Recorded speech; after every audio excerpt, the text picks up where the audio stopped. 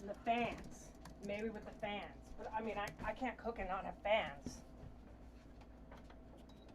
And they don't use that much. They're not that high draw. It had to have been something else heavy. It was probably the coffee maker. It almost had to have been.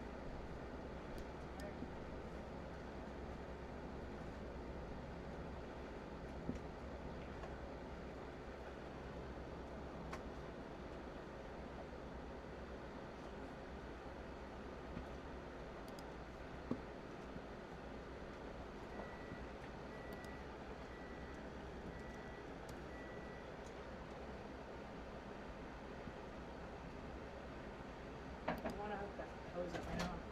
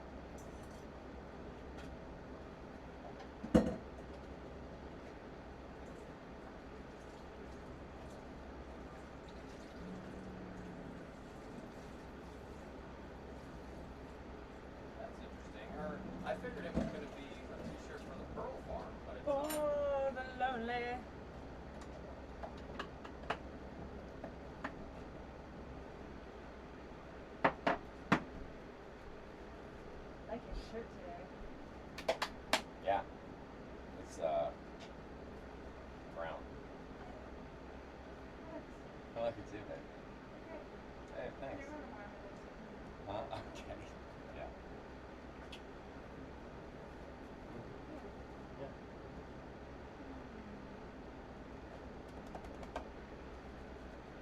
Oh, right. Enjoy it. Yeah.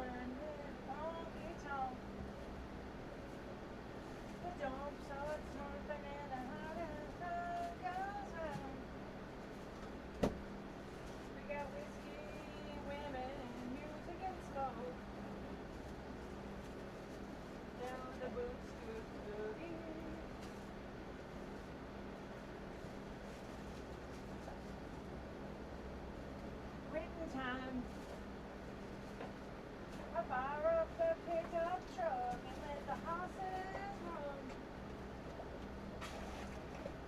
down the highway through the boot scoot boogie. Here we go, Brucey Joe. Come on, baby, let's go, boot scoot. Cadillac, Jack, Jack. Come on, boogie. Get down, turn around, reel down the boot scoot boogie.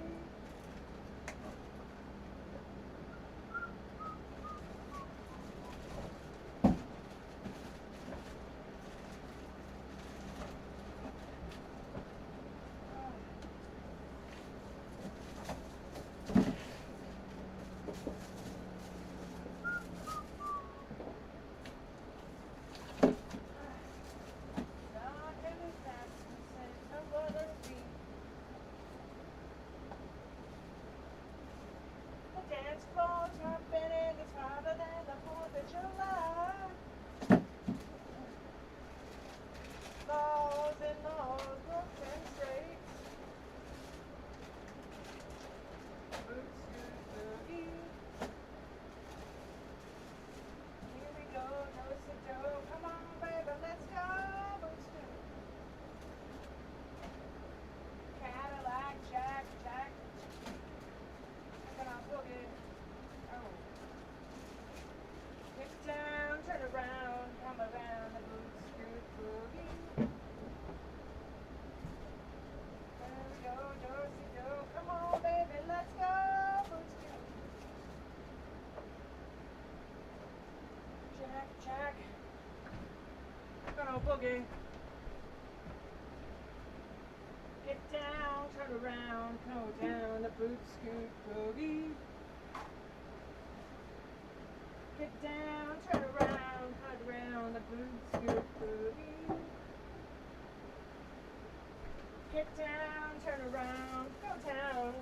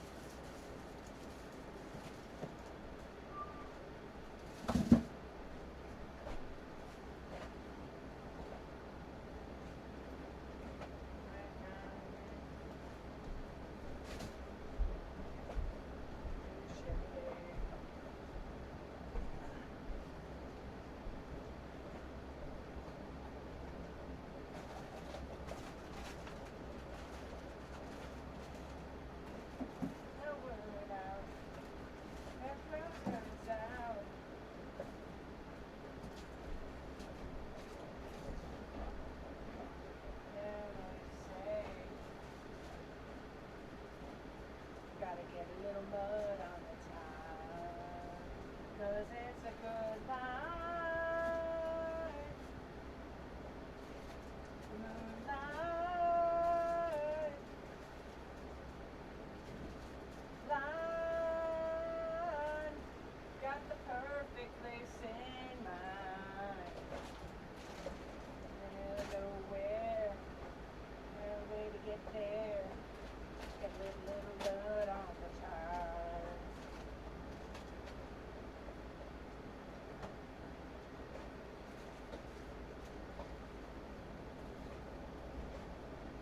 Right and left on, fish on the curtain line. Sunset for downtown, this time of year. Left around.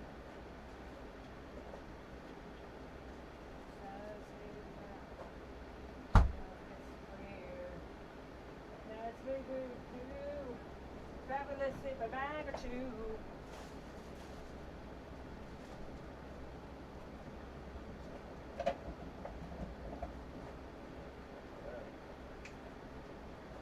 Gotta get a little mud on the tire.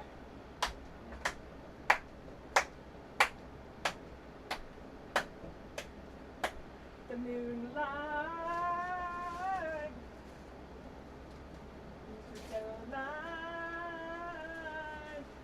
got the perfect placing.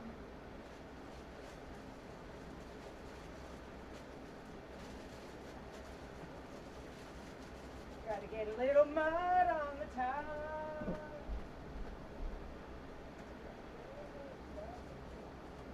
Is the boat ready for me? Do what? Where's down that cushion? Yeah! Woo! Yeah.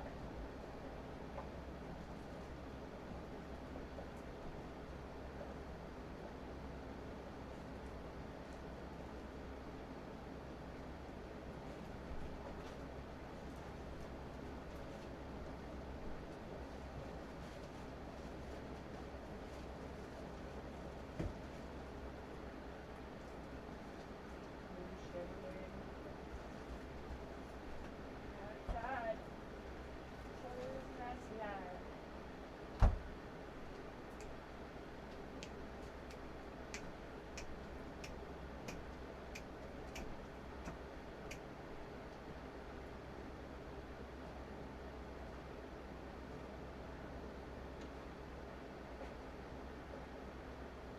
Do you want me to reheat your coffee?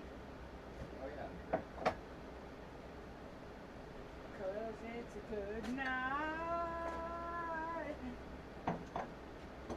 The moonlight.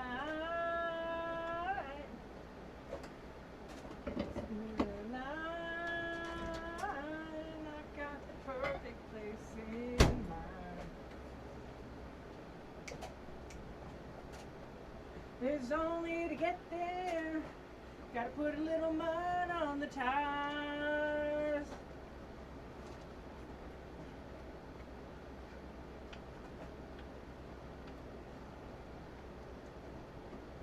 And man, is that fun? On this time of year, right now back down.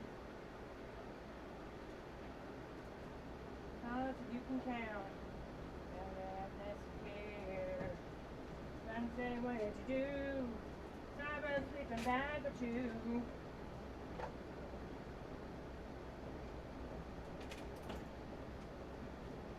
Well, we might just get stuck. Not on the tires. Sitting up there soaking up the moonlight.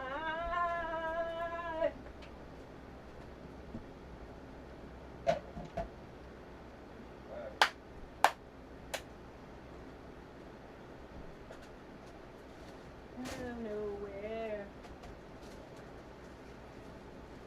Gotta get a little mud on the tires. There's good luck. We might just get stuck.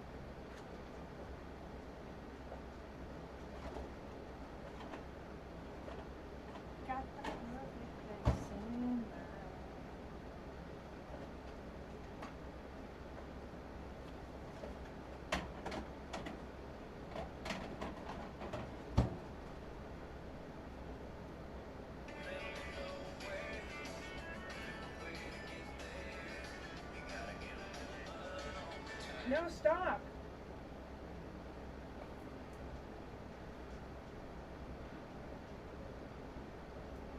I'm gonna get a copyright violation for. Ugh.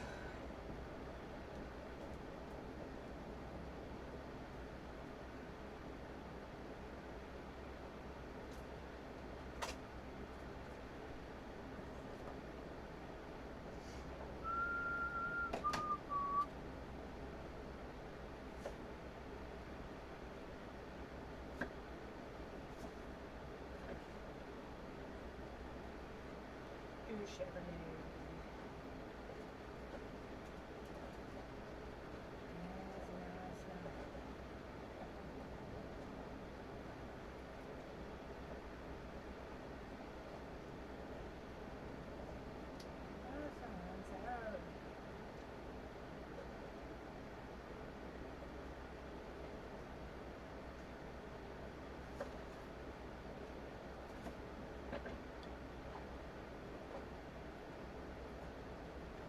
It's a good night.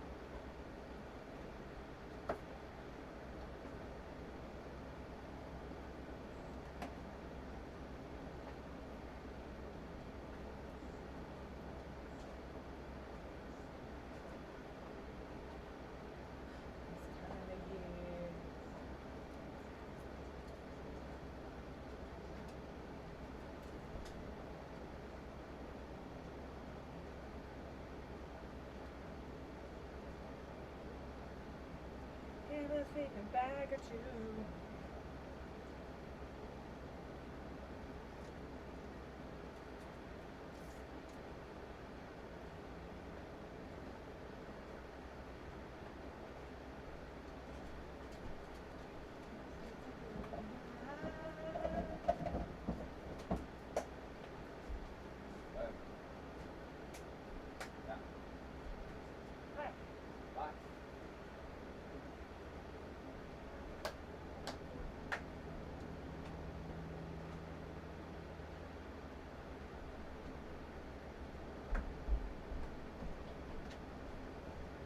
Oh, sorry, buddy.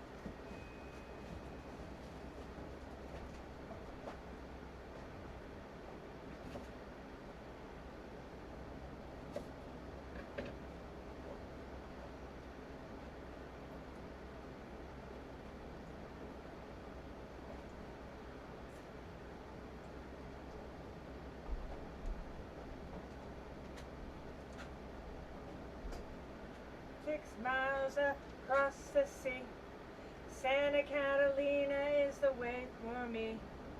Santa Catalina, the island of romance, romance, romance, romance. Turn around me everywhere.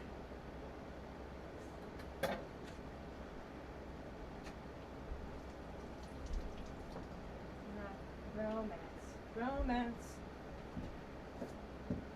A train to Viscan.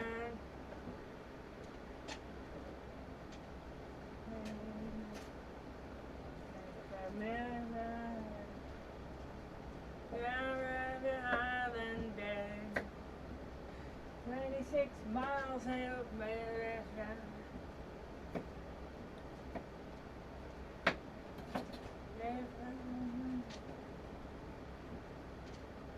romance, romance, romance. 6 miles across the sea. Santa Catalina is the way for me. Santa Catalina, the island of romance.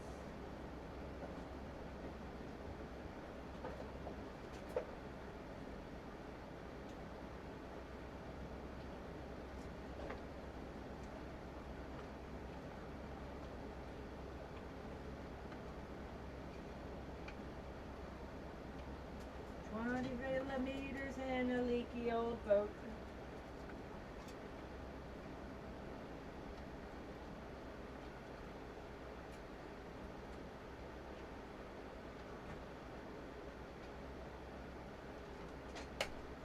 Across the sea. Sorry, buddy. Santa Catalina, the island of romance.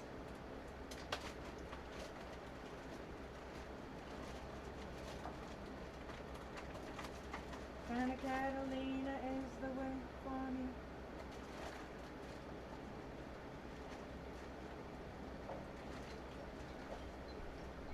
Sorry, buddy. Get a move.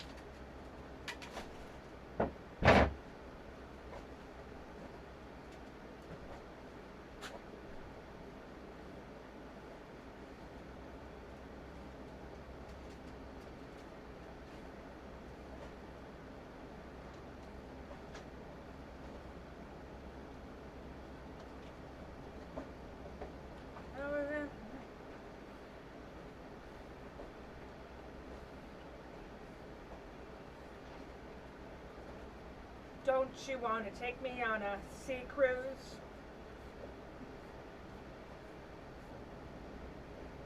Ooh wee, baby, ooh wee. Don't you want to take me on a sea cruise?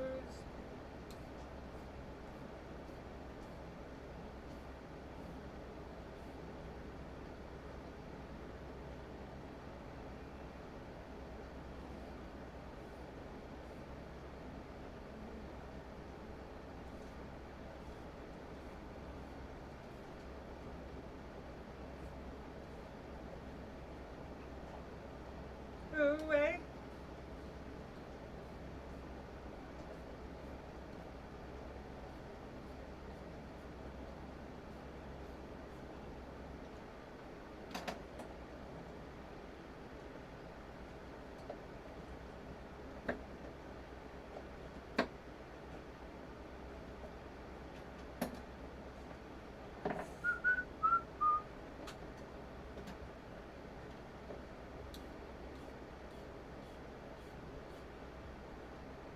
Then you lose.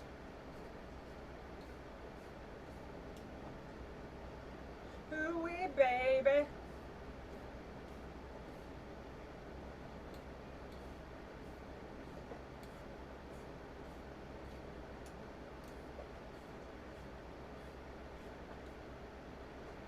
Bum, bum, bum. Bend a knee.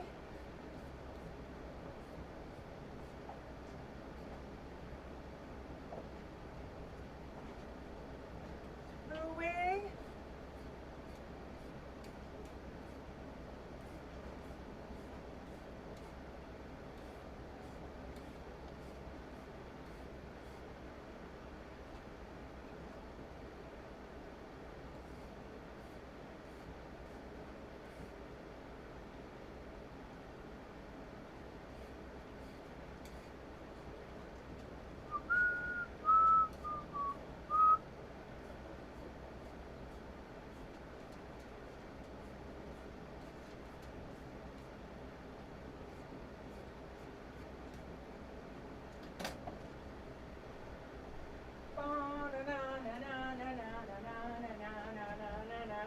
East Coast girls are hip. I really dig those styles they wear. And the Southern girls with the way they keep their up when I'm down there. The Midwest farmers' daughters really make me feel alright. Then there's northern girls with the way they kiss. They keep their boyfriends warm at night. I wish they all could be California. I wish they all could be California. I wish they all could be California girls. The West Coast has the sunshine and the girls all get so tan. I drink a French bikini all the way around like a palm tree in the sand. I've been all around this great big world and I've seen all kinds of girls.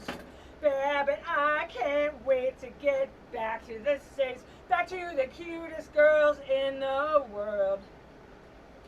I wish they all could be California. I wish they all could be California girls.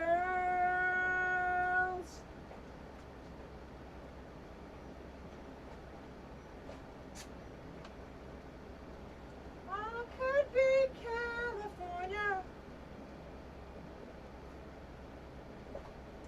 I wish they all could be.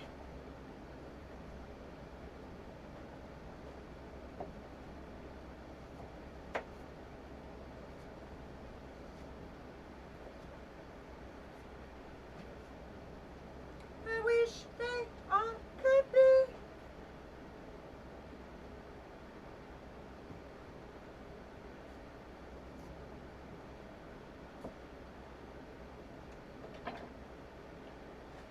Lazy, hazy, crazy.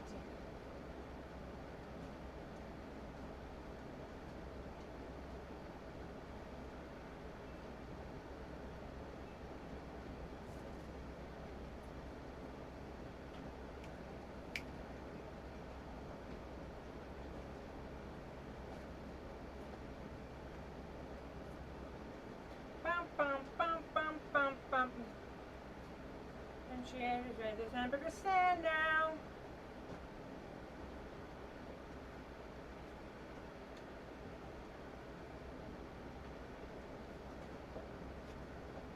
As fast as we can now. And she'll have fun, fun, fun till the daddy takes the T-bird away.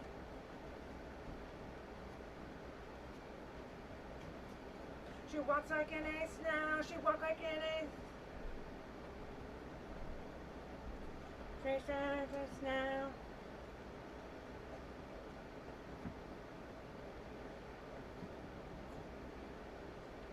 Fun, fun, fun.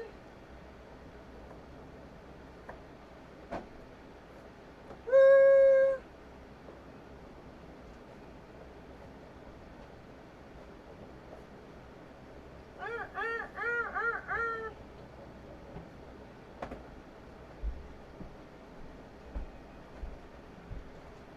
You're shooting the line.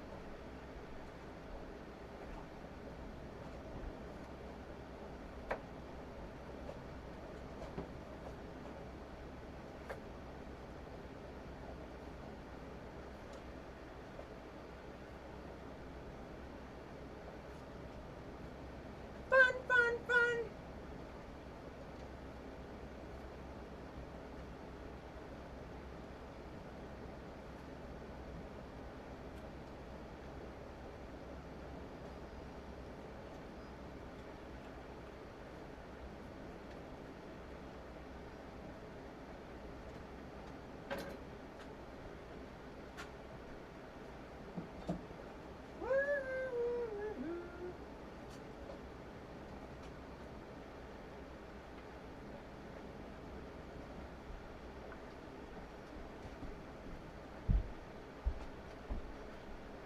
Somewhere beyond the sea, somewhere for me, the transatlantic sands watching the ship.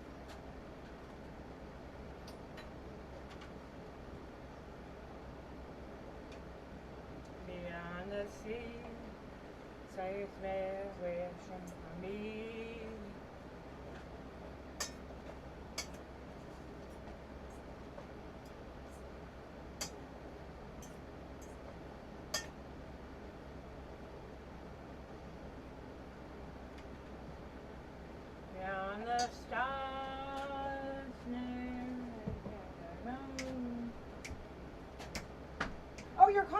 Shoot!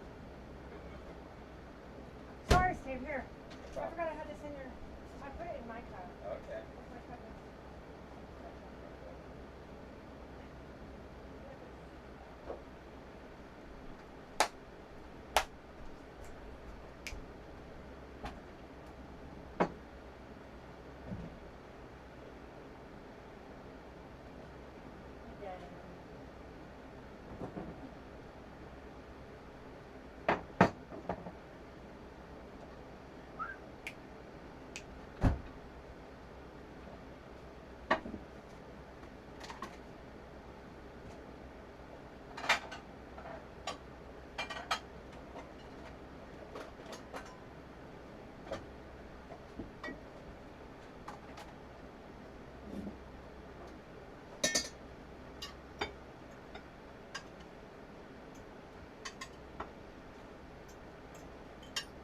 I knew without a doubt my love will leave you there.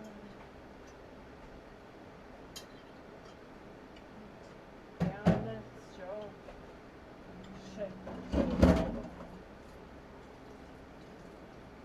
We will be beyond the sea.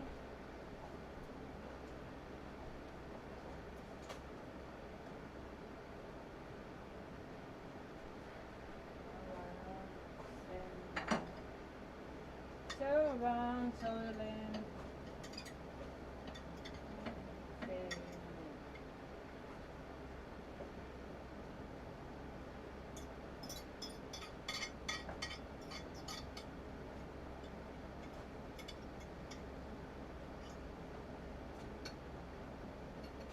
I've been watching these streets so long, singing the same old song.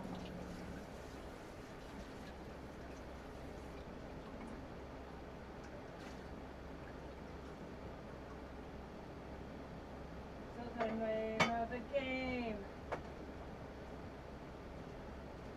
wait for sound in the rain. Long gone from horizon. I'm gonna be where the lights are shining on me, like a rhinestone cowboy. Out on a horse on a star-spangled rodeo, like a rhinestone cowboy. Then how's it matter some written? Wait, is everything okay? Yeah. We need a train. Oh, she has to go. Yeah. Oh, I don't want that.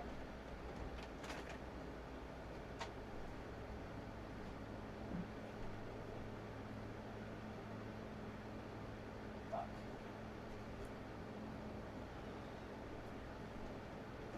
No.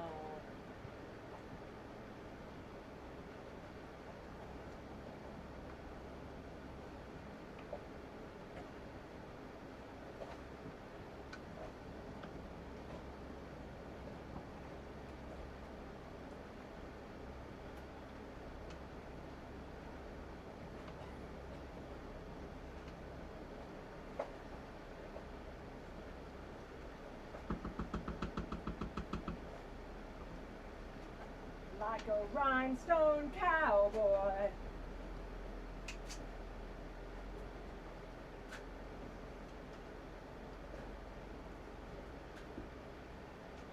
Like a rhinestone cowboy.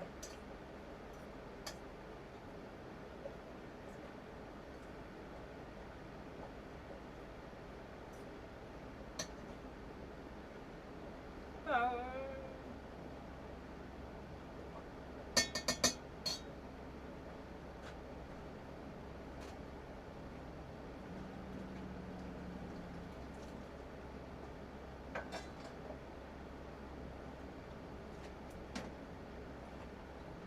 Rhinestone cowboy.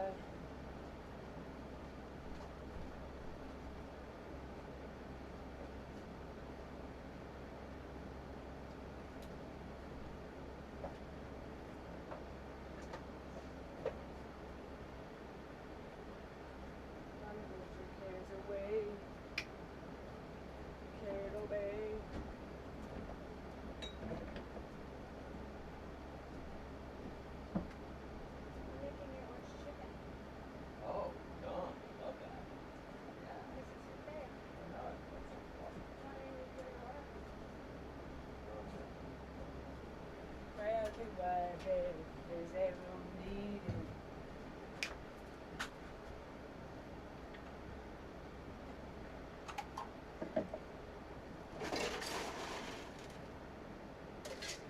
God stand. Catamaran. Yeah. I know the go a place, and it's a world away. And down Turtle Bay. I think I'll go a place.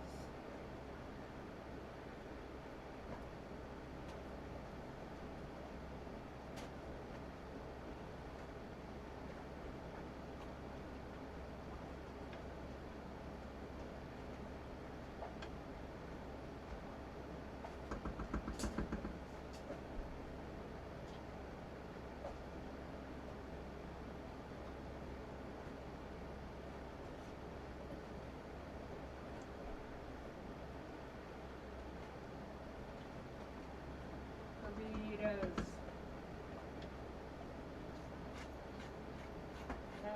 Side stands on a catamaran.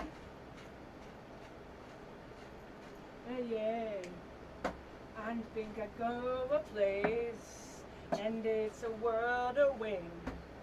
They call it Turtle Bay.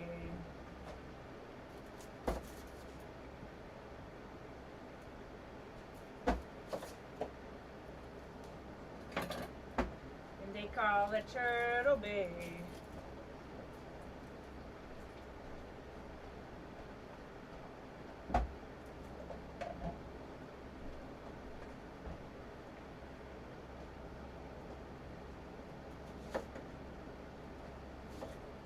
Go on it.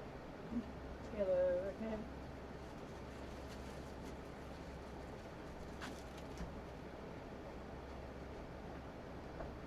Hamburger. Pugs. No panda.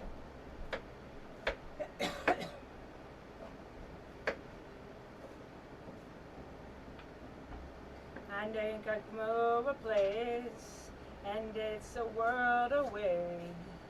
They call it Turtle Bay. I think I know a place, and it's a world away. They call it Turtle Bay.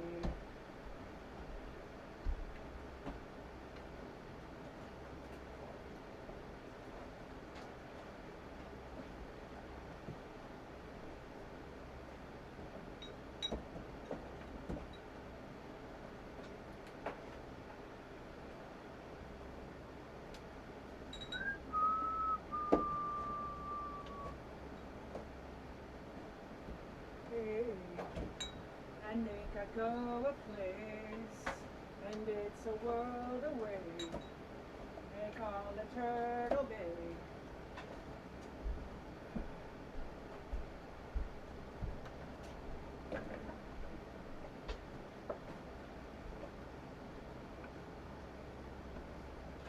It's a little bit that I know.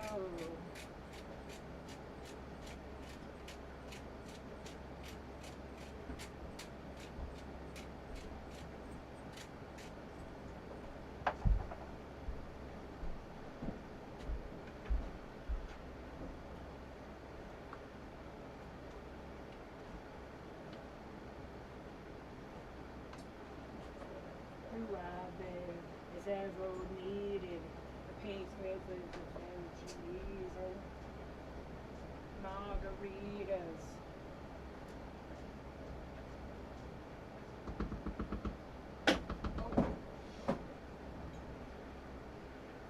Oh.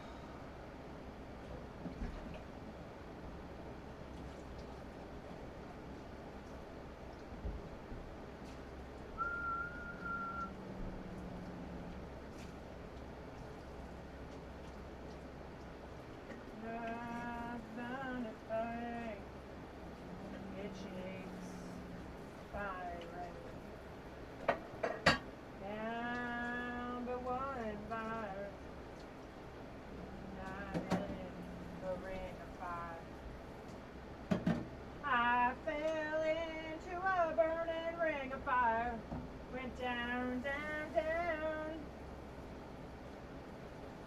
burn, burn, burn. Ring of fire.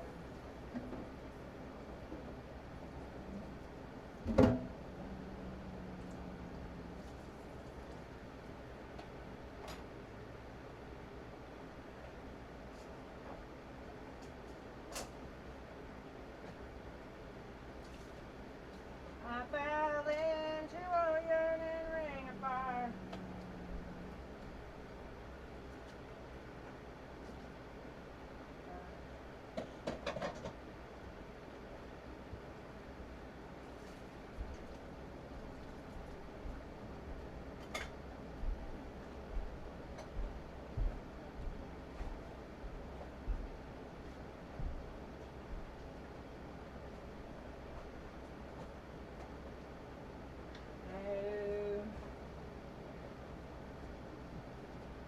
I fell into a burning ring of fire.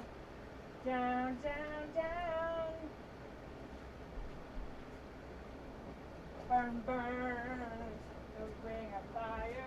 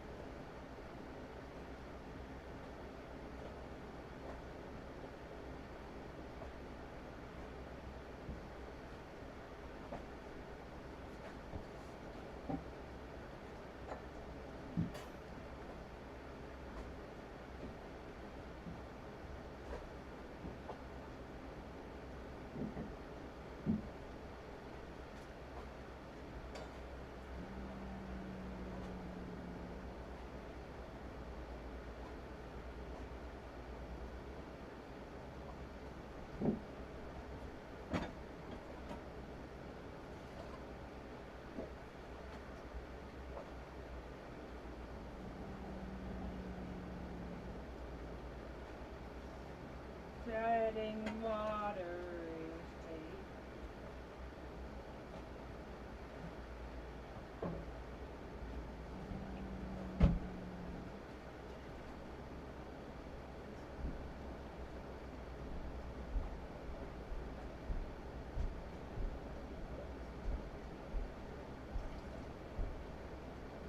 Leaving the wind.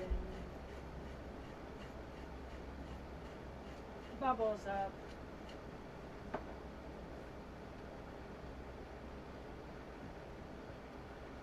Oh, how far you go.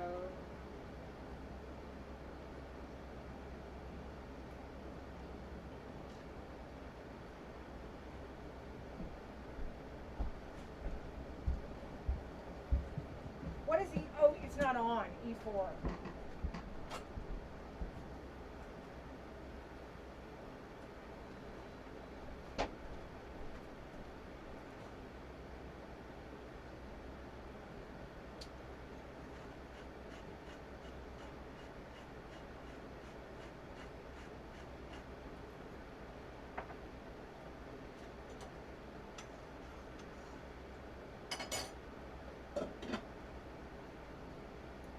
Done.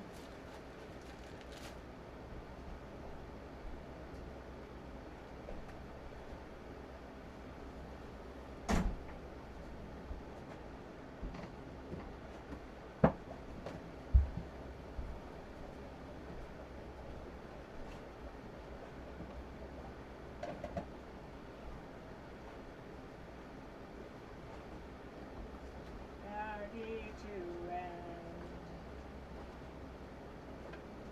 Bubbles up. No matter how far and how far you run,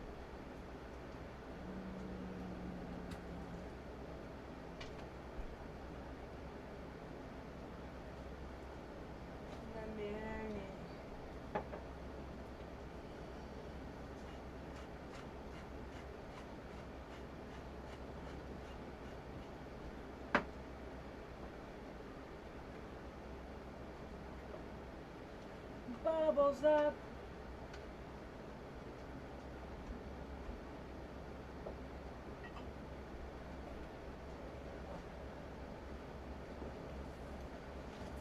Say sorry night.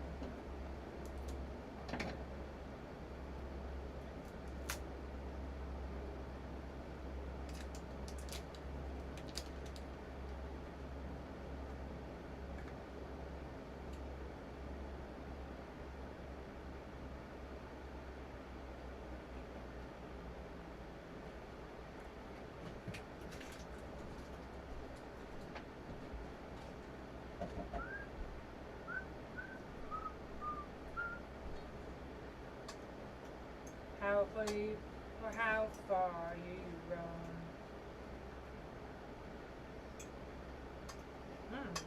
Yeah.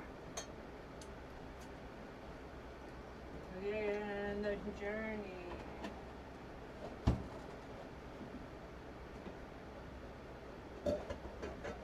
Night up above.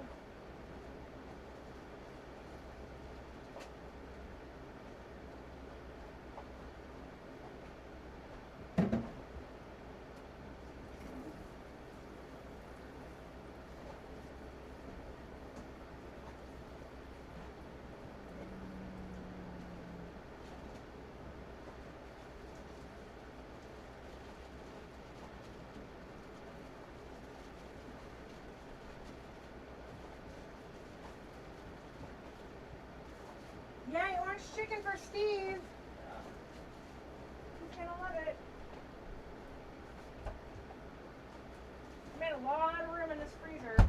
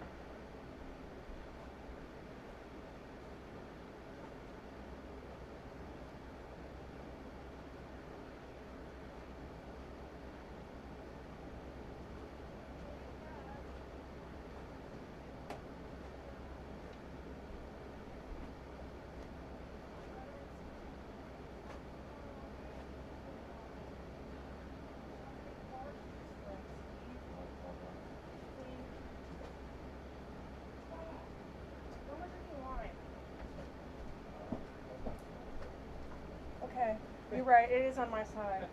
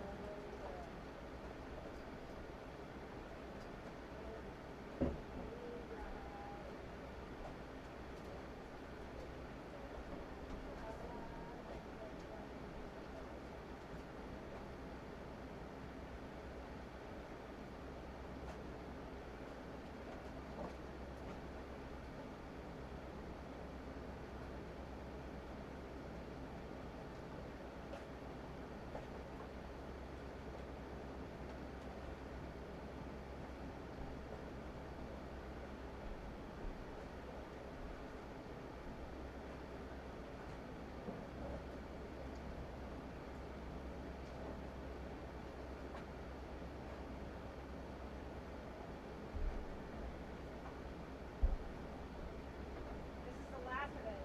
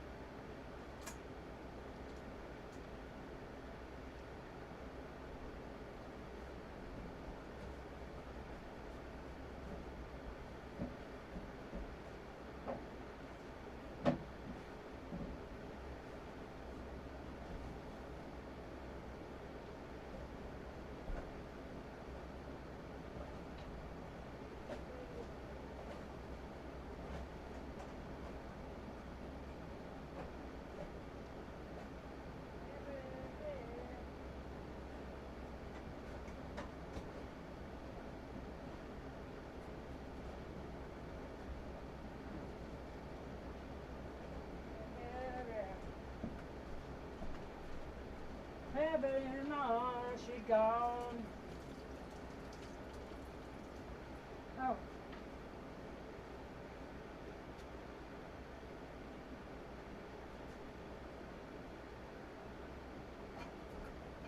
Together again.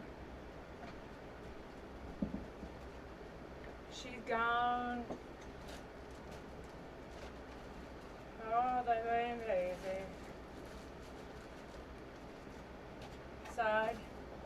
and I'm out of my mind.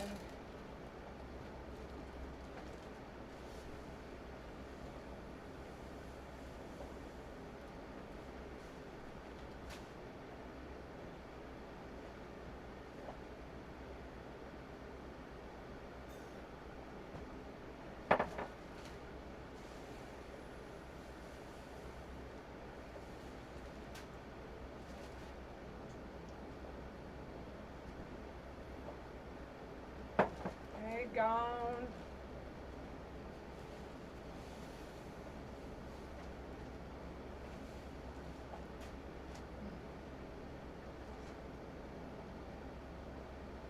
And maybe back together again.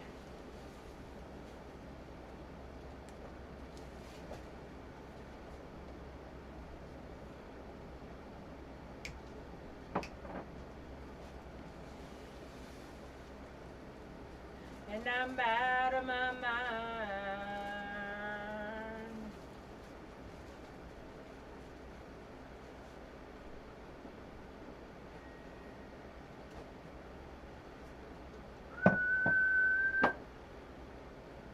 She's gone, never coming back. So gone. Now the Kingsmen together again.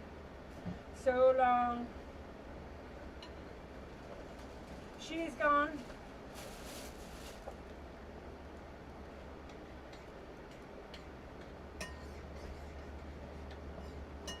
And I'm out of my mind.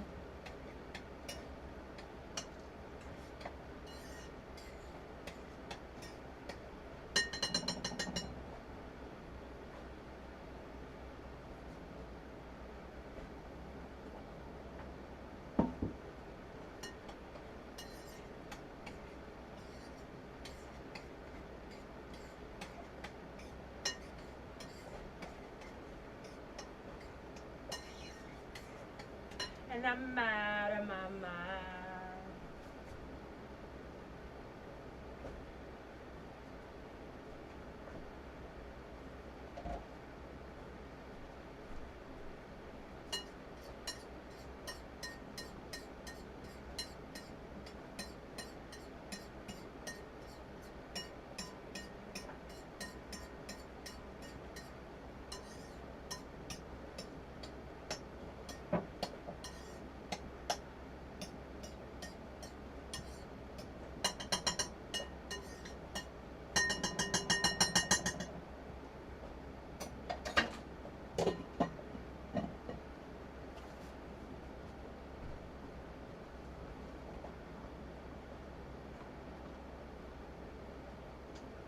Remember.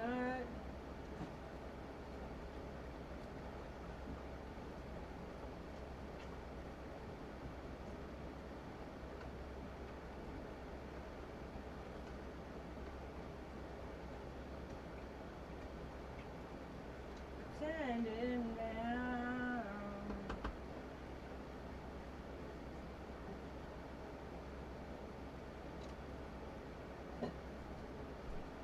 If I fall when you let me down easy, leave your love in you tonight.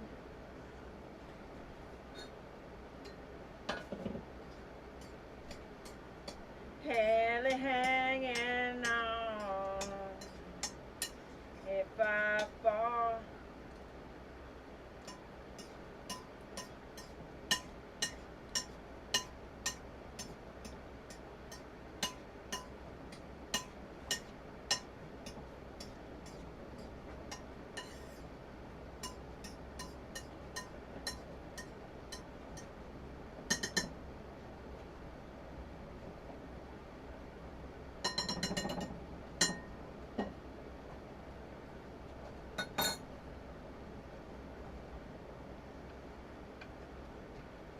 Chase under.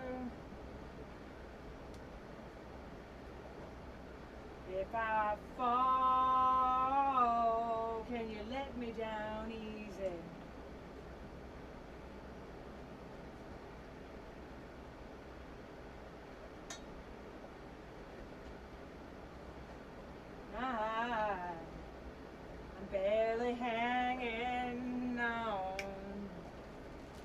if I fall, can you let me down easy?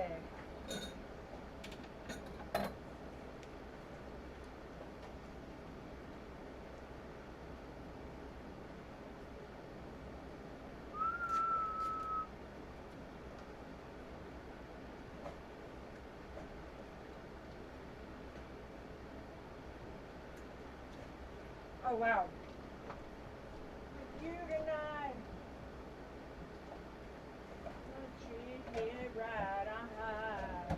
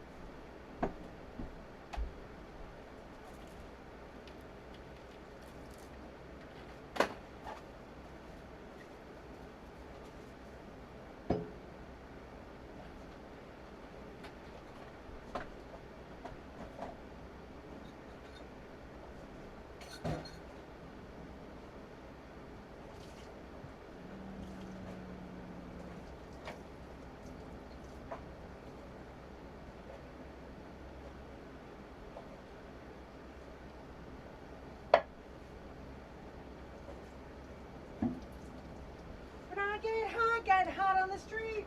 Find you, tell me to find for me. My heart, my life, kickstart my heart.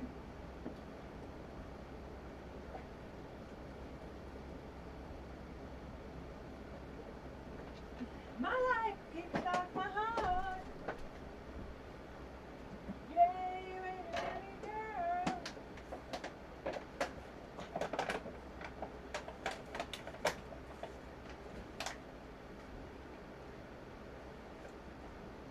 Baby, whoa, yeah, kickstart my heart, can't really stop. Yeah, baby, yeah.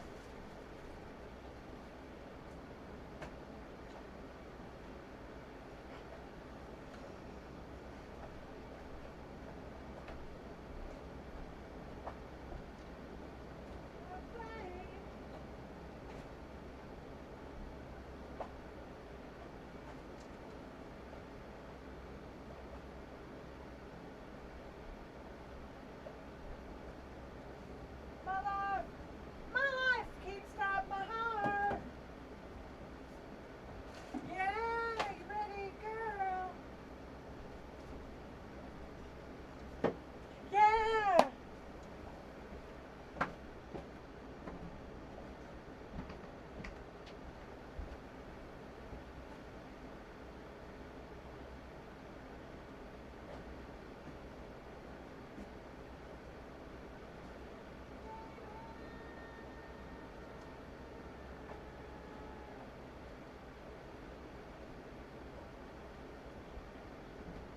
Oh, kickstart my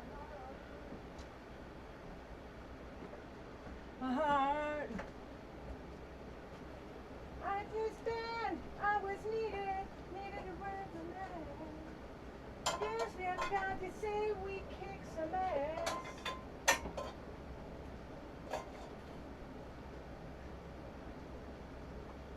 And I say we're still kicking ass.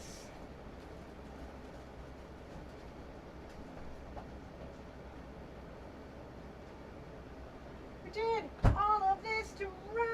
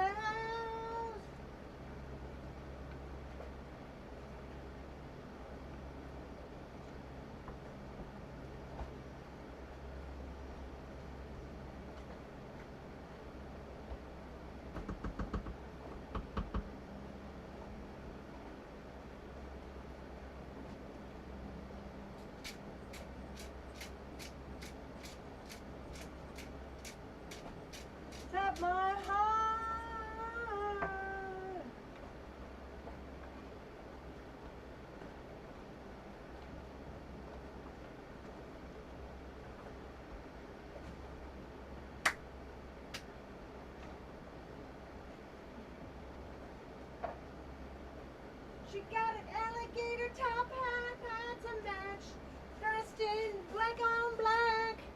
She got a Filipino girl, she says is her friend. I said, boys, you just got to laugh. But she used to call her Cindy, she changed her name to Sin. I guess that's a neighborhood name. It's gotta be a sexual thing. All around the world, there's will be girls. It's the same old situation. Same old ball and chain.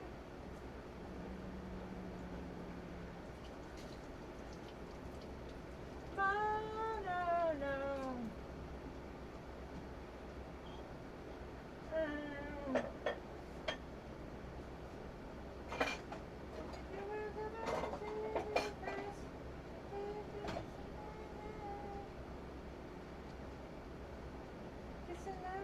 To the sound of wedding bells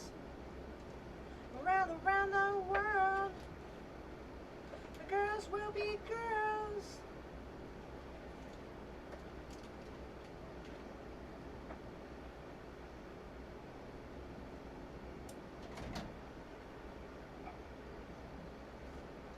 Here, kitty, kitty.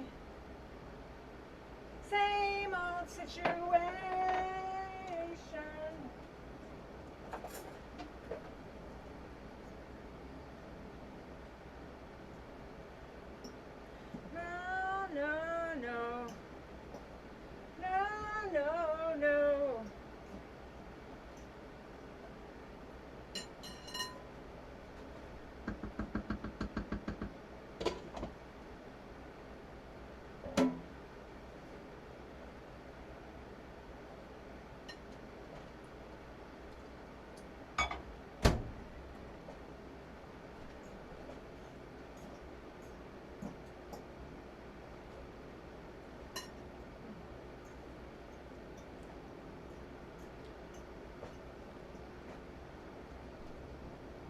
It's the same old.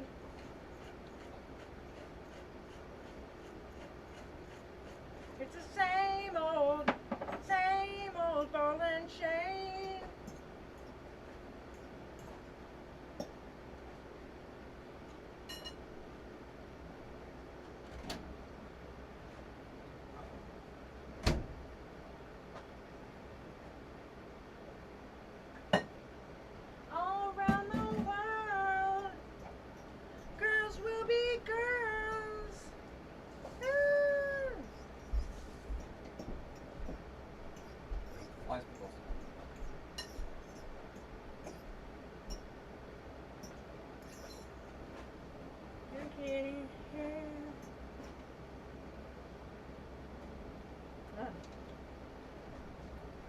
Here, kitty, kitty.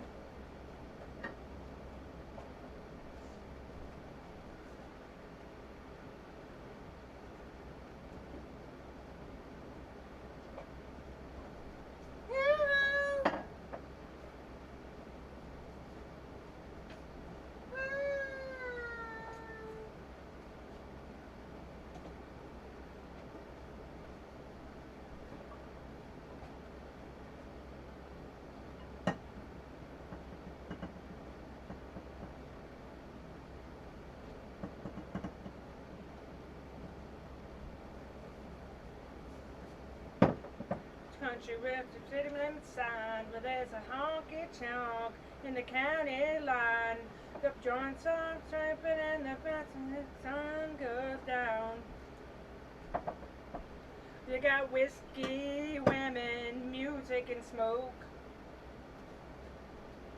To the boots go boogie.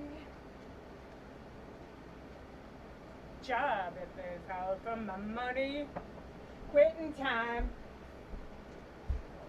To fire up the pickup truck and let the horses run. Yeah, run down the highway, yeah, the highway. Cause yeah, the boots go boogie. They Here we go, do-si-do. Come on, baby, let's go. Boot scoot. Cadillac, Jack, take me, yeah, we're gonna boogie. Get down, come down, go down the boot scoot boogie.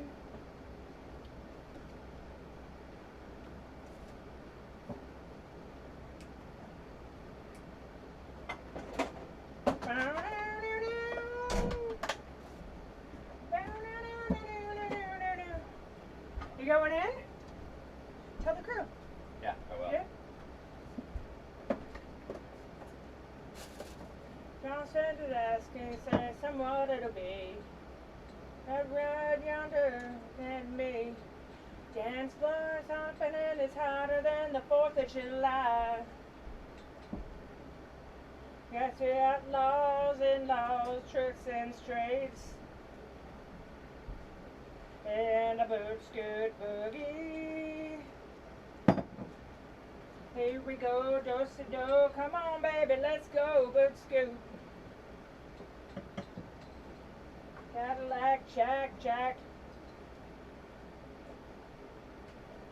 Do you need a hand scrubber brush, Steve? I got that for Oh, no. We have like scrub brushes. Yeah. You need that? That'd be better. So if you go down in the organ, yeah. Don't use that, Steve. That's gonna tear right apart. Down below, you'll see there's a thing that says hand scrub brush in one of those black containers, like you don't have all the cleaning supplies organized. Yeah. It's in there.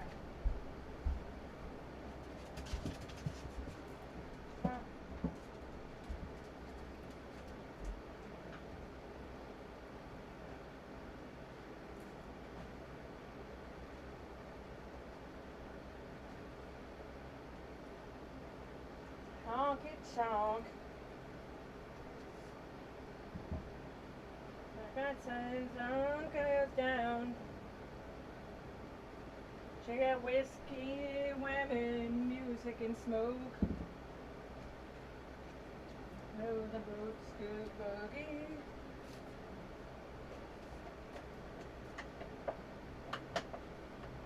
And it's quit time.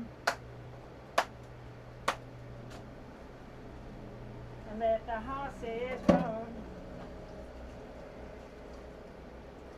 on the highway to do the boot scoot boogie.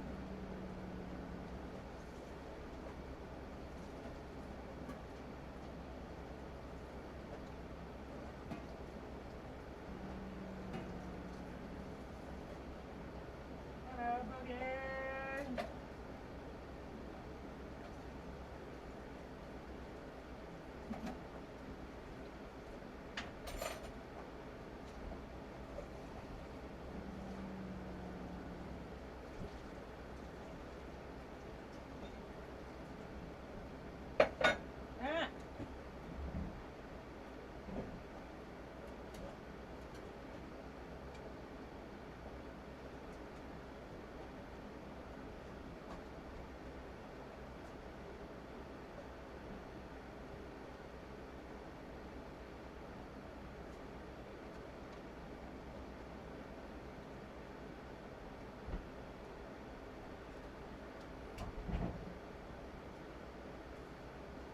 Bow, bow.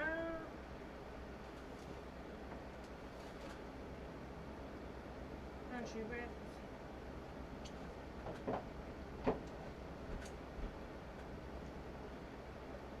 And the bright sun goes down.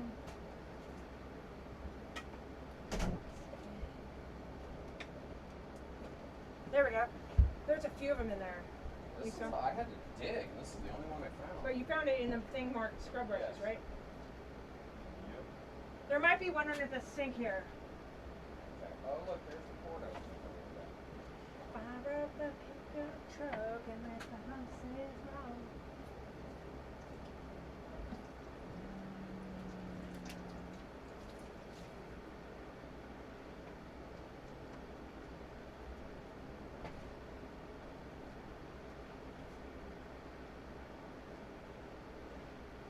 Oh, boot scoot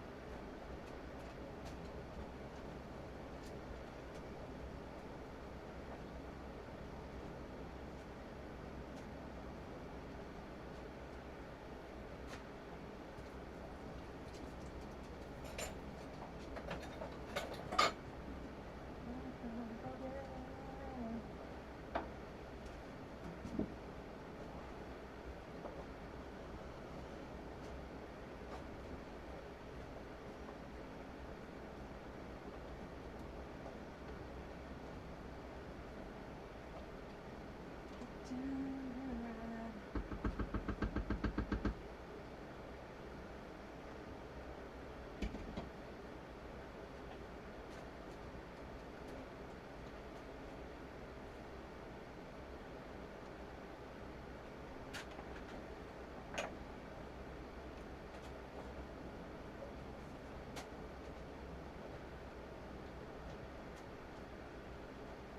you want to play in Texas,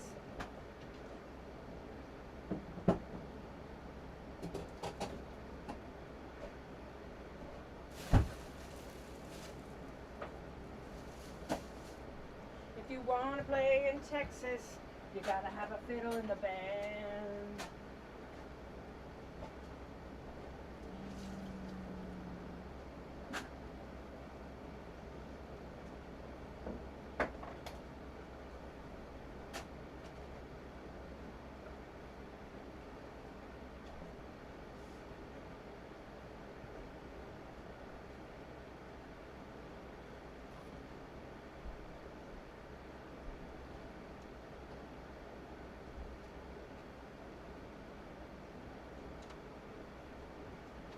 Steve, if I made a tomato salad, would you eat it? Yeah, Like, you know, with olive oil and... I love that. Okay, great.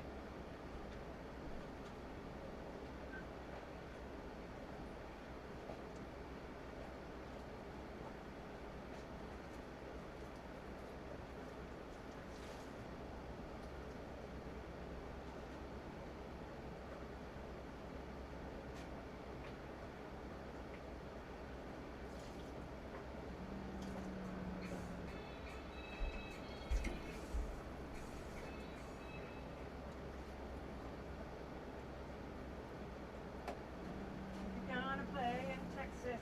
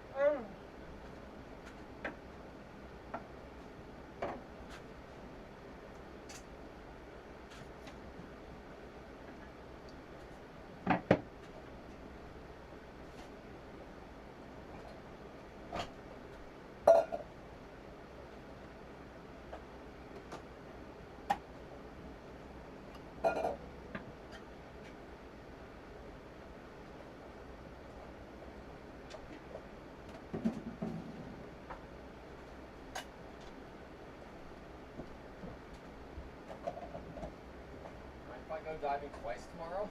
what? Mind if I go diving twice tomorrow? No. These guys are 9 a.m. and then these guys are going in the afternoon. So I'm like, maybe I can do all of them. Steve, I'm here for you. Right on, baby. Whatever you need.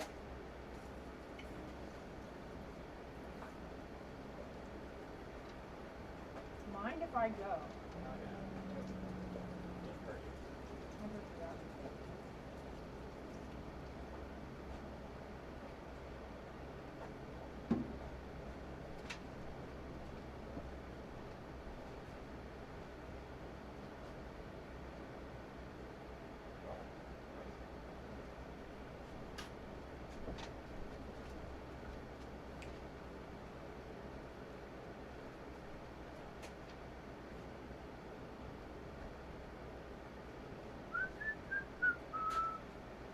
Na, na, na, na, na.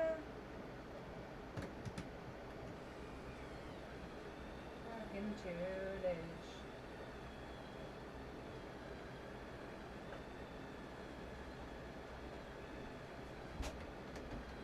Since I miss you now.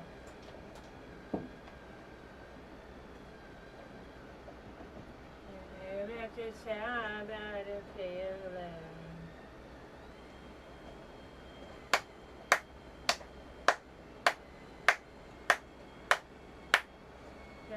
been a gift.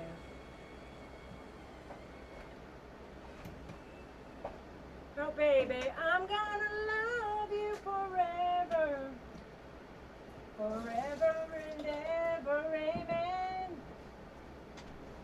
Long as the men sit and talk about the weather, as long as all women sit and talk about a man. Faithful, happy to tell you again. So I'm gonna love you forever and ever.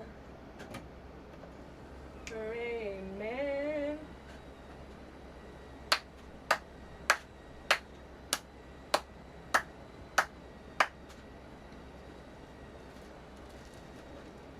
Safe I make a shadow on the cottage. Young girl side bed, babe. In love with my hair. And wait.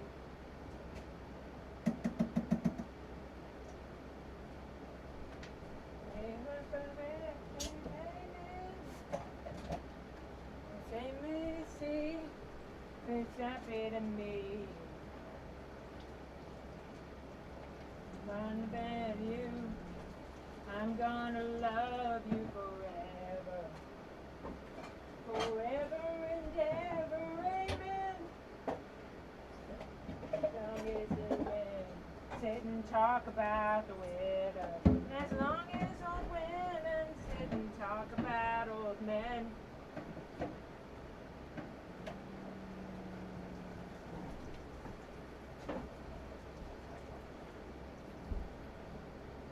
I'm gonna love you ever and ever, amen. I'm gonna love you forever and ever, forever and ever, forever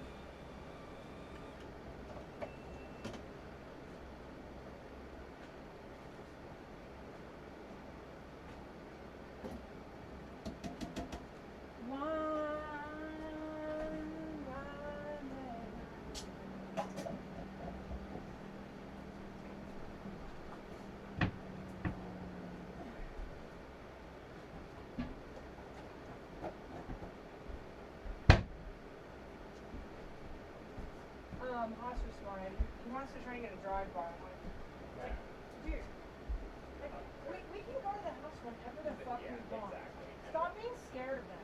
Yeah, they're not gonna do that anyway. Not gonna happen. Like, maybe say that. Like, we're not gonna be scared of you. Like, got it. We won't bug you, but don't be fucking scared of it. You're refinancing the mortgage. Yeah, and even then, it's not their business what it is. Right. It's not their fight, and you should tell them that. They don't need to know what it's for. We have somebody that needs an appraiser coming to the house.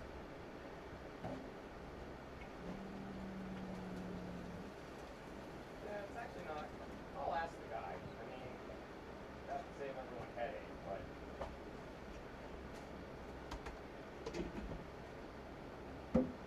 But if it says no, then.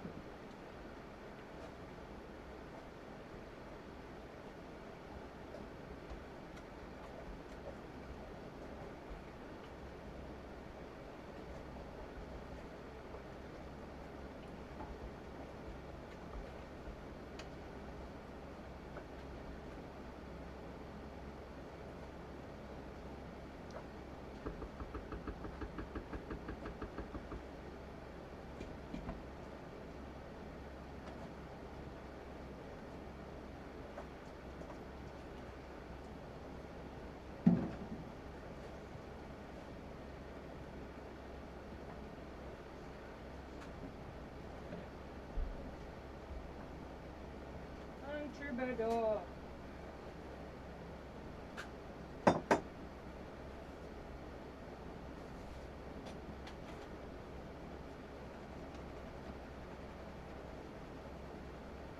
Pickles.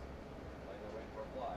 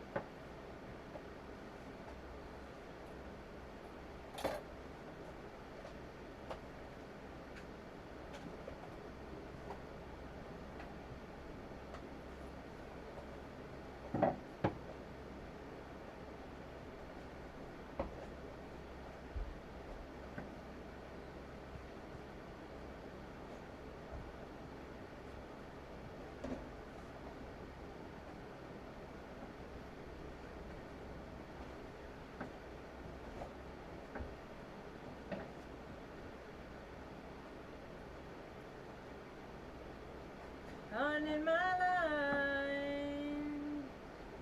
like the back of my hands.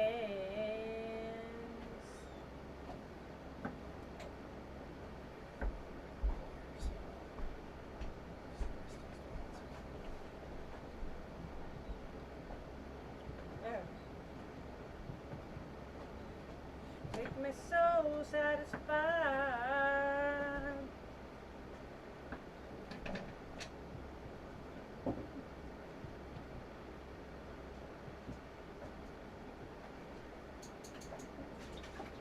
Guardrails on the highway.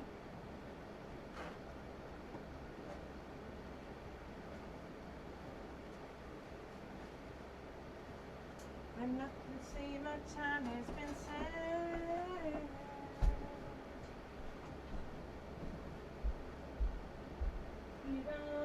You don't get any younger.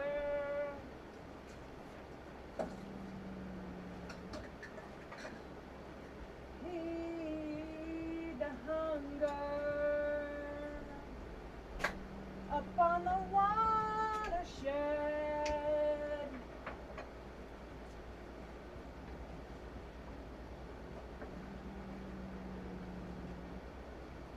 Till your agonies, your hurriest load.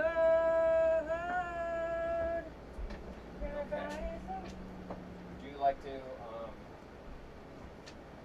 cameraman while I'll share The whole time, or? Yeah, it's 5 minutes. It won't take long. Okay, let me finish slicing this so that I don't leave any food out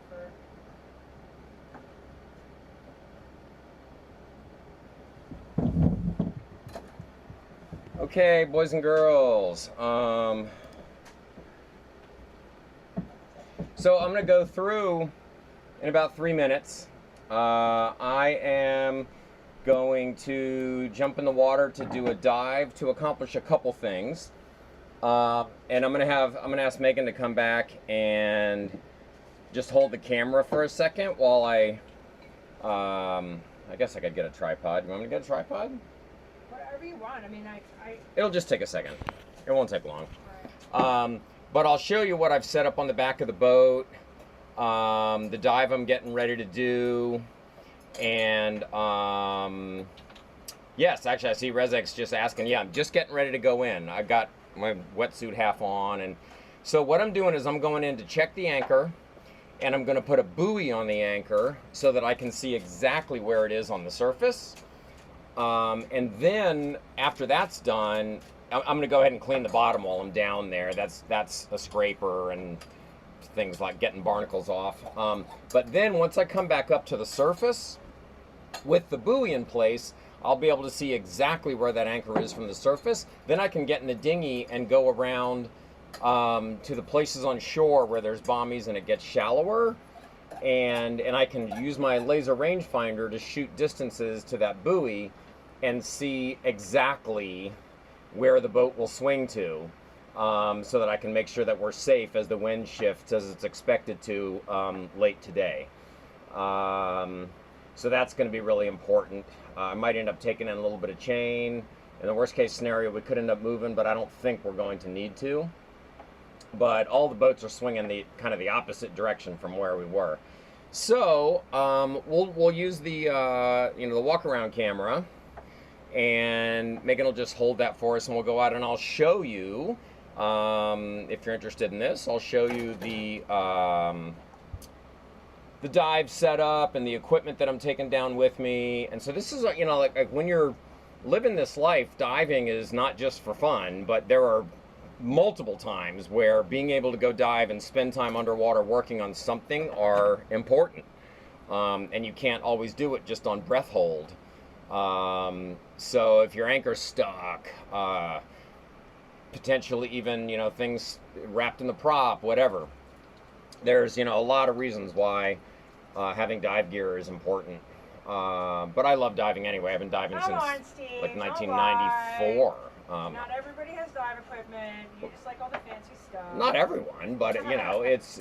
I can bust Steve's balls. Yeah, exactly. Actually, our friend Chris on Cut and Run, the Australians we were talking about the other day, he said he's got some kind of a little tank that lets him go down for just a few minutes to be able to work on something, probably similar to my emergency tank that I'll show you in a sec.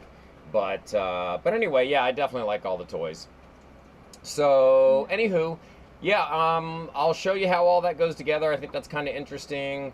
The dinghy battery is taken care of, yes. I've got the solar panel hooked back up to it, and I also just shut off the battery switch, so all good. And that's everything. So, let's go take a look.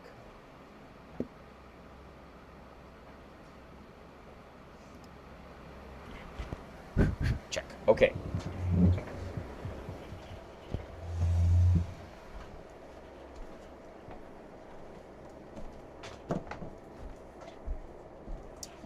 And hopefully the mic will make it okay because we're back on the back of the boat.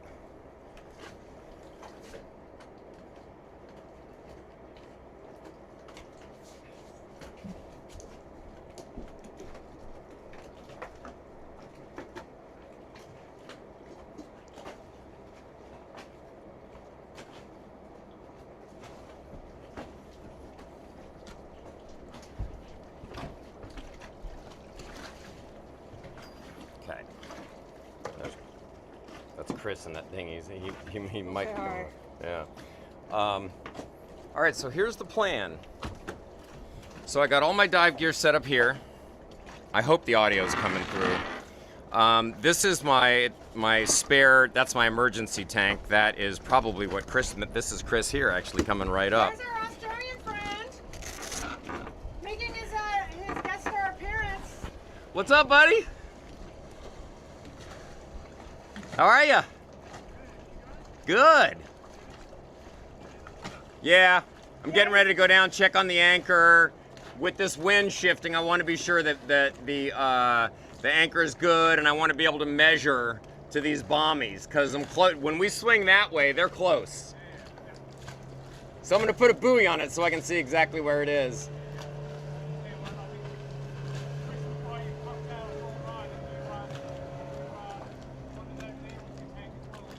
Oh, really? Right now? Oh, okay. What are we gonna do? Okay.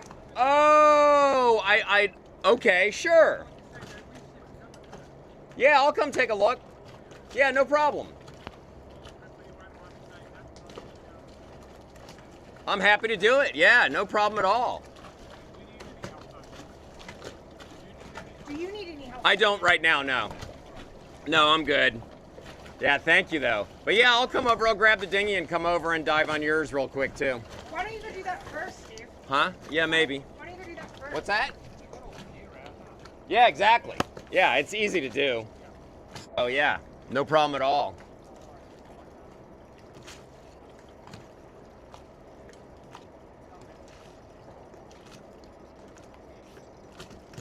Steve, why don't you do that first? Yeah, I might go do that Why don't first. you do that first, and then... Yeah, I may buzz over there now and Or just maybe do you it can hop in first. his dinghy, so you don't even have to... I don't know. Well, let me talk. Yeah, why not? Why not? Okay. Well then, we'll do all this later. Okay. All right. Okay. Bye, Steve. Yeah. All right. Have fun. Steve's dying to get his gear on.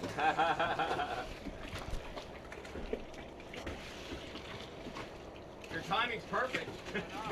I literally just geared up.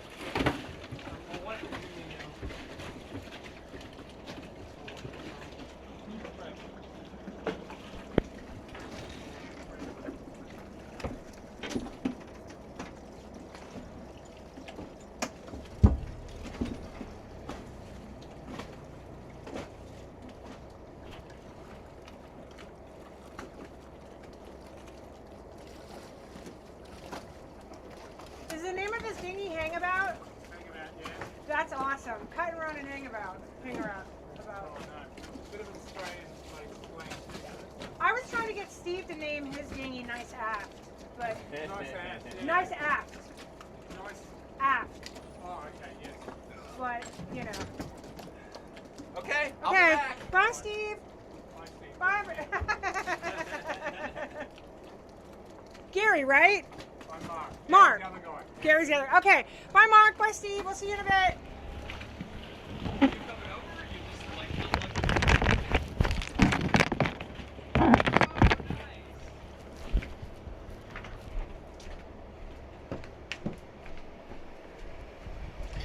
Okay. Okay, you guys. So, you could probably see that Steve he was gonna go and show you his little dive setup and scraping the bottom and checking the anchor and all those things. And our Australian friends on Cut and Run, they also are Lagoonies. Lagoonies meaning we all own lagoons.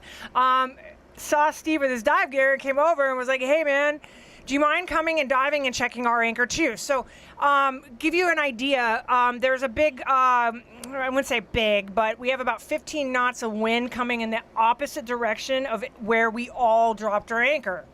So, this is gonna go over for the next couple days. Everybody right now, there's a couple people that have moved. There's a couple people, like you can see from all the cameras, that all the boats look closer, or all the boats are in a different place than they were yesterday. That's because now the wind is, that's because the wind is now coming from the north, as opposed to the northwest, and so we all swung. I think the trimaran. Oh no! Yeah, the trimaran that used to be behind us is now, you can see it in.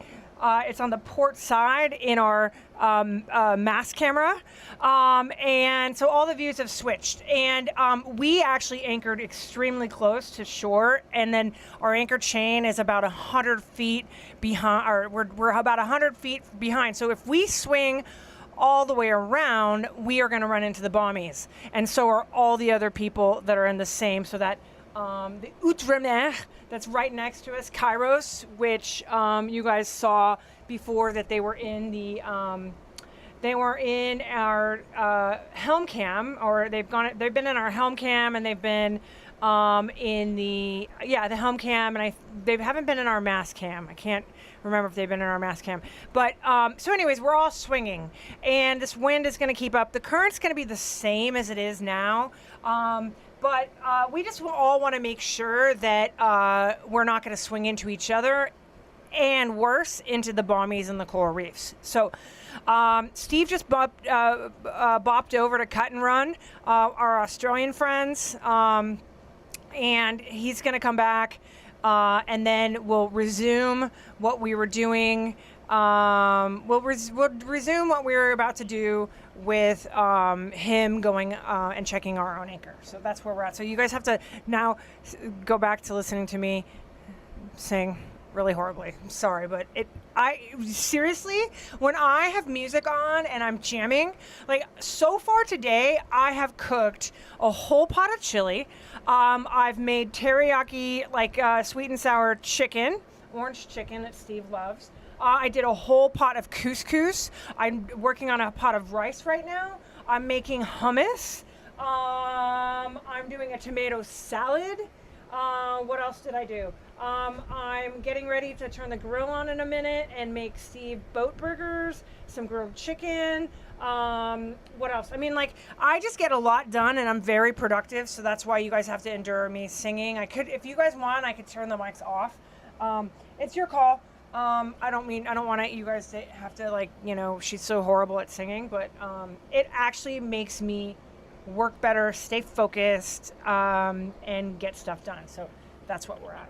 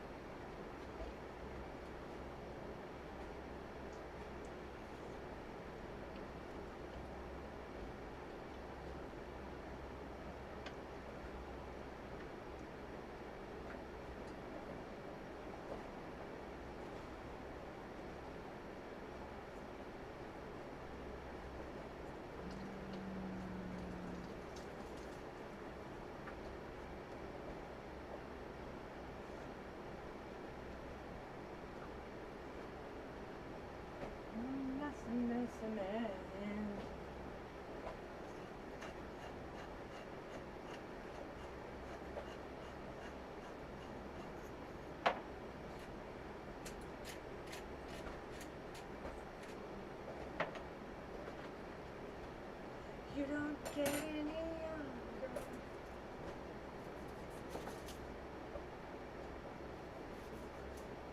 And be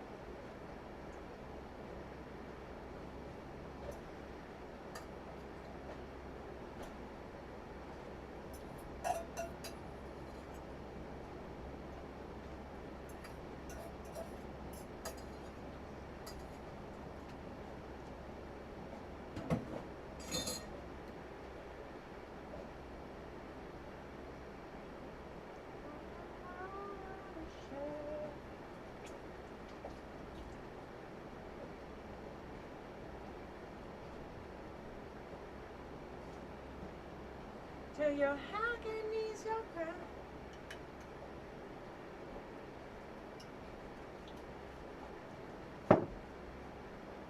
Aww.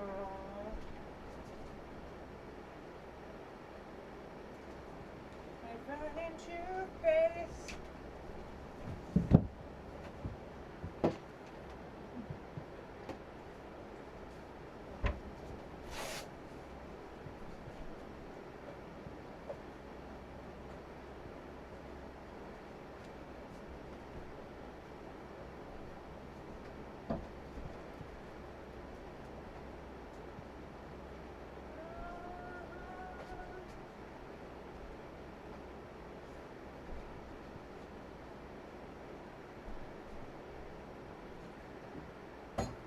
I'm learning to face every choice is worth your while.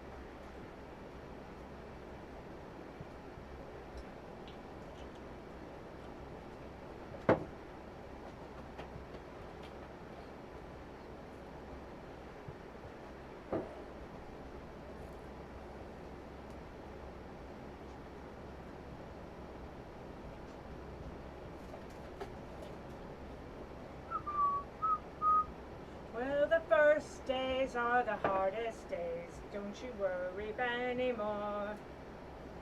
It's when life feels like easy street. It is danger at your door. Drink you through with me. Let me heal your mind. Oh, oh, well, I want to know, are you kind? Then says Joyce, my friends.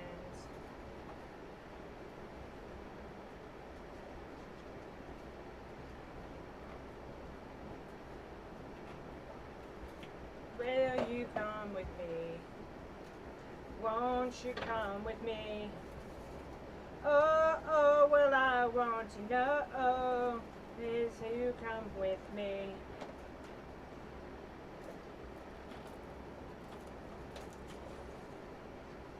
I declare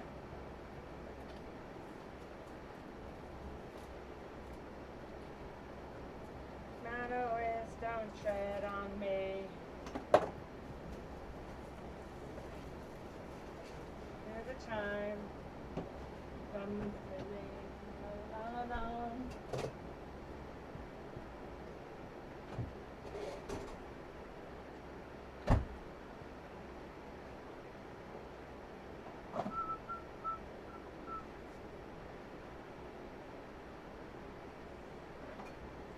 Story the crow told me on your nose.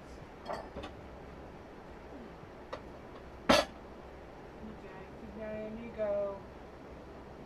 Every time to hate. Barely time to hate. Oh, oh, well, I want to know.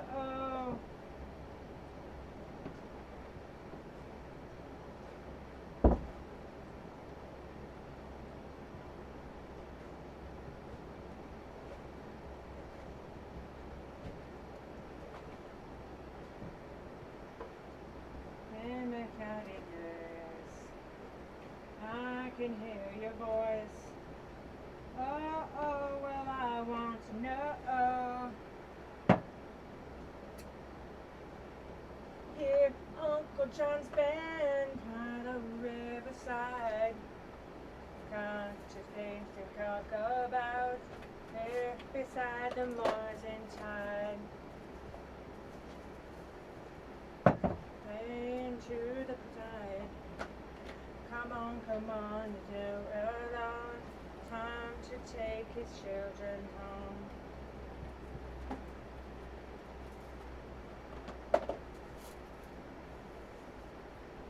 Oh, well, I want to know.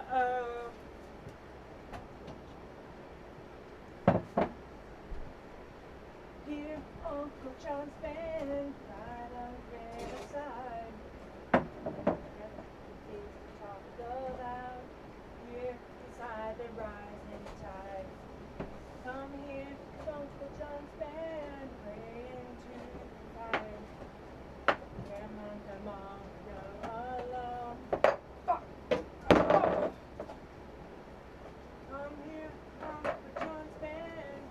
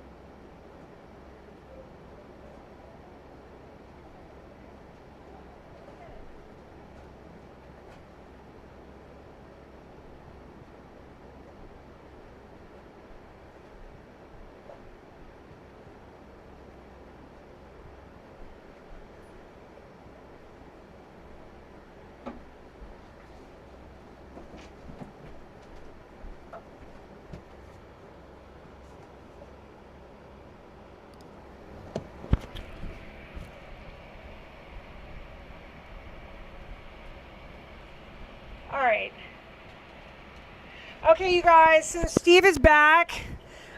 Steve is back and he's hanging off the bridle. If you don't know what a bridle is the, it's a road, which is line, road means line, that hangs, it suspends the anchor. Here, it suspends the anchor so that you're not putting too much pressure on the anchor chain when you're at anchor. So here's Captain Steve. Hey everybody. All right, so what I'm doing, see this red ball? Can everybody hear him? I'm taking this down and I'm gonna tie the other end of it to the anchor chain, to the anchor itself. And there's a weight on it and a kind of a pulley under the ball. So that'll force the ball to float directly above where the anchor is. Then I can come up and take measurements on how far away any dangerous bombies are. Yep. So I'm going down. Okay, and as you can see, so there's that trimaran that was behind us when we first anchored. And how much closer? Bye. Sorry, you guys, I gotta put the mic on. There he goes. So, just to kind of give you we can see where he is because there's a red float on him. So he's diving down right now. And he's just gonna walk the whole entire length of the anchor chain. And once he gets to the anchor chain, he's gonna tie that float onto it so we know where the anchor chain is. So he's taking it with him right now. Obviously the anchor is a lot further away than we are. So kind of, you can see the bubbles, these are his bubbles. So at least we know where he's at. Here's the front of the boat, here's shore, here's somewhere where the anchor is. And you can see now, so we've completely swung. So when we dropped the anchor, we were facing shore, and now we're facing the north. So you can see it's bubbles still. So you can see it's bubbles right there. And he's just gonna walk the anchor chain.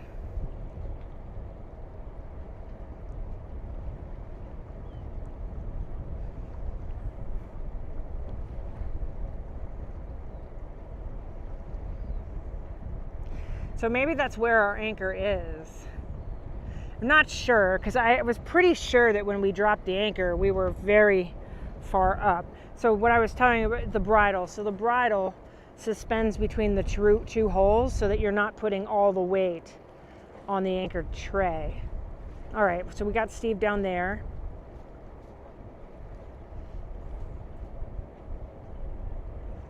And you can see it's a very full anchor. And we're very close to one another now because we all swung. So there's that Kairos, which you guys have seen this whole time. Cut and Run is right behind Kairos. And this boat's been there. Olively is the boat. We actually arrived at the same time into the Marquesas, and we were anchored next to them in Taoe Bay. These boats are all new. But you can see, you know, as you get closer, we're very close to shore. So we want to make sure. Now, where did Steve go? Oh, I see his bubbles. Okay, you see his bubbles.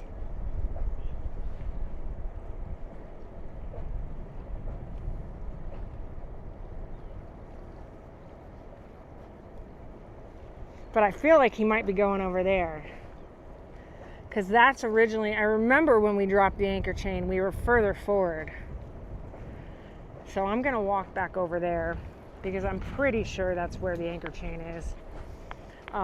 We did drag. We drug, our anchor drug. Oh yeah, I think so. I see some bubbles here. So I think he's walking it, which will make sense. So I think the anchor is over here. You see it? There's like a big bubbling, bubbles. I think that's where our anchor chain is. Right here. Yep, that's where he is. So that makes sense because I remember there was this bommy here. You can see the dark shadow. That's where we were when we first arrived, and we dropped right behind it. The pearl shop that we bought my pearl necklace is right here. They have this really nice little house. But they actually, the people that we bought my pearl necklace from were the people that the pearl farm that we visited yesterday. So that was cool. He's actually was the first person in the late 80s. He was a German man, came to this island and married a Polynesian local and started a pearl farm and used a technique that he discovered in Japan to harvest and manufacture these pearls. And he was a pioneer at the time, and so his daughter is the one that we bought the pearls from. So it was really cool. It kind of was a full circle moment for us yesterday. Now, because Tahiti, where pearl farming originally was, they've now moved most of the production of all Tahitian black pearls or any Polynesian pearls is in this island, because it's now a protected. Don't know the acronym. It's like CINSCO or something. It's a protected atoll, and so they moved most of the Tahitian pearls are manufactured, or harvested, raised here, farmed. So it's cool. It's really cool. We got to see that yesterday. Steve bought me an awesome pearl necklace. Tahitian black pearls is what they farm here, and the technique was really cool. They actually get shells. Oh yeah, you can see Steve's bubbles. They get shells from the Mississippi River, out of all places, and they bring them here, and then they implant those they cut them into balls, and they implant them into the oyster shells, and then they wait 2 years, and then the whole thing was just fascinating. I'm gonna end up doing a little video on putting my video together for it, but it was a really fascinating experience yesterday. And pretty much everybody on this atoll island, they're all family, they're all related somehow, and 90% of the people that live on this island are either in the pearl farming business or the coconut, which they take the husks of the coconut and they use them for other things, which I thought was really cool. And then there are other people that work on boats and the diving business here in the local shops or whatnot. So it's really cool. So just to kind of give you guys an idea where we are. So this over here is the fuel dock. That's where we're going to go and get fuel on Thursday morning. This is the dinghy. So this is how close we are to the dinghy dock, and why we've stayed so long is because if we need to provision, we're just a hop, skip, and a jump. And for the most part, except for today because there's a lot of wind, the water is very calm. So we can just hop in the dinghy dock. There's actually a dinghy dock with a ladder. The town is pretty small. This is the restaurant we ate at the other night that was amazing. There's the pearl shop, the supermarket, the market's right there. There's another restaurant right there. So it's all very easy and convenient. When we first arrived, we tried to anchor right here and we couldn't catch. I don't know if you guys remember that. And then we moved over there to where, you see a lot of boats. There were not that many boats when we arrived. There was maybe 2, and then, us, and we ended up moving back to this spot. And we were able to catch. But we do think our anchor did drag a little bit, because when we first arrived, see this dark black coral bommy? That was right in front of us, and I was like, Steve, I really worry about being right there. So we dropped the anchor right behind it. So you can tell we've drug, because originally we were right behind it, and now we've pulled. Which is normal. I mean, it's sand, with coral bommies, so you just want to, the goal is to not get them wrapped around the bommy.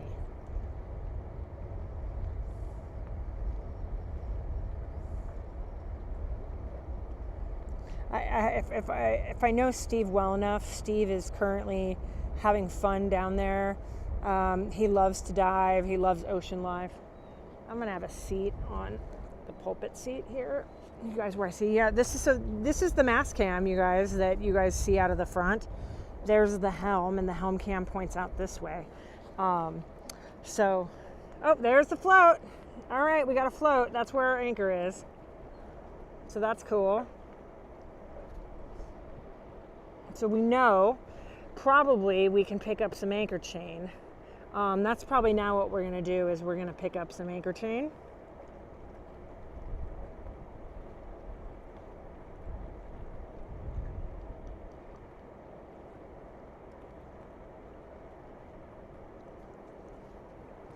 Just to take a little bit in so that if we do pull out, that we don't bump into anybody. So right now what Steve is doing, he's now going to go and scout around the boat and find, where there are other bommies, where we might swing to. Or maybe it's tied to him. Maybe he tied that red buoy to himself. And I'm not sure, because I thought he was going to tie it onto our anchor chain.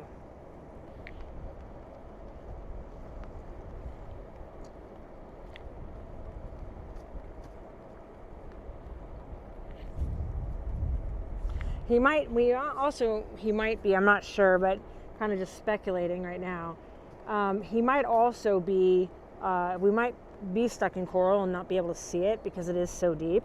So he might be unsticking the anchor chain somehow. I think maybe it is tied to him. I'm not sure what he's...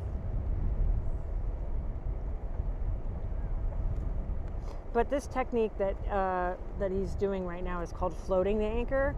So you'll see all these other boats that have, you can see the trimaran has a float. That designates where their anchor is, so they know where it is at all times. And they can drop, they can take out, or they can give slack or take in the anchor chain.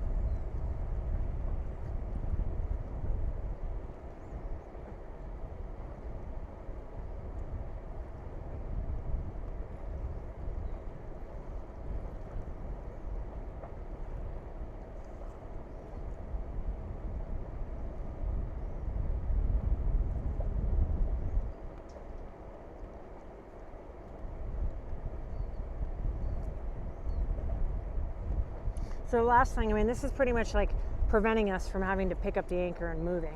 Like the last thing we want to do right now is pick up the anchor. Everything, it's crowded. We just found out yesterday that there's an Outremer rally going on. They started, I think, in the Marquesa Islands where we were, and then they're ending in Moorea or Bora Bora. We actually are going to be doing a rally as well. That rally or a rendezvous, or what they call them sometimes, or it's where a bunch of similar cruisers get together and they sail from one place to the next, or they just congregate and meet. So that's why you can see in our that's why you can see in our anchorage that there's a gazillion Outremers, because they're going on a rally right now. And we're doing the Pacific puddle jump. So originally all the Pacific puddle jumpers started from Panama or somewhere in Mexico or San Diego, and they all sailed across the Pacific at the same time. We didn't leave at the same time. We're involved with two different groups, the Pacific puddle jumpers and the Ocean Posse. You guys have heard us talk about the Ocean Posse. Not necessarily you need to, with Ocean Posse, go at the same time. It's more of just like an information group. Because of weather, you have to cross at a certain time, weather and conditions and whatnot. So yeah, generally you cross at the same time. Ooh, shoot. Oh no, what did I do? Oh no.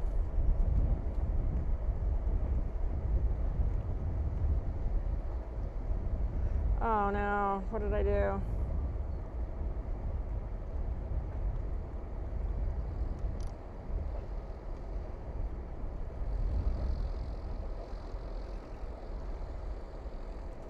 Is that it?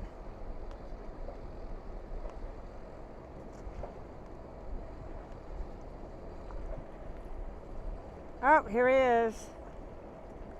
Oh, sorry guys. Had a little problem with the camera there. But there he is.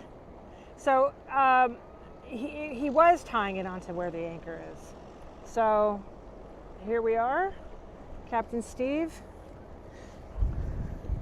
How crazy is it that the anchor's right there? I know. The chain goes all the way out there, Yeah. wraps around 2 bombies, coming back in this direction. All right, so what is our... So I'm glad I did that. What's our plan? Well, now I'm going to get in the dinghy and take some measurements on how far is that buoy to any dangerous bombies. But now I know exactly where it is, so. He looks so cute in that mask. Thanks, babe. All right, I'm coming around. All right. Maybe I'll do the cleaning while I'm down here. Might as well. Let me stupid not to. Do you want me to get you the... I got it. I brought it. Of course you did. Yeah. All right. All right, so Steve's gonna clean the boat now. He's gonna clean the bottom of the holes. I don't know if you guys you heard, but we have some leopard sharks, probably about 10 of them, that are living underneath our boat. And it's pretty common here in the South Pacific for leopard sharks. They eat all the crap off the bottom of the boat. They're like sucker cleaners. So that's been nice. Hi, Colonel. Hi, buddy. Hi. He's very curious. So just to kind of give you guys an idea of the back here. So that's cut and run. Those are the people that Steve just went in, that Steve just helped them with their anchor chain. This is Kairos. That is a Outremer that also is here for the rally. So you can see when we first anchored here, we were facing here. Kairos was here. Kairos was here. And cut and run was further over. Now we've all moved and swung. So it's just the best practices to be mindful. Hi, Mr. Pickles. And here we are, and here's all of my cooking that I've been doing. This is getting ready to go on the grill. Just getting ready so that when we do cross again, this is going to be my chicken, orange chicken. Steve loves that. And bottling up the chili. I'm making some hummus. We got some vegetables going. This is what they had at the supermarket. Cutting up my carrots. And I got this pretty organized in there. That's what I just did. That's not sticking very well. Anyhow, I got our freezer organized. We got some baguettes yesterday. Look how organized that is. We got some space in there to catch a fish. So, all in all, we've had a very productive morning. I'm gonna go and sit and take a break. Oh, Auntie Kim, he's giving you kisses back. Oh yeah, there's my mouse pad. This is homeless Steve, you guys. So when I first met Steve, he was going through a divorce, and he went to this place where he just ate cheeseburgers and French fries every day for every meal, and he didn't cut his hair for almost 18 months. So I still loved him. You know, this is him like 40 pounds heavier than he is now. He's my guy, stood by him. And so I made homeless, we called him Homeless Steve.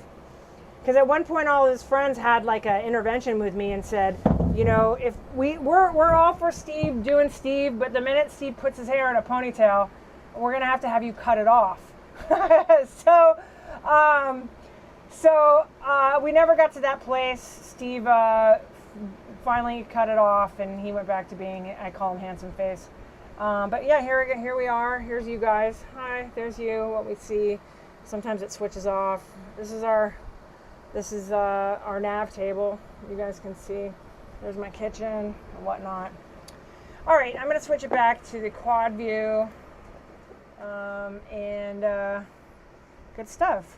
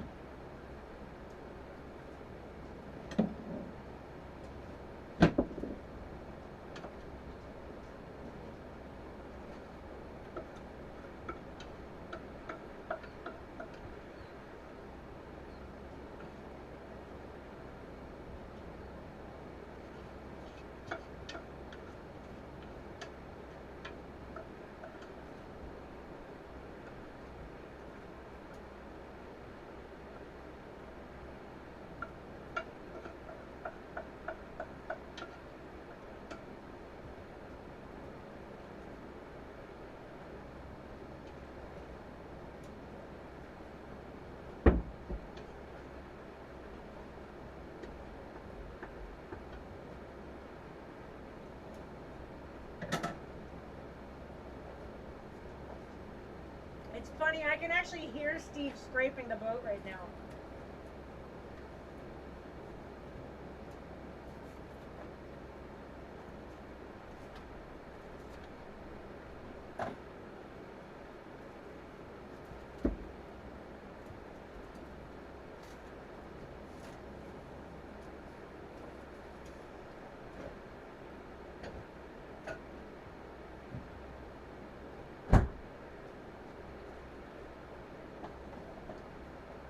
That's funny.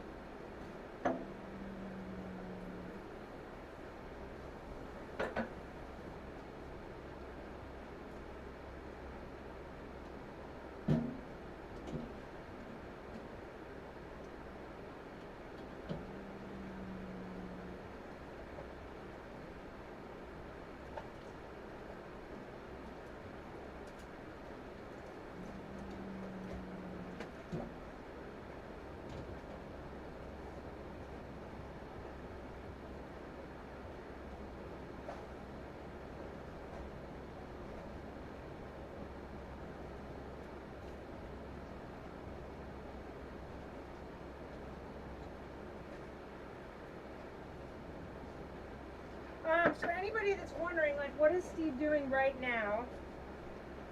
Steve is currently, hey, Auntie Kim. So right now, Steve is currently inside the hulls of the boat, and he's scraping it. We have a lot of barnacles, which we should have cleaned a while ago. When we were crossing the Pacific, I don't know if you guys remember, when we finally got land ho, Steve had to jump in the water. And that's because we had put lines down in the water on the sides and the insides of the hull to scrape away any barnacles or anything, and it was very successful. But what had happened is, on one side, we were advised to tie knots every 8 inches, which we did that, and now there's knots permanently in the line. You can't get it out. And then on the other side, we did a kind of a taste test. One side had knots, one side did not. And actually the line that did not have the knots cleaned it better, but because it got wrapped on the sail drive. Originally thought, oh, it's wrapped on the prop. No, it was wrapped on the sail drive. So that's why Steve had to jump in the water, because he had to go in and wrap it. Long story short, what we should have done when we were in Tuamotus Bay was someone jump in the water and go and clean it. We did not do that because the water, not only was it extremely rough in that marina, but the water was just disgusting. And so we kind of were like, well, you know, why are we going to do that when it's going to just get dirty again? And long story short, you guys have seen this lifestyle. It's very easy to, you know, because you have all this hard work just to get here, and then you just want to chill once you're here. So that's what that's why it's been a month. Actually, so we started the crossing. Yeah, so started the crossing in April 2nd. So it's been 2 months. It's been 2 months, and we have not yet cleaned the holes. Shame on us. But that's what Steve's doing now. Because if you do not clean those barnacles off, not only do they get hard, they start to grow, and then they start doing damage to the fiberglass. And that is, you don't want that. You want to preserve the boat. You know, there's already enough elements, and it's the salt water does enough damage already. You don't want to have barnacle damage, especially in the Pacific, because the water is warm where we are. So the barnacles just go crazy. So we should have done it a while ago. We didn't. I think yesterday when we were over visiting our friends at Cut and Run, his boat was spotless. So it was kind of like, I think that motivated Steve to get on his diving. He just likes to dive. It motivated him to go and scrape off all the barnacles, because that's how sailors are. They compare. Like, he sees his friend has an amazingly clean boat, and he's like, oh, I gotta get on it. So thankfully that motivated Steve too.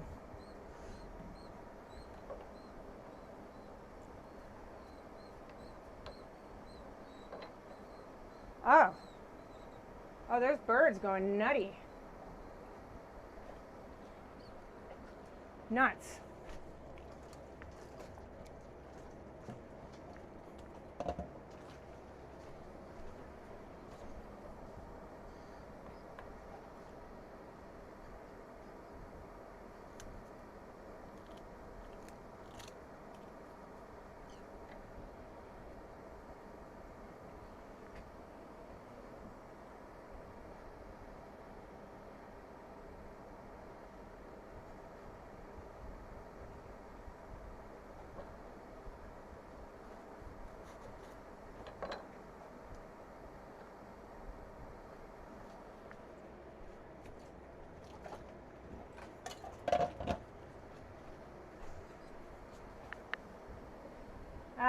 There's birds on the front there. No, bird. This isn't going to be your home. Hey. No. Hey. No. So there must be a lot of fish underneath our boat.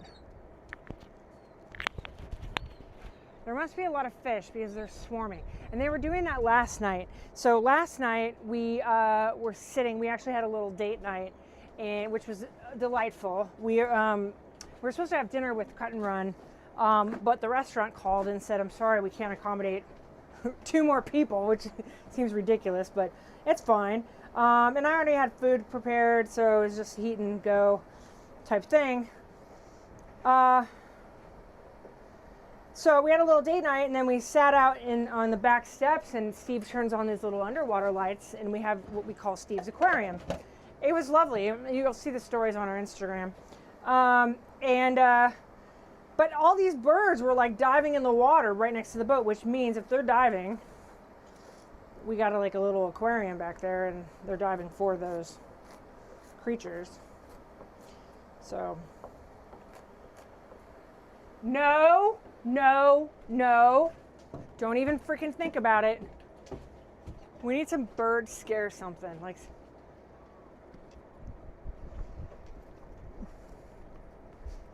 the last thing I want to do is clean up poop. No.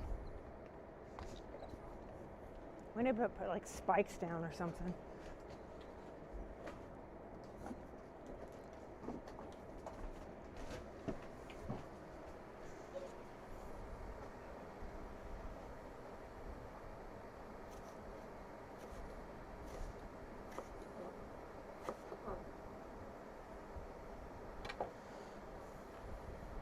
So I've never made hummus before. I thought I'd try it. I'm gonna look on the Google and see like a good hummus recipe. Kind of just improvise maybe a little.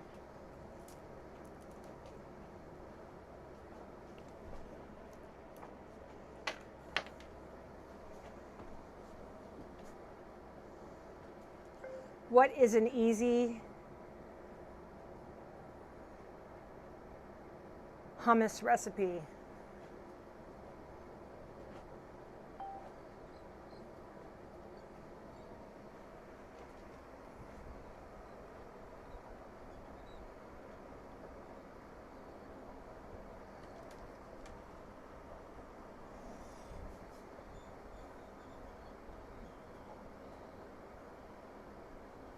Oh, I don't have tahini. Darn it. Lemon and spice. I don't have lemon. Well, I do have lemon juice.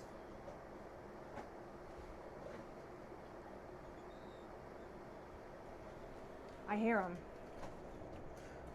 Tahini, lemon juice, garlic. Okay, 1 small clove, cumin and salt. Okay, got that. All right.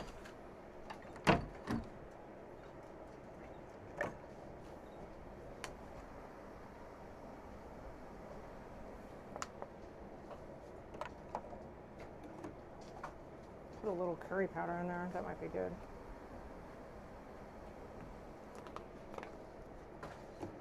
Maybe some paprika.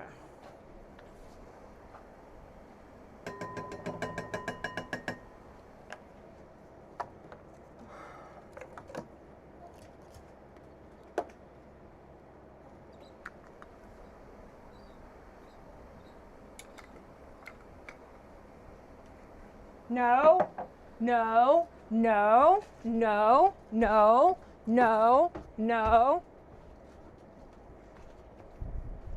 No, go, go, you dumb bird. Don't even think about it. Stop. Don't make me come out here again.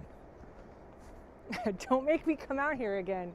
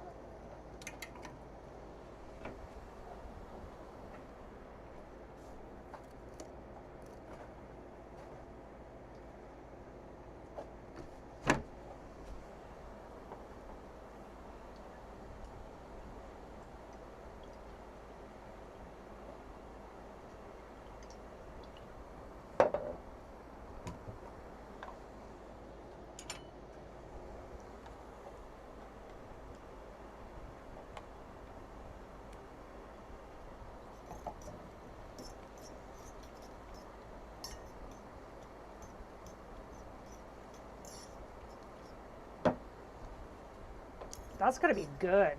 Mm.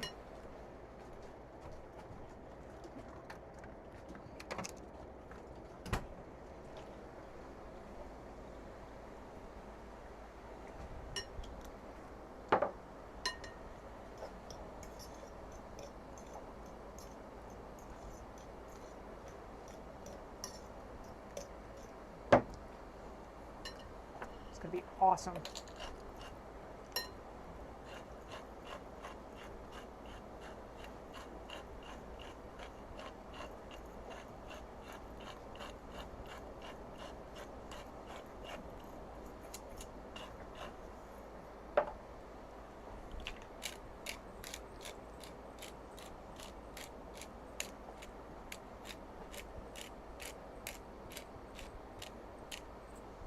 Maybe put some olives in there, right?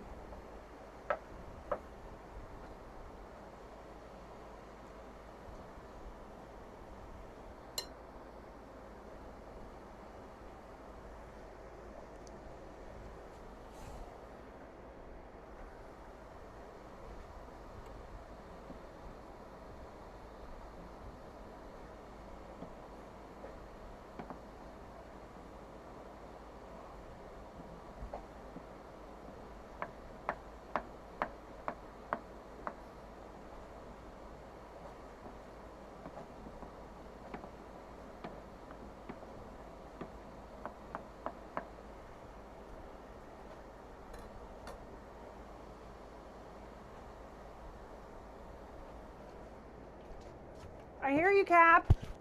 Yeah. How'd it go, Cappies? It's dirty though. Yeah.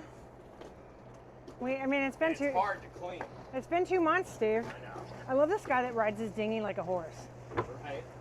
Like, you've seen this guy, right? Yeah. Why does he do that? I don't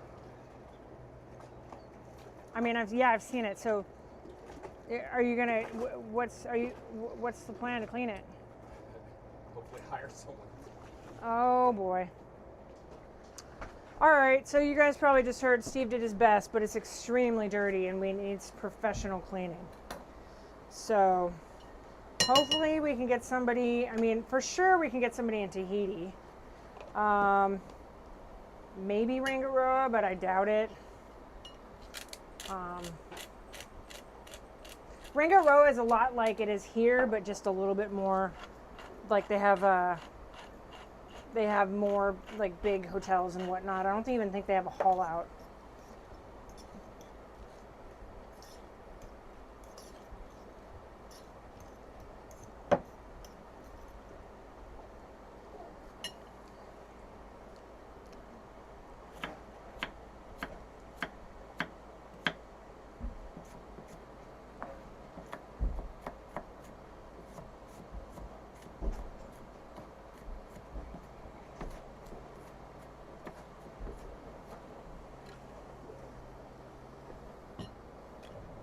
Okay, if anybody is watching this on the mass cam right now, this is the dude that drives. He drives his dinghy like it's a horse. I think it's hysterical. I've never seen anybody ride like stand up like that. It's hysterical.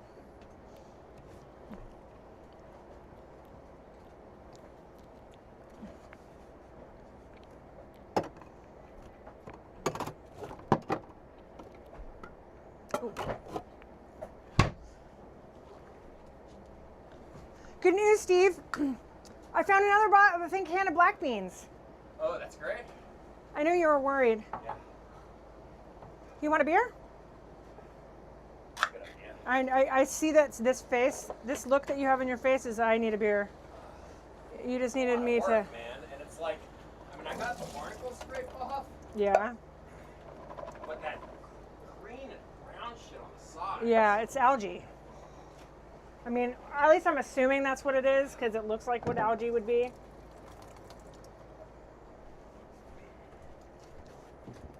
The brown in particular is like, I might go work on that some more because it's like. It might be not be able to get it off. I know, it's rough. I mean, the barkeeper's friend would get it off in a splash, but we don't have very much of it. Steve, I'm very excited about lunch today. Yeah. We are going to have Mediterranean fare. We are going to have lemon fried chicken with hummus, couscous, fresh made hummus, Nice. and couscous. Sounds pretty delicious. Doing my best, Steve.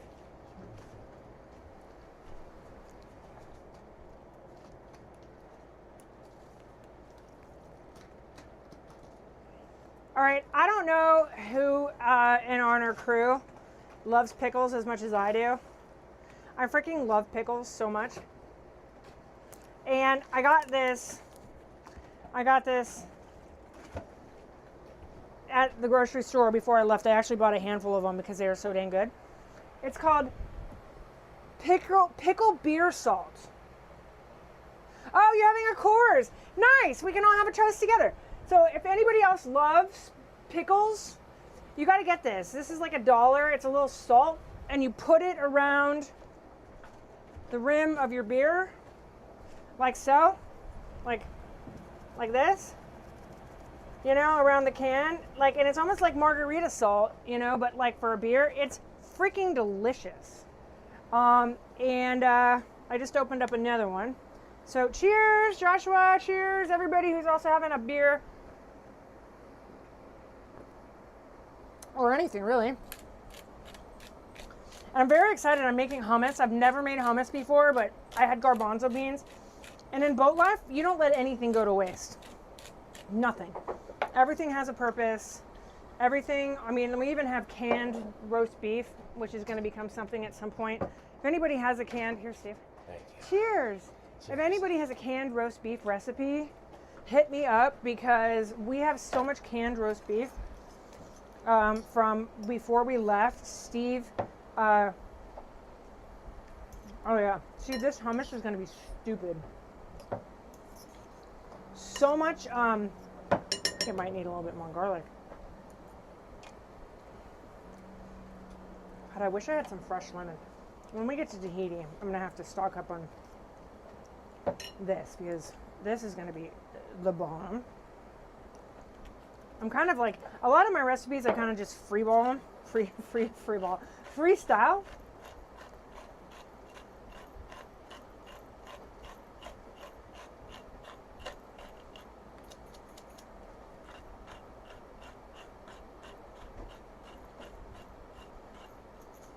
I like salt. I like salt very much. All right, I'm gonna throw them on. When we get to Tahiti, I'm gonna buy a proper blender. But for now, let's see. Oh, it's gonna be good. Really good.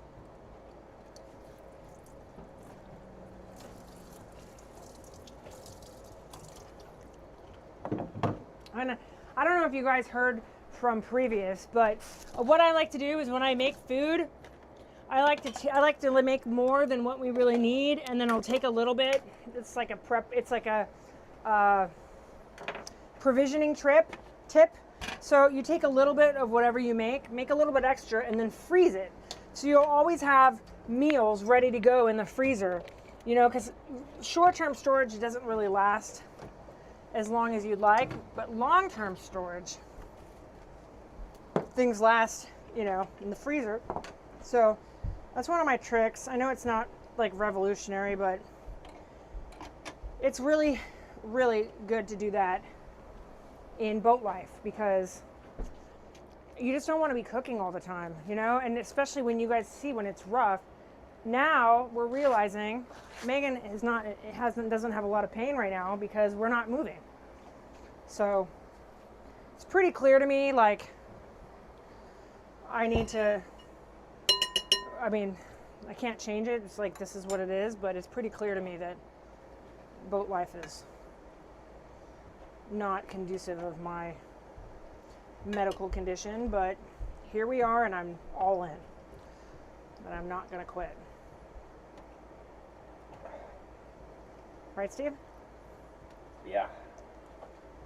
So everyone thought it was really cool that they got to watch that. Oh, good. Yeah. That was not a fun dive, but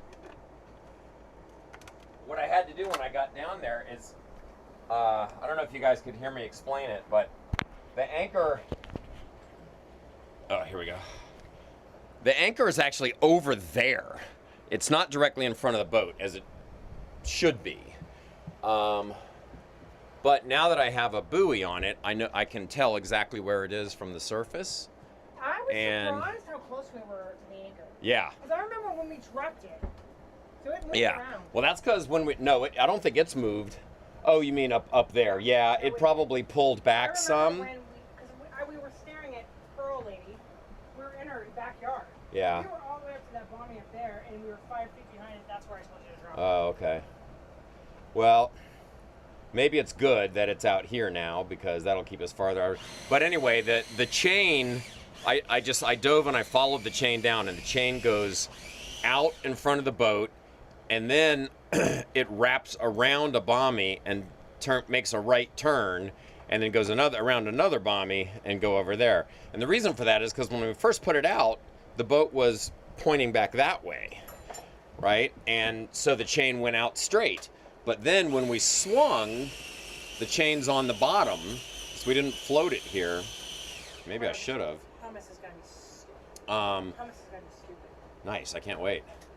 But anyway, so then when the boat swung, the chain is now like a 90-degree turn around one of those bommies, and we're hanging on in this direction. So if the boat were to swing back that other direction, the chain would be straight again. But now it's basically a 90-degree turn out there.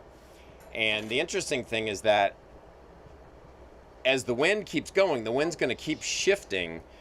It was coming from the north, which is this way, then to the northwest, then it's going to go to the south, and then it's going to go all the way to the southwest, which will blow us and put our stern directly to the shore. So what I need to be sure is that if that chain all deploys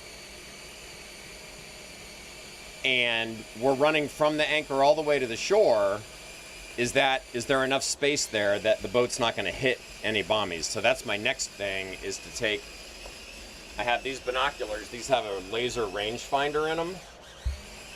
They're actually meant for hunting, but they work perfectly fine. So with this, I can shoot and get an exact distance to that buoy. So I'm going to take the dinghy over there to see where the shallow water, how far away the shallow water is, and now I can measure exactly how far I am to shallow water. And I think it's low tide right now, but I'm not sure. I need to double check that. So anyway, I'll be able to take some precise measurements. Then I'll know for sure, do I need to move the boat or not? I'm hoping we don't.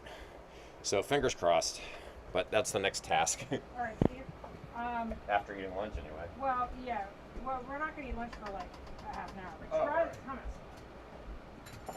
I mean, I need to perfect it a little bit.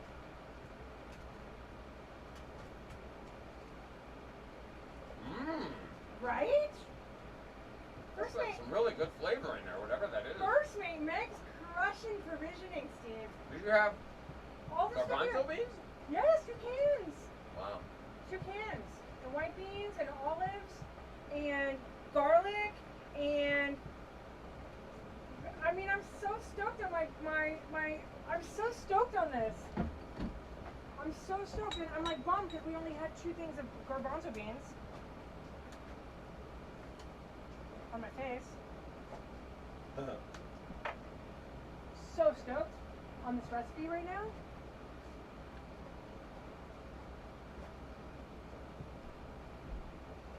The only problem with this rangefinder is that it uses a particular kind of battery. I thought I brought those That- from. No. No? Shoot, it might not even work.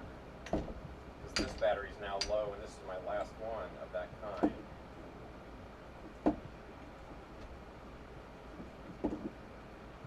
Oh no, okay, I'm cut range on that. Alright. Alright, well. You hop in the dinghy. Put some more olives in that. This is. I'm so happy about this right now. This is my happy place. Like, it's just little things like this that make me really freaking happy.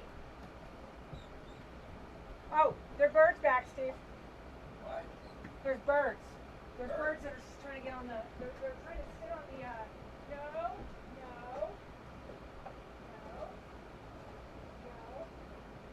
We're trying to sit on the pulpit seats.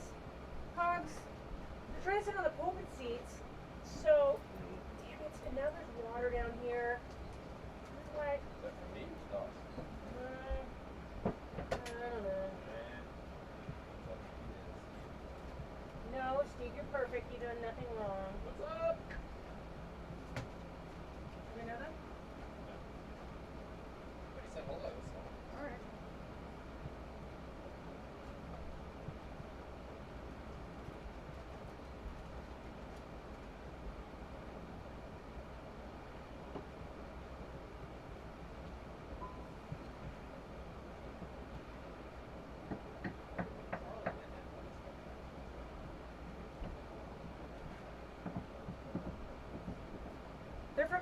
beach?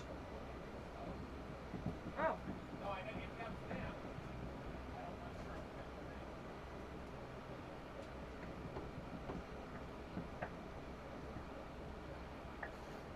It's a very active day today in the anchorage, as you can see. A lot of people going by, a lot of people saying hello. Which was what Steve and I love. That's like the one thing we really love about this lifestyle is that everybody is just so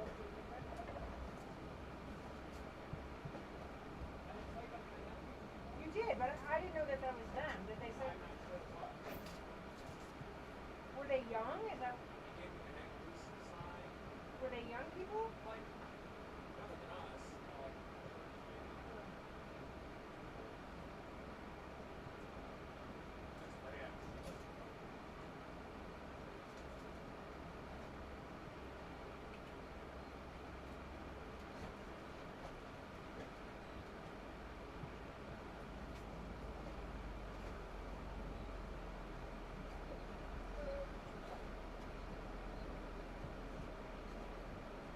They definitely look like Romero people, Steve.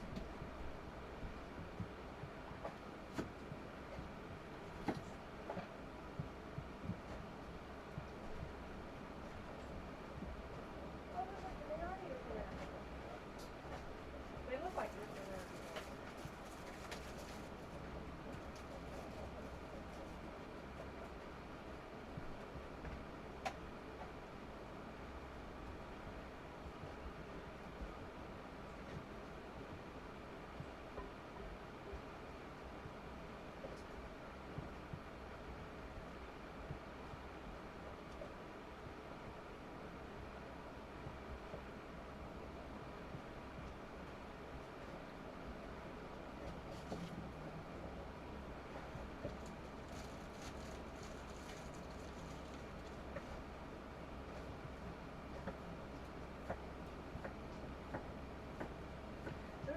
Romero people have a very distinctive look to them.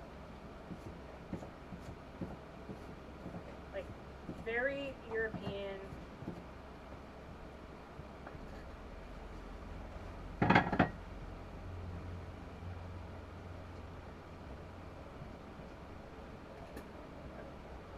Okay, if you guys are on the live cam, you're going to see Steve come around in the dinghy on the mast. There he is. Hi, Steve! He looks so funny. I think he's like a whole bottle of olive oil just on this.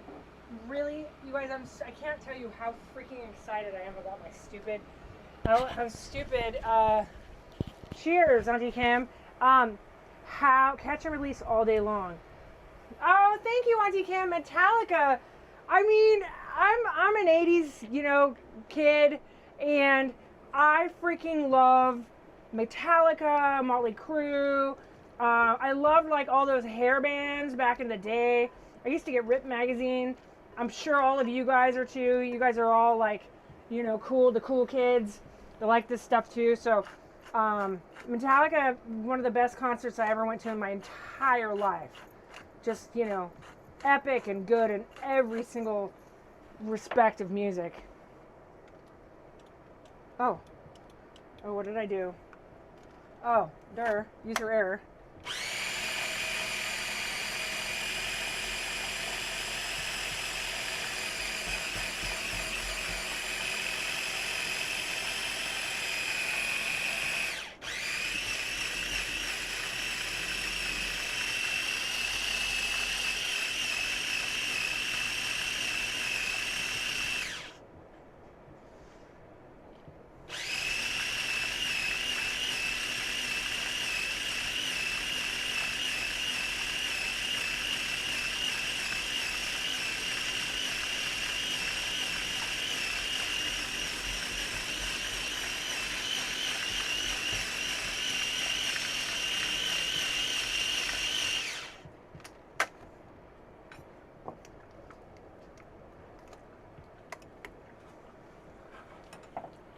Oh my god. Almost tastes like deviled eggs. That's insanely delicious. You guys, I'm the happiest girl right now that I just discovered how to make hummus.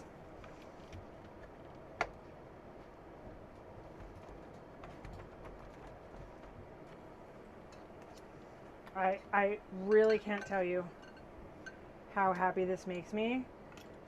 I mean, if you would have told me 10 years ago that I would be living on a boat when I was 40, 48, 49 years old, and I would make hummus by hand and peach cobbler, I would have told you were crazy. Crazy. This is like, I'm not complaining. I really kind of like this new domestic era Meghan. Kind of really do.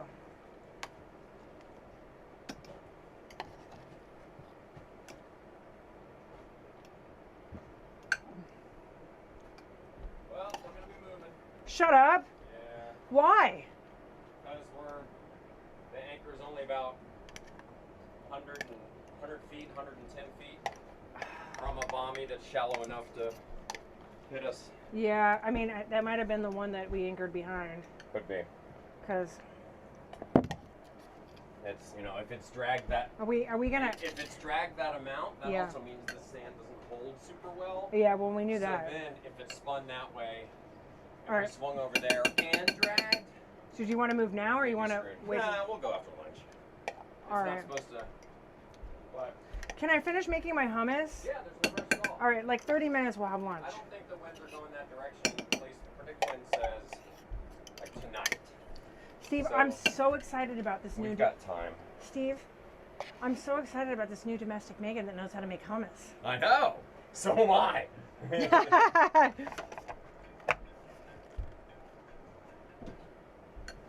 Like, if you would have, like I was just telling the crew, if you guys would have known, if you would have told me 10 years ago that I'd be living on a boat making hummus, I would have told you you were crazy. Hey, Steve. Yeah. After I get this other stuff inside can you do a little video of me making my hummus?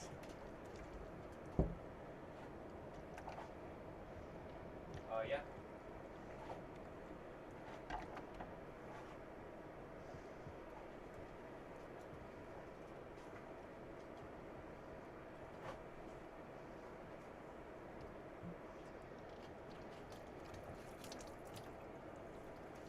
Bless my heart with this little Cuisinart that I thought was gonna just be awesome for the boat. It's great, it's tiny, but it sucks to do, like, and the reviews all said that. I was like, I don't know why I need to have a lot of, you know, like I didn't think, I just thought I'd make a margarita. Like, I thought I could make 2 margaritas, and I can't.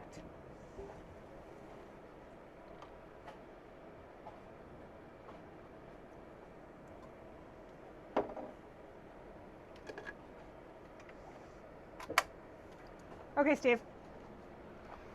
Por favor. Okay.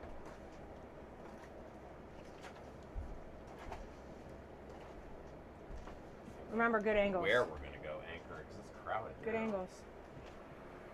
What does that mean? Tell me what you want. Like, maybe we do it from this angle. Okay. There's a lot of light behind you Oh. that's making that. Then maybe you go from this angle. It's just this cord, like this cord situation doesn't work. That's better. Okay. If you would have told me 10 years ago that I would be living on a boat making hummus from scratch and be domesticated and all the things, I would have told you you're totally crazy.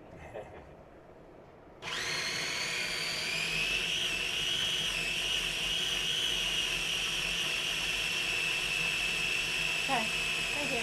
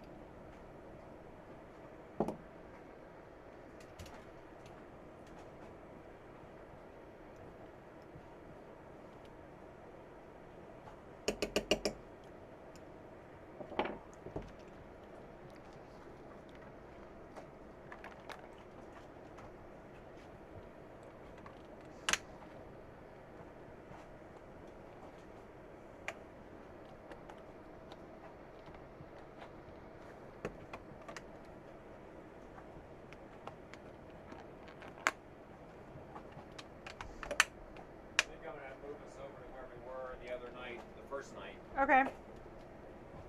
I mean, it is what it is. There's a lot more boats over there, and it's deep. But Yeah. There's a lot of room to swing. I can put out as much chain as I want.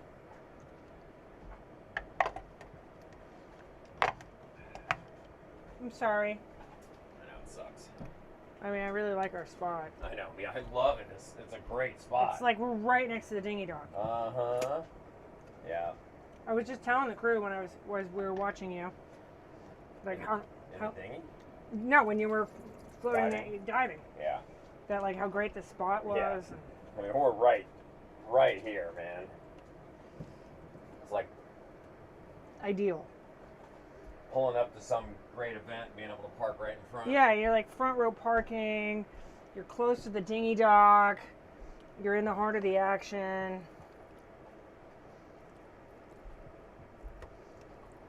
Easy in, easy out. All the things.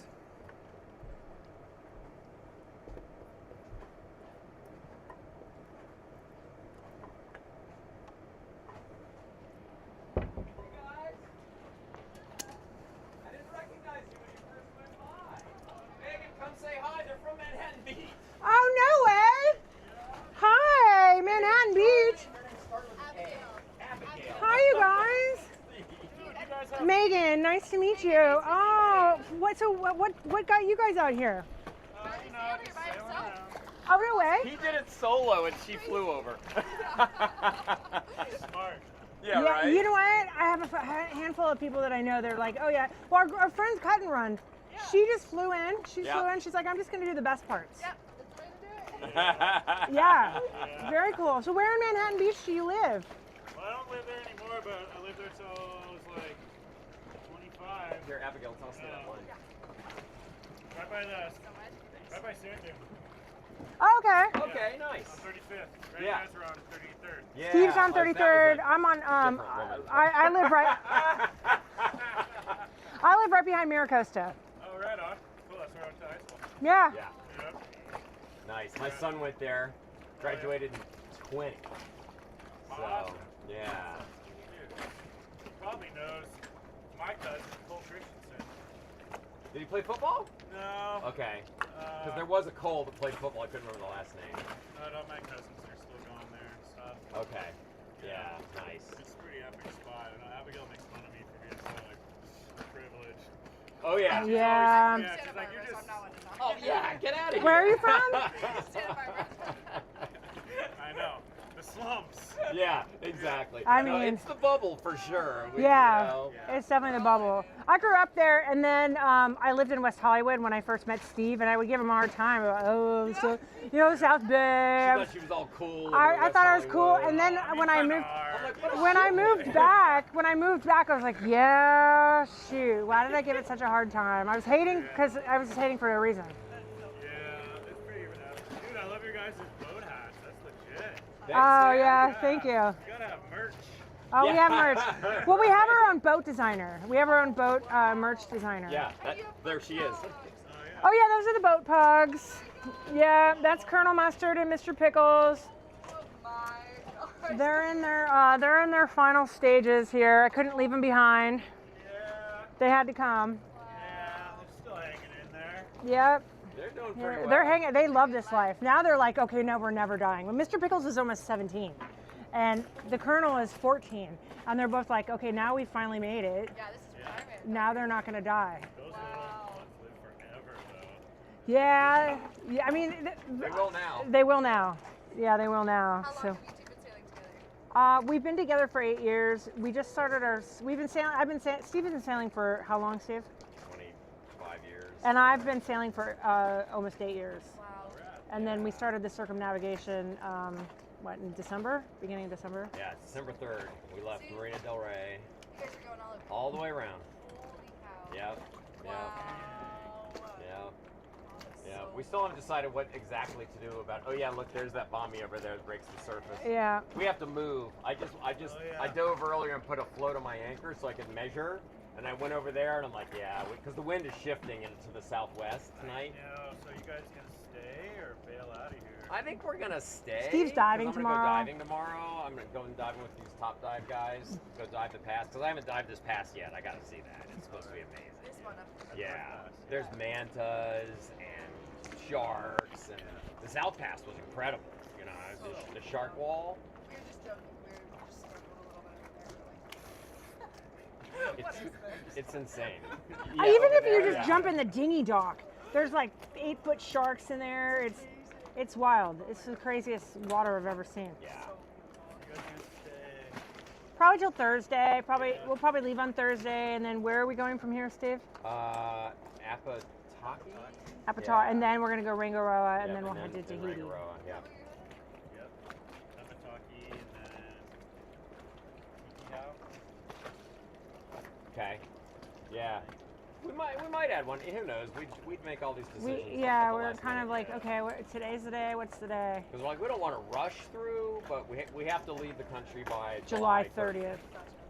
So you know we thought we would buzz through the Tuamotus in like a week, and it's so amazing that we're like, Yeah. we're not going anywhere. This is great. This is one of the top 5 places to dive on the planet. Yeah. You know, Right. so Yeah, what's the rush? yeah, exactly. I know there's more cool stuff, but Yeah. my buddy got me down, like, helped me out a bunch, and he stayed here for 10 years. Oh wow. Yeah. Just let the boat come back. Yeah.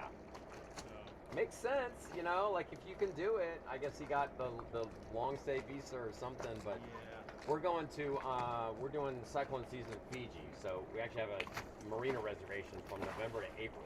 All right. And but we've heard a lot of stories of people that just go to Fiji and like never leave. I could see that. Yeah, Yeah. exactly. Because it's like the beauty that you get the beauty, and also a little bit less remoteness, so you can actually find things. that you Yeah. need. Yeah. No, you are freaking on your own out here. Dude. Like, I mean, Yeah. the most basic. Oh, you need an oil filter, you know? Forget about it. Nope. It seems like kind of a missed opportunity. We had just a little store here of just like the top filters, and if you just sold filters, Yeah. literally just filters. Yeah. We've had this discussion so many times about they're just like the American hustle entrepreneurial thing is just not part of their culture. The stores have their You know, hours like- posted, and it's never accurate. Yeah. You're like, wait, it says it's open right now and it's closed. And then you ask the store next door, they're like, I don't know. Build a little stand right here and sell burgers. Yeah. By the And a day, like a cocktail bar. You offer one. We have a burger or a burger, Yeah. and it's $20, and they sell them all day long. But Yeah. no one does it. Yeah. Yeah, you're right though. Different mentality. Yeah, Mm. totally. I You don't know. how and you can even survive here. I'm super fascinated by their economy. yeah. Everyone lives on a baguette, like a high C, and like Cheetos. There's no fruits and vegetables. I mean, Yeah. this one was like the best it's been in all of Marquesas and Tuamotus. The best little supermarket. Wow. And you know, I was stoked to get oranges. Oh, we haven't seen citrus. Oh yeah, this Oh, yeah, little. we got those limes. Yes, we did. They Where'd you get the arrived limes? yesterday, and that was so Here? exciting. Yep, at the Yeah. store. They must have just come because Yeah. when we were there, they didn't have any limes. The store on the left as you're walking south. Yep, Yeah. Okay. Yep. Yeah. That's the only one I. And They, there's they a had gas oranges 2 days ago anyway. So. They're so funny. Like, did you see limes? Dude, I definitely did. Dude, limes! I never thought my life would revolve around the big boat coming in for my groceries, but we see it come in, we're like, okay, let's go, get in your dinghy, let's go, it's go time. I haven't seen that yet. Is it like free for all? It must be like everybody must be there. Yeah. Well, all the shop owners, so there's this boat that's half cargo ship, half like cruise ship. It's called bizarre. the Aranui 5. It was here 2 And days it ago. tours all throughout Marquesas, the Tuamotus, and Tahiti. And like it'll be here every 10 days. And so the cargo ship brings all the fruits and vegetables and whatever the town needs. And then the passengers on the cruise ship get off and they have this little tour over there. We've now seen it in the Marquesas and here. And then the next Same day, ship. It's We saw it in Wapau. It's like a white. white, yeah. Big white, Yeah, I saw and it's it. got a crane on the front, and it's all It's cruise. so it's strange full- looking. Matter of fact, in Wapau, in Hanakau Harbor, whatever it was, 6 in the morning, there's someone pounding on Bam, the boat bam, bam, and bam, yelling bam. in French. It's like, Steve, get They're up, like, you get need up. to move the big He's boat, like, big he's all, boat. big boat coming, big boat. So we had to haul We anchor had- and get we out, had to and this move. big ass boat comes in and ties up, and they spent all day long unloading, Yeah. sea land containers, and they disgorged Cars. hundreds of tourists onto the island. And then the tourists are there for the day, and then they get back, and then they go next place. Fun. Yeah. At least you're on the boat with all the food. Yeah. Yeah. Exactly. Well, we gotta bail. I have to take Abigail to the airport. This is her last, like, 30 Aw. minutes. So you just came for a little while. Yeah. Wow, And good then for she'll you. come back in September. And are you living aboard? I'm here. Yeah. And then Right on. I'm actually dry docking the boat in Abataki, and I have work in Hawaii, Oh, okay. and then I'll go there and come back. Nice. You're flying out of this airport right here? Yep. Yeah, nice. That little tent right over there. Yeah, that's cool. I love it. Awesome. I love it. And we saw Awesome. commercial flights going in and out of there, so we're like, all right, like, it's Yeah, we've real. been trying to figure out how much of a buffer, how are they to get to the airport. My guess was 20 minutes. They have a Yeah. dinghy dock. I saw there's an airport dinghy dock. I love that. Dude, that's what we're doing. We're gonna get blown up on the way over there, but everything will be soaked. Yeah, that's true. That's I true. probably gotta do something for those. Just put myself in the trash bag. Yeah, right? And then you fly to Tahiti. To Tahiti. And then I Tahiti to have LA. another flight back to California this evening around midnight, actually. So Okay. I'm late flight tonight. And then Is it direct to LA direct to LA. from Tahiti? Yep.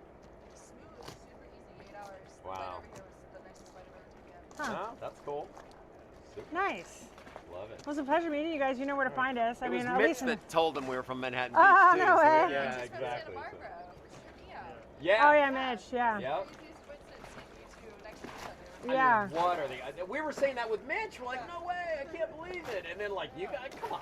Yeah, not a lot of Californians. I know. People were asking, have you seen people from No, home? there's And we're like, another, well, strangely enough. There's another boat over here, another lagoon, exact same boat, and they're from LA too, right over here. So we Yeah, 'cause went they and have said a hi. 450S, Which is there's rare. Not many of This those. setup that we have is pretty Big. rare. So we saw it. We always go and talk to the same boat people. Yeah. Naughty. Yeah. You have to. Yeah. Yeah. Compare notes. Yeah. Because we got the 450, the Fly Bridge, the one is like the best-selling catamaran in history. But this one's similar, but smaller. This is pretty rad. Sometimes the flight, it looks like just almost too much action up there. It's just hard. Like The you're kind downside- of separated from everybody. Once you go up there, you're alone. Here, I'm sitting at the helm. He's right there. We and can. She can be in the kitchen, you know. Plus, we have a sun and pad. you're still, So we have a sun pad right here that up on Fly Bridge they don't by have yourself. that, and like it's like a bed. It's a queen it's size great bed if up it's a there. vacation, but if you live So on the boat, yeah, so this it's is way better. I was looking at those before, but Yeah. I gotta put you to work. This is like a legit house payment. It is. Yeah. It is for sure. For You're sure. welcome to come on board. But you said you got to run, but Yeah, we gotta bail out of Okay. here. Yep. yeah, we're Right on. gonna I'll pick be up here. anchor. Yeah, we'll come back over and have a Alright. beer, man. Sounds good. Yeah, well, I Nice don't know where we're meeting gonna you. be. We're gonna move within the We're next moving. couple hours. Yeah, Um, I'm making so I don't hummus end up right sitting now. on those so- bombies over I there. know. I've like never made hummus in my life, and I'm like, we got all the ingredients. I'm doing it. It's nice meeting you guys. I went out. Right on the edge. I know. I went out 'cause with the southwest wind coming. I went out and took a measurement. I put a float on the anchor so I could see exactly where it was. And I'm like, yeah. I'm drag it all.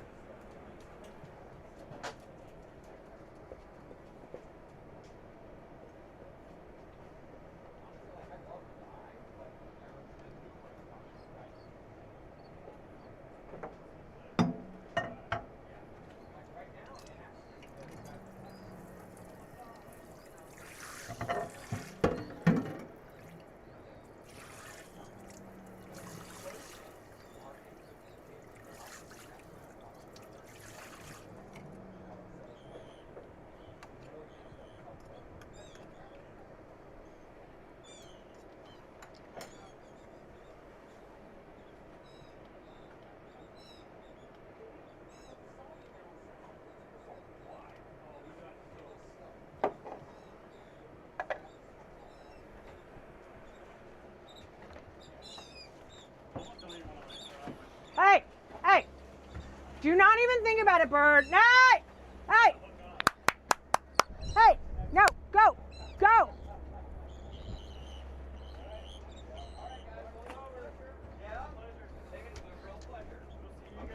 Safe travels. Nice meeting you.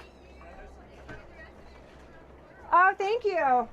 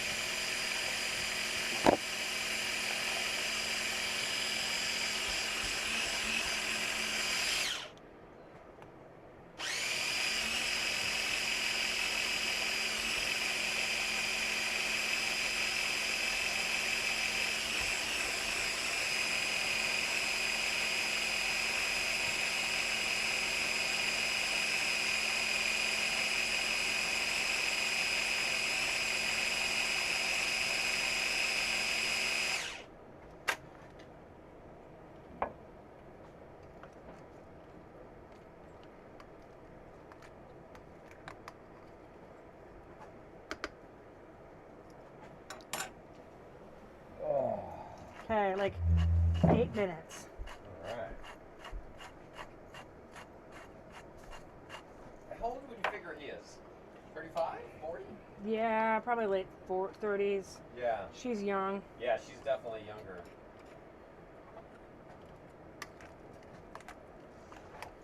It's funny, like all the kids in their the girls in their 20s look like her. Yeah. No, The nose ring shit. Tattoos and Yeah. nothing wrong with nose rings, but it's just like a. Not my thing.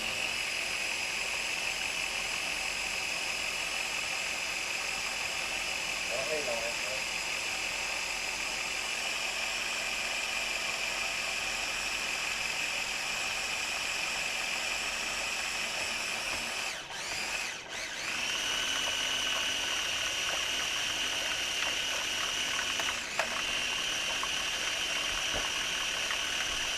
You've been running the water maker, you've been cooking. Oh my god, I've been running every floor on fire. Yeah, that's great. All right.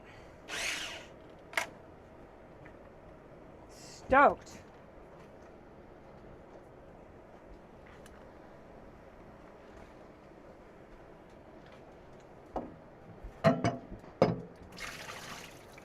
Well, I'm only going diving once tomorrow.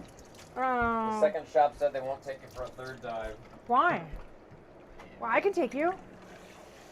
Yeah, Now that maybe. you know. Now that you know what to do. Yeah, Or... yeah, that's maybe so. It's to me a kind of ridiculous policy. It's very, very conservative. But Yeah.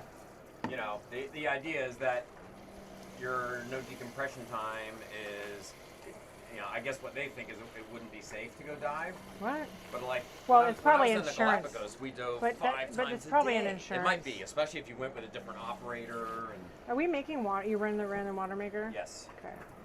starboard is full, and I just switched it over to port. Why did you tell him you were going to do another dive? Yeah, I had never, you know, because I had already booked with the first one, and then they said, oh, you know, we're going in the afternoon. I was like, all right, well, maybe I could, you know, I'm going in the morning with so-and-so, maybe I'll have time. And they're like, no, we can't take you for a third one. Oh, that was your mistake. Shouldn't have told him. Yeah. So Yeah, I made it's so much shit Kind of today. ridiculously conservative, but whatever. It's, you know, Well, Steve, can I tell you all the things that I made? yeah. I made orange chicken. Ooh, I made couscous. I made hummus. I made the lunch that we're having now. I made a pot of chili. I made corn succotash. I made. My kings. Well, I just didn't want to have to deal with this later. You know what I mean? Like when we leave, I don't want to have to deal with making a bunch of food. Yeah. I wanna not stand.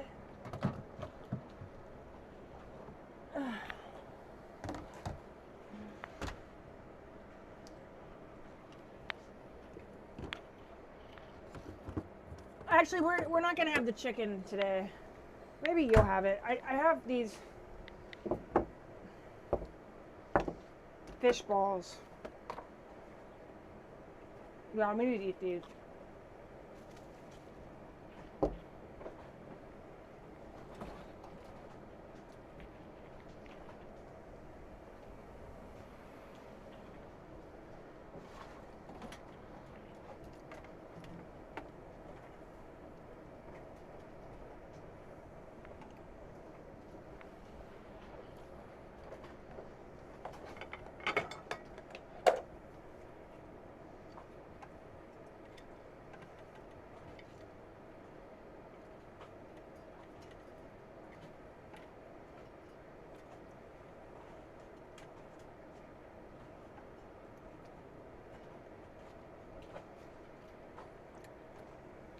Maybe we'll eat that for dinner.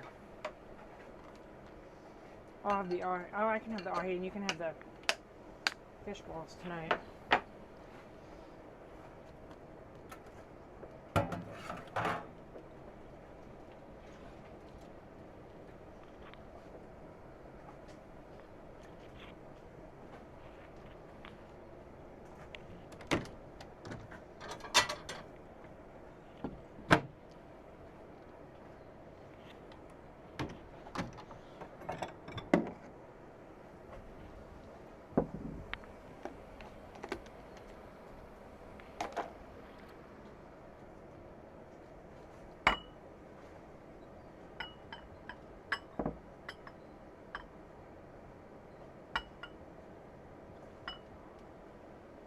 You inspired the trimaran people to go and dive and check their anchor.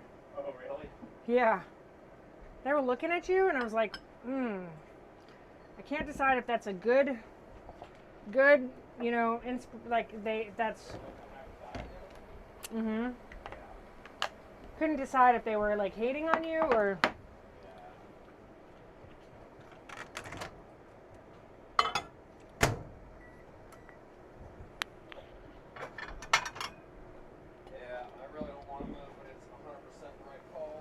Yeah.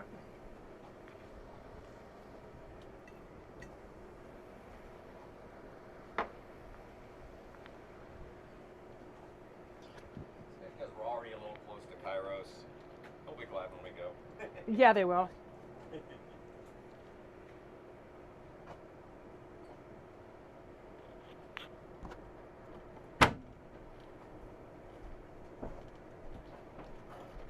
Pugs, put your phone in.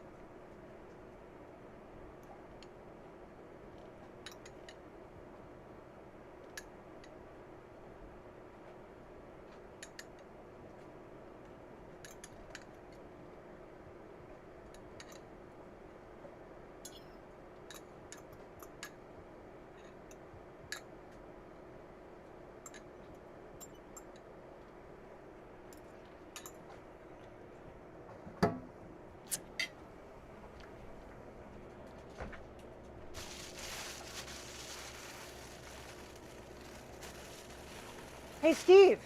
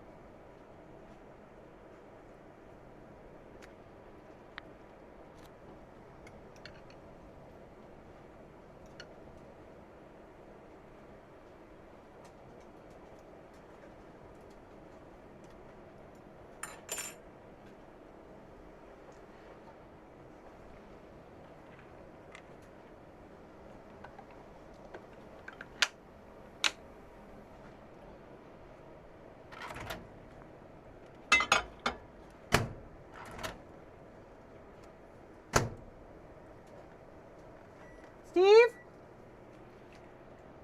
Steve? Dinner, lunch is ready.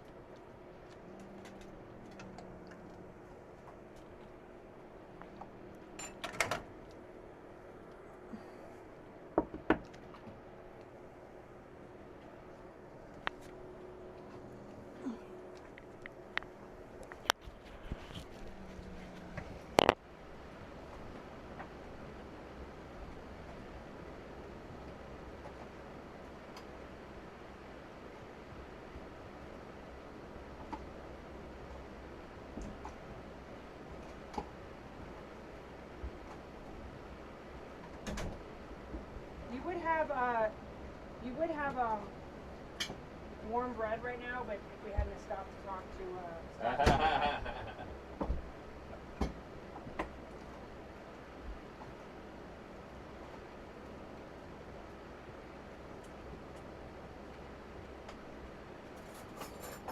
So Chris and Sonia, he said Mark and Carol are heading to Pete today, so it's just going to be the two of them.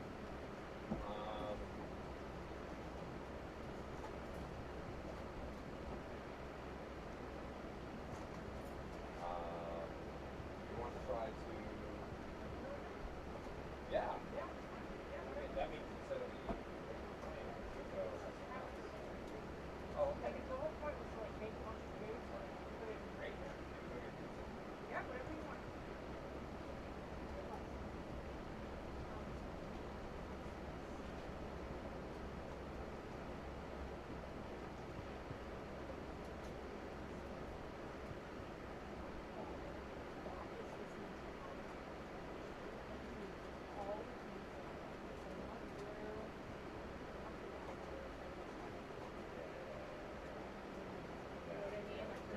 Right. It's so much, that's what it is now. It's not like, it's really sad. Alright, so today for lunch, you are having a lemon grilled chicken breast with a succotash, oysters, homemade hummus, and a fresh bagel.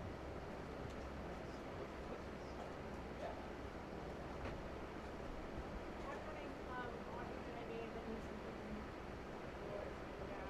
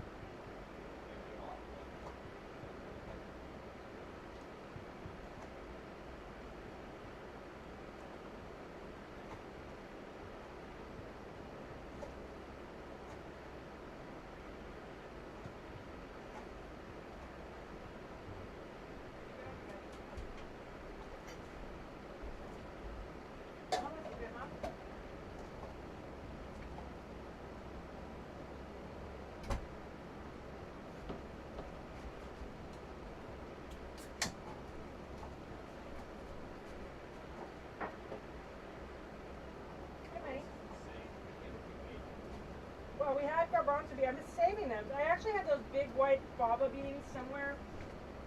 I can't find them. I want to go. I don't have them.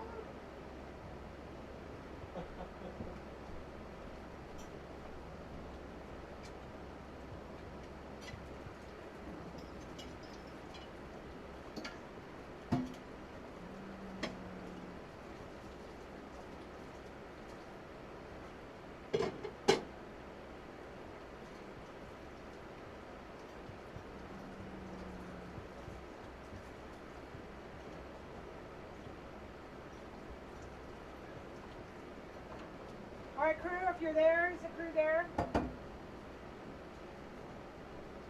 Hey, crew. Okay, so, I don't know if Auntie Kim. Oh, Lori! Lori, look! I bought these. Well, sorry, Steve bought me these pearls yesterday. We went to a pearl farm. Oh, how long ago was this? Shoot, did I miss all this? Oh, Lori, I'm so bummed I missed your comment. Yeah, so Steve bought me these pearls yesterday. It was a big splurge, and it was unexpected, but very happy about it. So where are we? Lori's still here. Oh, thank you, Lori. So I'm.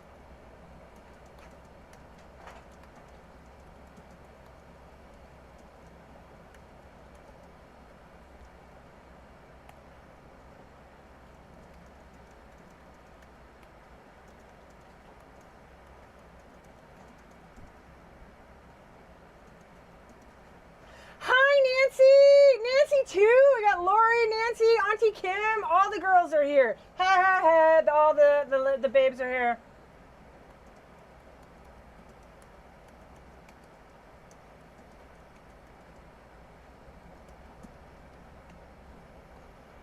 Oh my gosh, Nancy, it's already happy hour. I have a beer. So, if everybody's just tuning in or you weren't here earlier, so the wind has shifted. A little bit of a drama on the anchor today. I don't know if you can notice. I mean, I know it's always just blue water everywhere we are, but we have completely rotated. Oh, thank you. Steve bought them for me yesterday. It was a total splurge. We went to the farm in the morning and we watched and saw how they were harvested and raised. And then we went to the shop and bought me the nicest pearl strand in the shop. So I feel like really, just like, what a wonderful day. It's just, so I was just Steve and I were just having lunch. I made him chicken and couscous, and I made fresh hummus. What? If you would have known me, you would have told me I would be making hummus on a boat that I live on, I would have told you were crazy. But we had all the ingredients, so I was like, I'll try this. You don't want to ever let anything go to waste. So we are about to pick up our anchor. We have to move. Unfortunately, the wind totally shifted. We found out about this yesterday morning, and we kind of had an idea that we might have to move. Steve went, and about an hour ago, he dove underneath the boat. And if we shift any more than we are, and you can see the other boats are super close to us. You can't really see right now in the cameras, but we're really close to all the other boats. So if we switch any more, if we shift any more, that means that we are going to hit a bommy. So we need to pick up anchor. We're going to move. Steve's going to get in the dinghy in about 5-10 minutes and go and scout out a new location because we love this location. It's prime.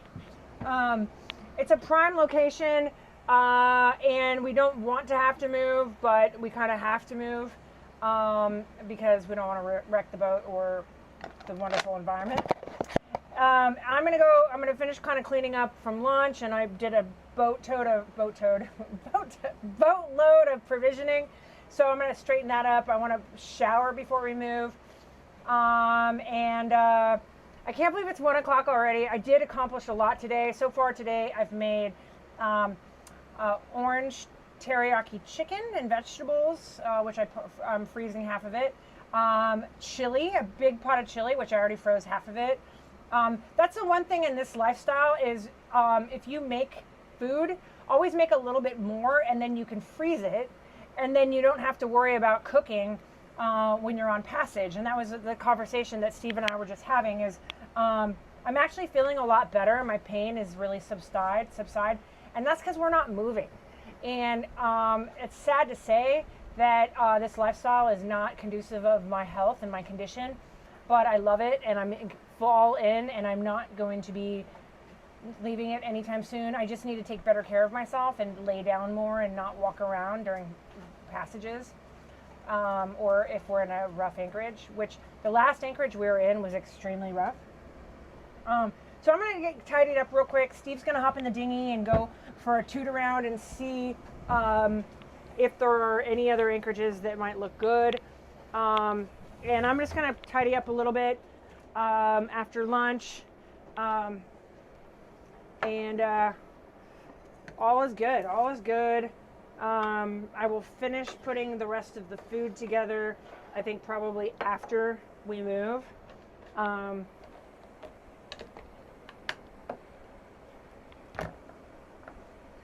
But I did a lot today. I mean, like, just wanted to get ahead of it. So I think we've decided we probably are going to leave on Thursday, just because there's still so much to see. We have to be gone out of French Polynesia by the 30th of July. I know that sounds like a long time, but we still have a couple atolls in the Tuamotus to see, and we still have all of the Society Islands, which is Tahiti, Bora Bora, Moorea, and we just signed up for a cruise. We're already members of a cruising group called the Pacific Puddle Jumpers, and they're doing a rendezvous, which is where all the boats get together and they sail at the same time. It's pretty fun. And so we're going to be doing a rendezvous with the Pacific Puddle Jumpers from Tahiti to Moorea on July 3rd through the 7th. So that's going to be really fun. You guys, that'll be super social. You guys will be able to see a good aspect of this lifestyle where, you know, you get to be social with other boats. You get to see a lot of other boats. It's a really great opportunity to kind of get an idea. You guys saw that we had some visitors come and say hi to us from the back of the boat. They are also from the same town that we're from in Manhattan Beach, California. So that was cool. She, I guess, lives in Santa Barbara, and he's originally from Manhattan Beach, went to the same high school that I live around the corner from. So that was cool. You know, it's just cool when you see people that you don't know. You see people that from, like, you're in the middle of nowhere, and you like meet people that you're like, oh, what? You live there too? It's such a small world. So I enjoyed that. That was cool.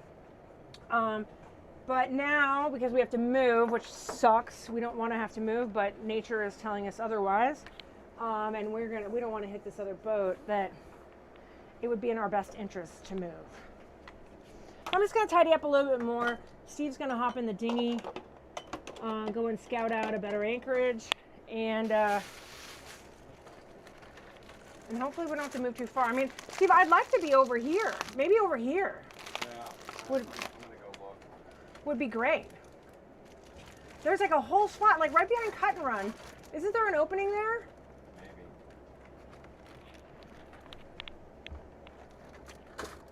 That was where we tried to go, and anchor just couldn't get a good flight. No, we tried to go right here because we were next to the trimaran. So we tried to go where that. The very first time we tried, wasn't it on the other side of No. Kairos? I thought it was. No, it's right. We were behind Kairos. It's Kairos, Steve. Oh. Okay. See where that catamaran is? See it? We were actually trying to go where Olive is. Oh, okay. Because see that red catamaran? That's been there the whole time. Oh, yeah, all right. So get with it. Oh, he did finish. Yeah. Lori says hi. Hi, Lori. Steve says hi, Lori. We get very happy when we see you because we love Karen so much. She's a good human being. Everybody on the crew, Karen is Lori and Fred's daughter, and we knew Karen before we met.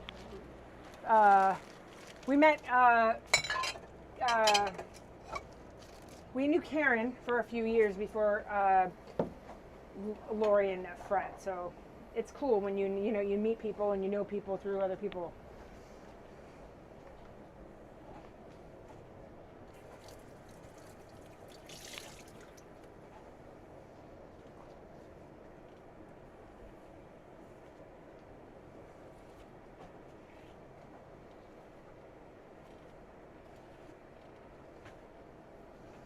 We also keep on having these birds that want to land on our pulpit seats.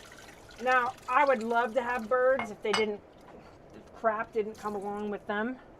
And cleaning up the bird crap on these seabirds is not like normal bird poop. It's, you know, they eat these gigantic fish. So we'd rather not have the seabirds sitting on the boat.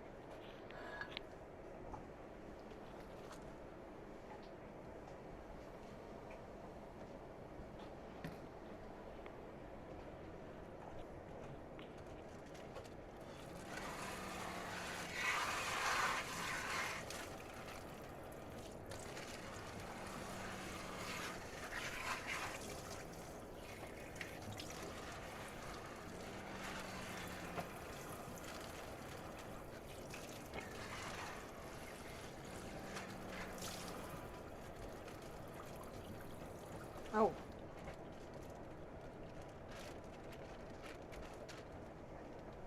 So it's going to get exciting here in about 45 minutes.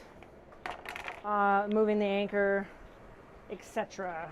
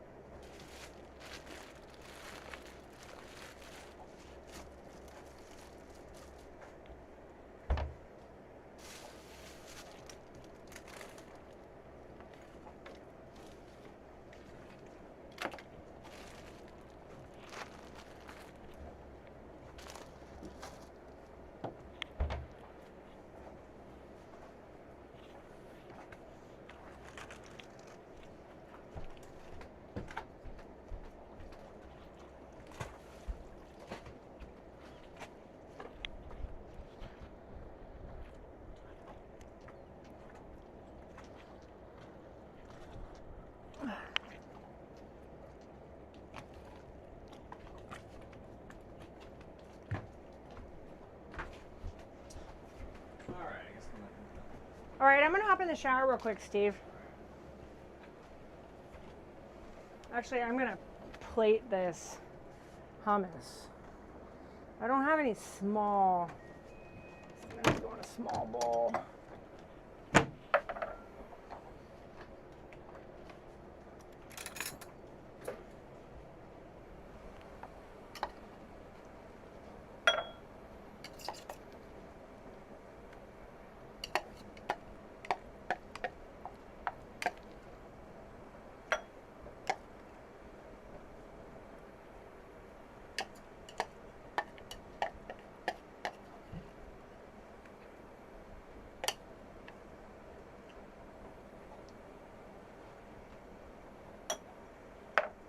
Fly, go away. Go away, fly.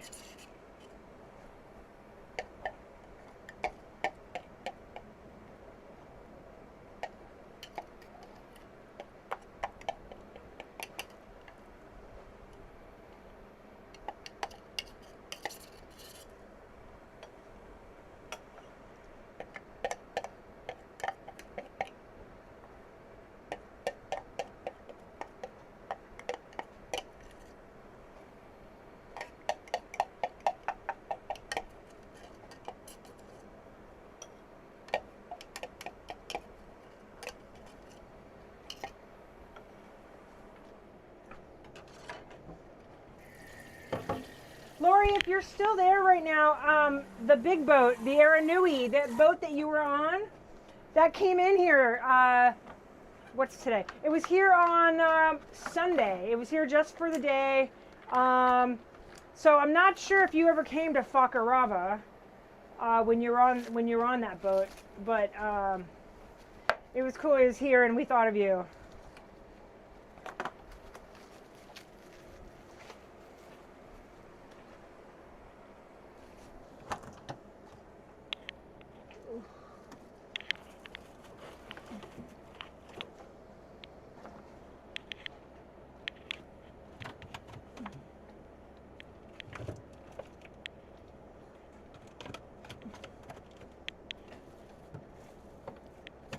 Oh, I forgot I made a tomato salad.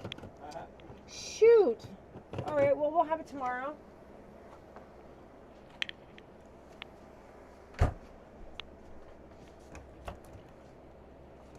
Well, that is if we're gonna have dinner with cut and run, but if not, then we'll have tomato salad tonight.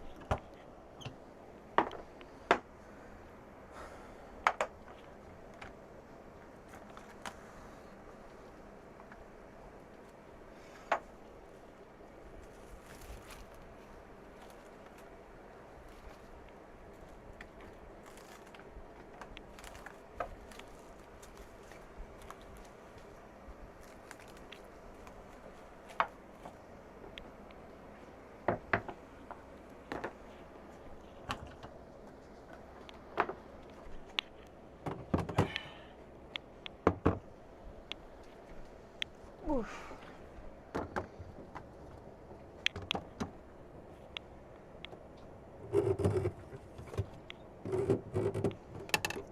Cornichon. We have Cornichon, Steve. Yeah. Alright. Thingy tour.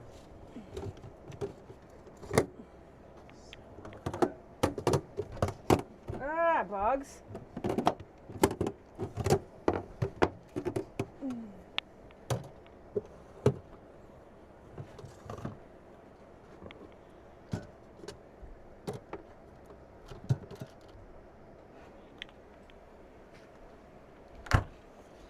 Oof.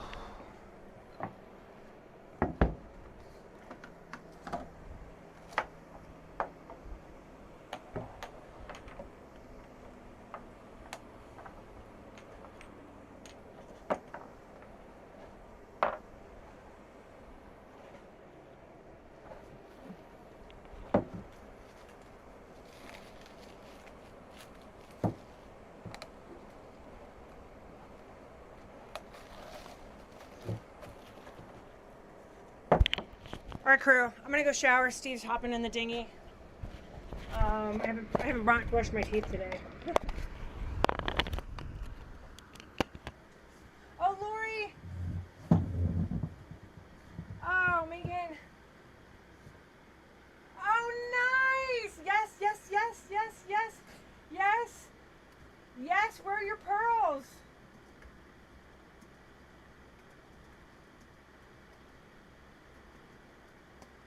I do. I think like these should. I mean, like pearls are so classy. You know. I just think that they're such a. For me, pearls, especially with my family, my mom and my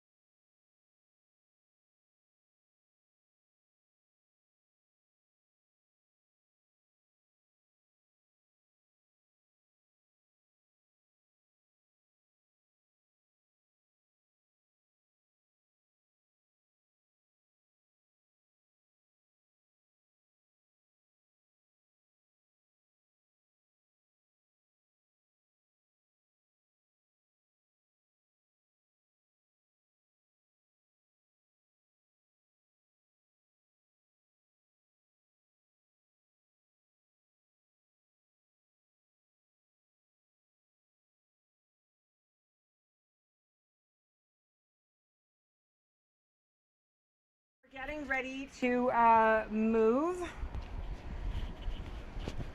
to another anchorage because if you can see in our back cam, here you go, Steve. Oh. Can see in our back cam, what's going on here, Steve? Where? Oh, I don't know. Grumble, grumble, grumble. I couldn't tell you. All right. It's driving me crazy. I know, I'm sure. I won't say anything more. So if you guys can see in our back cam that we are like a little bit too close for comfort to Kairos. Yeah. It's the shoreline that. Yeah, and the shoreline. That's like the Steve problem said. because around 5 o'clock the wind's going to start shifting west, and that's going to push us over there. Yeah, so we need to get on it right now, and move. So that's what we're going to do. And unfortunately, because this mooring anchoring field is a little bit crowded now, we need to move to the other side, which sucks. But it is what it is, and you can't do anything about it.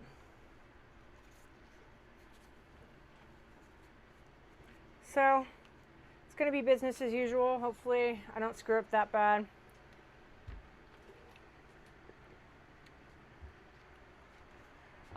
Or at all, really.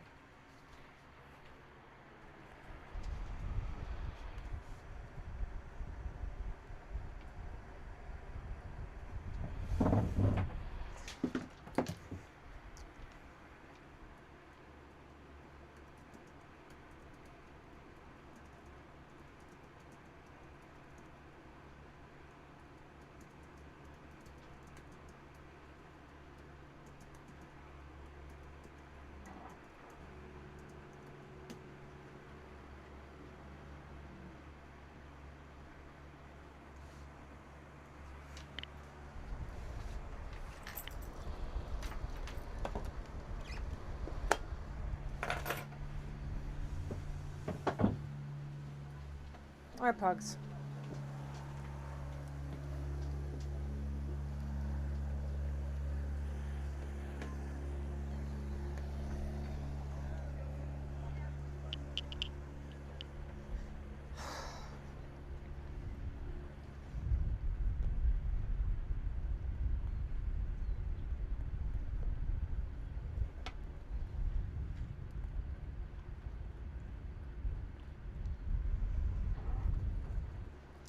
I found that little piece of line that you were looking for. Yeah.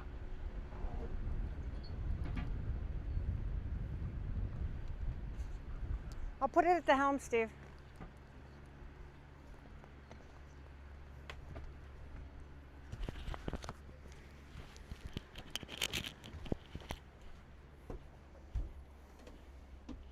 It was that one.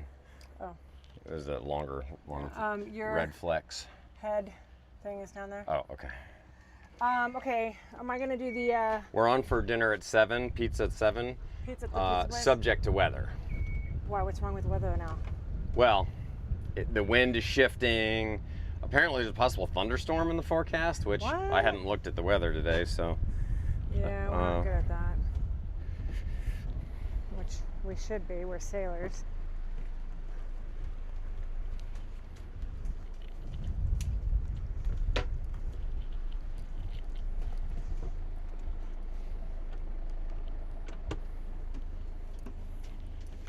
Check, check. Check, check, check, check. Check.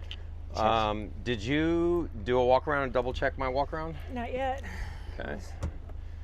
Hold on.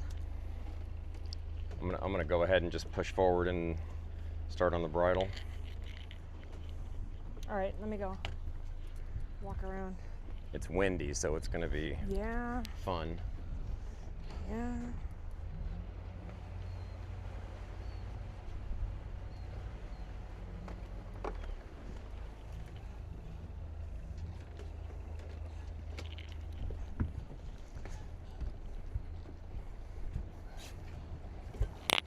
Oh, yes. What? My diaper bags. Oh! Wow, I missed Wow. that. Wow.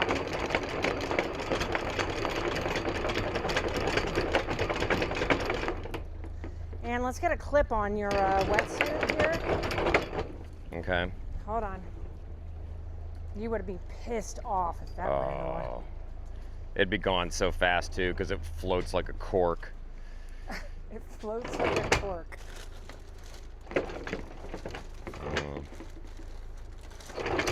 All right, first make Meg saves the day. Yeah. Already off to a good start.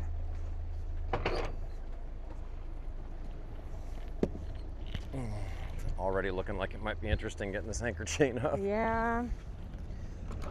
Damn it. All right, so the dinghy, you know, is just gonna slop around, right? Yeah, that's fine. All right. Okay, so I mean, other than that, Oh boy. oh boy, really? Yeah.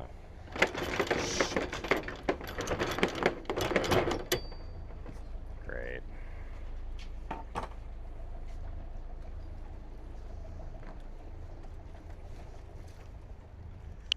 Do you want me to helms or what? Yeah. It's stuck on. I think what I'm going to try to do is rotate around that way. All right, so you just tell me what you want me to do.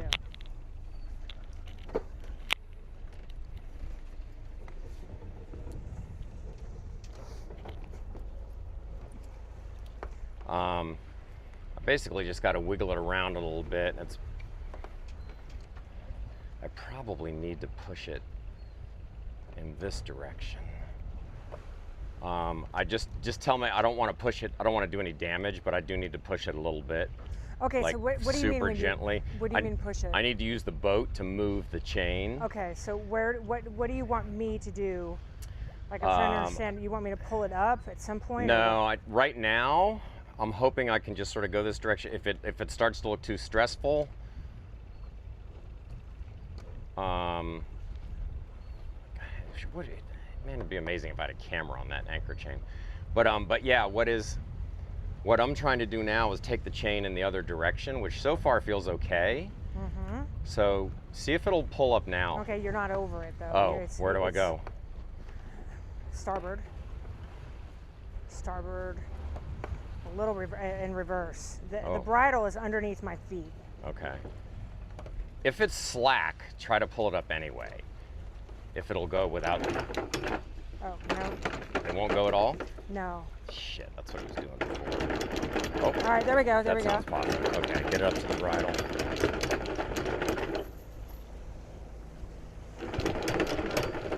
Oh. Did it? It won't come up to the bridle? No, it's stuck. Let me. Shit. This is gonna be. All right. Port, I assume, right? yes.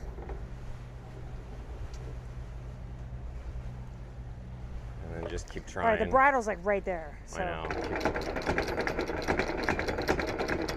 All right, here it is. Okay. All right, that's a good sign. That means it probably came off that bommy. Okay, great. Okay. Because it was just laying over top of it. I didn't really expect a lot of trouble.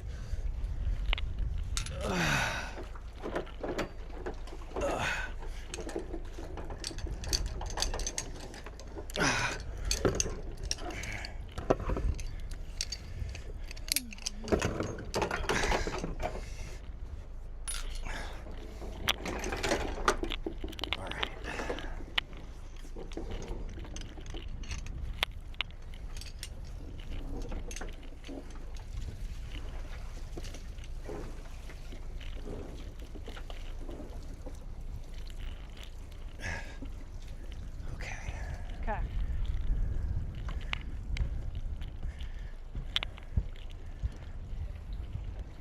Okay, straightforward? Yep. Oh, I like the point.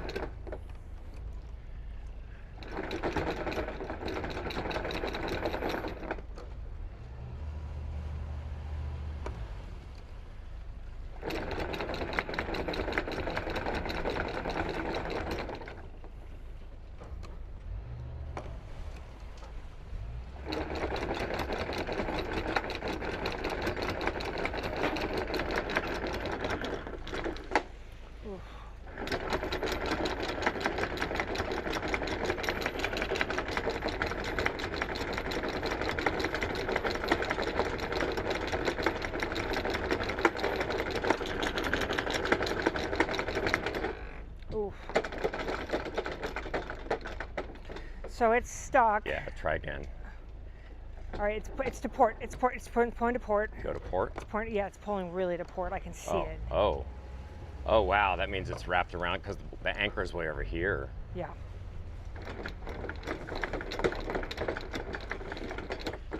Oh. It's not wanting. I don't. All right, we're just going to keep moving around and trying different positions. Whenever it looks good, try. Now it's forward. Now it's forward. Oh, it's Wait, pulling. Go forward? Yes. It's forward of me? Yes, and it's pulling. It's pulling. It's pulling. Like it's pulling on the anchor chain.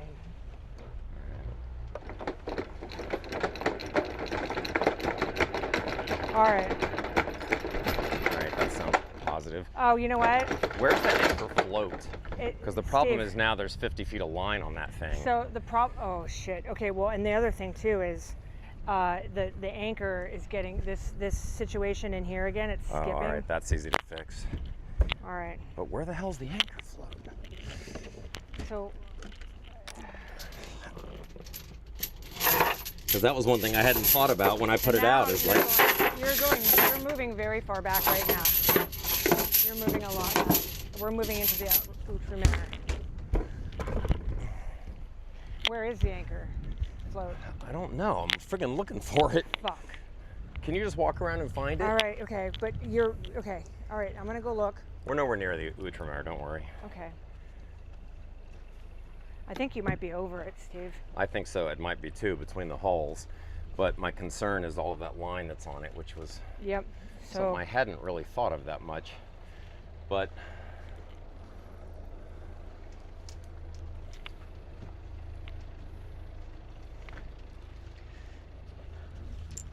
I don't see it, Steve. what the fuck? I mean, I guess I could lean over the. Let me lean over the.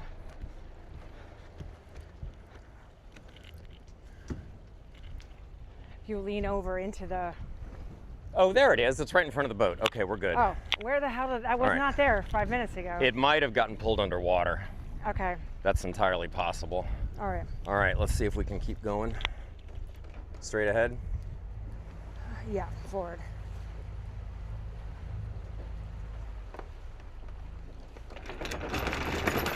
Oof. It's doing the skipping again, Steve. What is it? It won't like.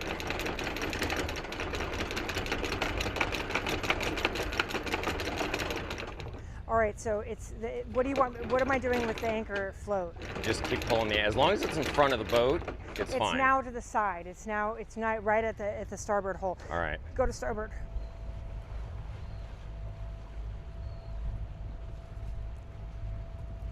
At least for the show, and we got it under control so far. I don't want to jinx it. I don't want to jinx it. Keep on going. Keep on going.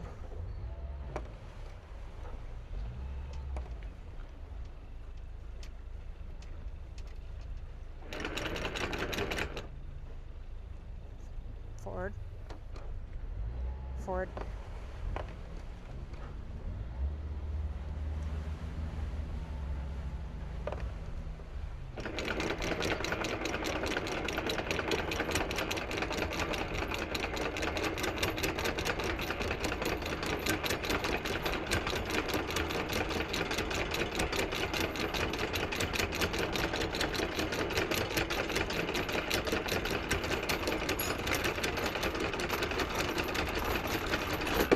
Oh shit. What? What? It's the chain is it's doing that thing. Okay, I gotcha. I'm a little bit afraid. I guess I gotta keep an eye on that. Do you think the anchor's down now, or what? No. The anchor's still in the water, but I'm just saying is like it keeps on getting tangled. Oh, I see the anchor. I see the anchor. Okay. That means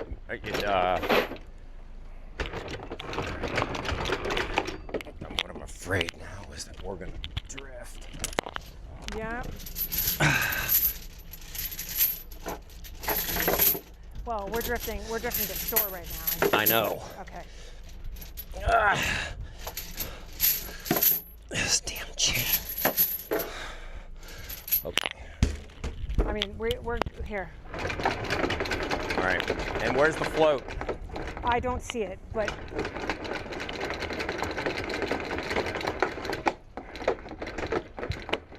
the anchor is up.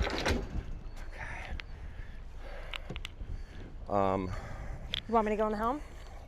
Yes, but don't do anything right now. Okay, because we're are you sure? Yes, not yet. I need to get a hold of this. I need to get this float in.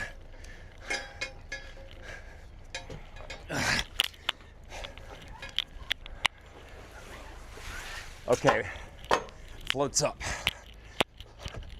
Okay, let me take the helm.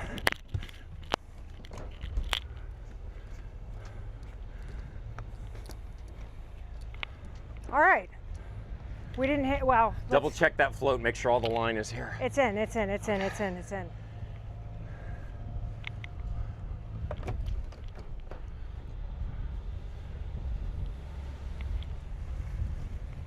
Do you want me to go back there or you want me to stay here?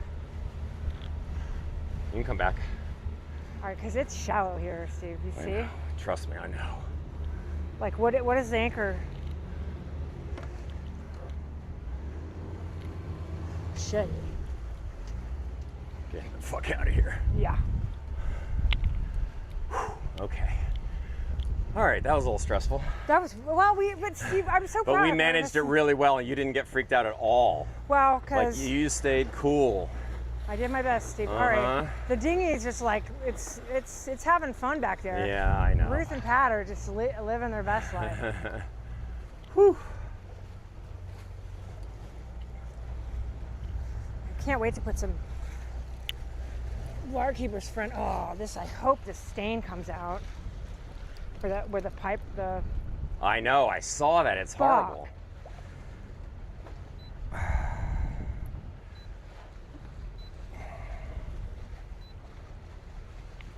All right, Captain. Woo!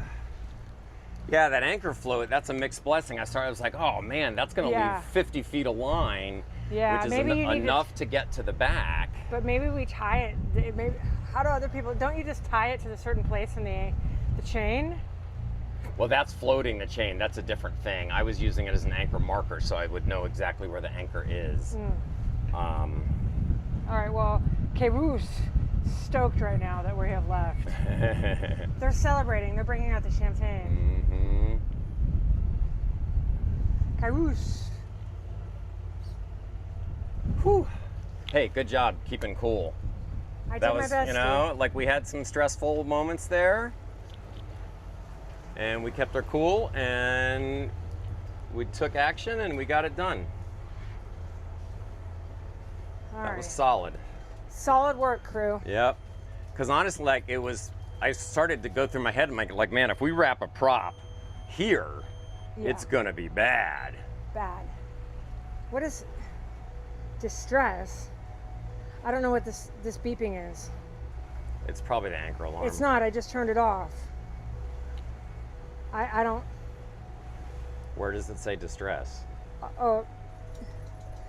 I think, you know what, let's just, it's not, I don't think it's anything massive, so we'll just circle back. Let's circle back. Yeah,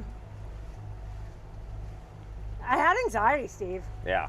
I really had anxiety. So did I. I could tell. I could tell. And I guess maybe you were taking all the stress away from me, because you were dealing with it too. All right, good job, Steve. That was All right, awesome. Wildcat Willie. It's our buddy. The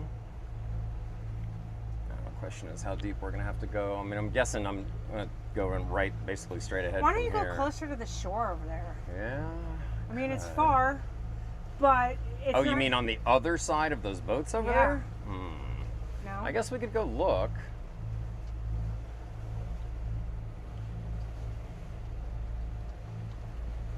Good old Wildcat Willie. I remember back in the day, Mr. Wildcat. We were wild and free. Yeah, this is deep here. Yeah. The crazy thing is if we would never have moved from here, we wouldn't have had to move. Yeah. Now there's Now, one, I know. 2, 3, 4, 5, 6, 7, 8, 8 new boats. We would have had to move anyway, though, because I did not like the spot. We were too close to that mooring of that old dive boat. Yeah, well, we would have Like, hit look, we were way over there. it. Yeah. Wildcat Willie. I'm back in my You want to take the helm for a second? I need to go get that. Where you want me to go? Just keep going straight here. I'll just be... Outre-mer.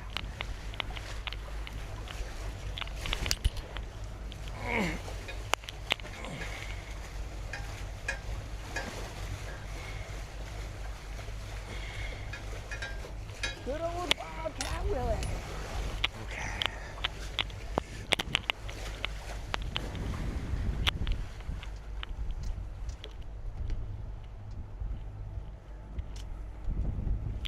So I think it's interesting that the word says YOLO on the side, but everyone knows what YOLO means, and then they spelled it out below that says, like, everyone knows what YOLO means. Yeah. But then they had to make sure, maybe they're European. I mean, they got to be European. You only live once. Yeah. What about right here in this middle patch? I mean, yeah, it's freaking deep. Ooh. We're back over. Because it's still the wind, it's going to put us that way, so I need plenty of depth, or I need plenty of space between me and the shore there. But, I mean, there, maybe? Okay, so we're leaving on Thursday. Mm-hmm. So if it's going to be like this whole time, even until we leave, then we're going to be facing this direction. So what's it going to matter? Huh? If the wind direction, okay, just hear me out. I could be totally crazy. Okay. But if the wind direction is going to be like this for the next couple days, what's it going to be matter if we're not going to swing back that, because we'll be gone by that time. Yeah, I get what you. I don't want to bet the farm on that. Right. You know, I want to make sure we've got enough room to swing in a full circle. Because we didn't actually swing in the direction we were concerned about until we heard about this weather system. Correct. But it's coming. Like at 5 o'clock, it's going to shift, and all those boats are going to be stern to the shore. So I mean, see, like that was where I was the other night. That's where the boat that is. I mean, like, what about over there? I think it gets too close to the shore. I don't know. I mean, I'm half playing around with it, but and that if I go up and basically drop right behind him, maybe. No, because then you're back in the same pot. Like this boat right here is where you were originally, but in a different. Like you were facing the opposite direction. Yeah. So now we're. God, look at this pirate boat. This guy, he better only have one eye. I'm not kidding. Like, look at this guy, dude. Look at this old boat. If he doesn't only have one eye, I'm going to be disappointed. And a cat.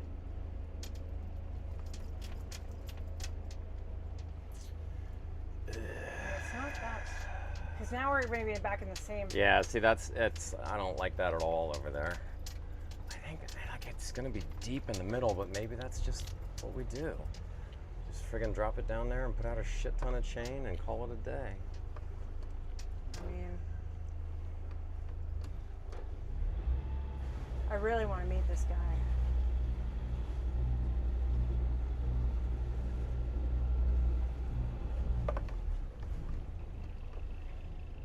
YOLO. Oh, bless their hearts. Thanks for spelling it out. Bless their hearts. I mean, they have a sense of humor. They named their $2 million boat YOLO. Mm-hmm. I suppose it gets more shallow over there. It looks like it gets deeper, but those guys are... I mean, that big 60 it's is 47 out there. right here, so it's like if this stays around 50, I can live with that. All right, for anybody on the live stream that's watching, I'm going to aim the camera at Mr. I better have one eye guy. Like, look at this guy. He better only have one eye, and he has to be living with this cat. It's fantastic. 54. Wildcat Willie. That's fucking weird. Like, the chart shows I mean, it must be high tide right now. So how are we?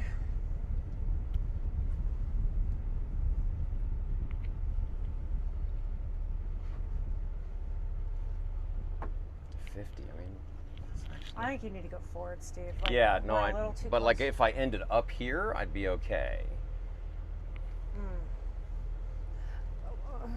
Okay.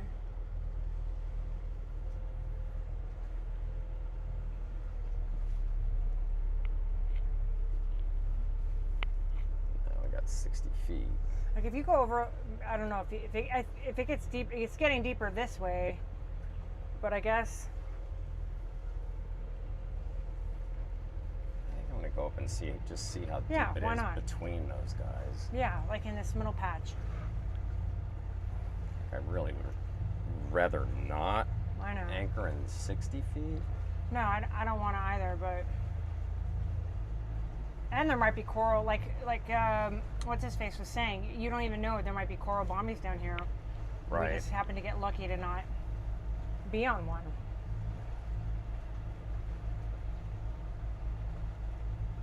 I mean, this feels good right here, but it's 60 feet of water.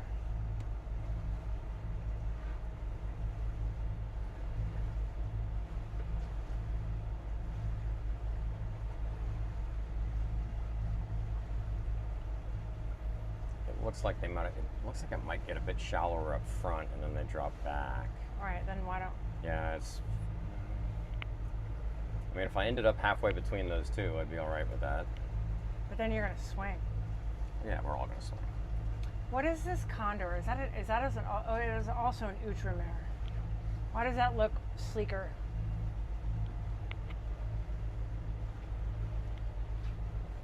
Great circle. Yeah, we've seen all these same boats. We keep on seeing them everywhere.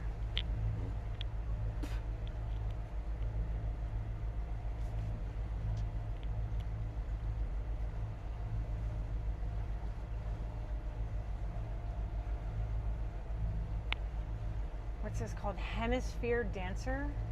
That was the name of Jimmy Buffett's boat. Or Oh. plane, I think. Oh, okay. I was Yeah, gonna be like, it's definitely a Buffett reference. Yeah, actually, it's getting more shallow. I see why they're here. All right.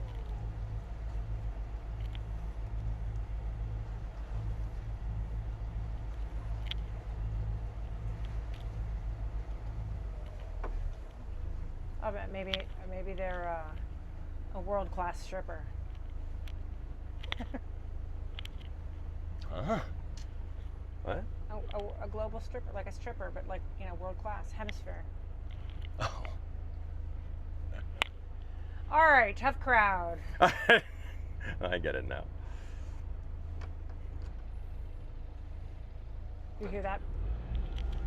So is this where we're going? I don't know. I think so. All right, you want me It's to go out 50. there? I bet you it gets more shallow. There, look, that lagoon is that far up. I bet you it gets even more shallow. Then we don't have to worry about anything. But then I'll have him behind me, and I guess I could go all the way up. Like Why not? Like, I would much rather go further. I bet you it's more shallow. There's a big ass bommy there. I bet you it's more shallow up here, and then you don't have to worry. And I don't know if you could like go this direction, and then we have all the space in the world. You know, it's windier over here. Yeah. It's crazy windy. But like, I feel like if you're going this direction, now you're gonna end up in YOLO or whatever that guy is. I think you should. That's just my. Yeah. Over there, you think? Well, because then you're gonna back up and you're gonna be in the outremer space here. Like, That's what I was saying. but that's why I was.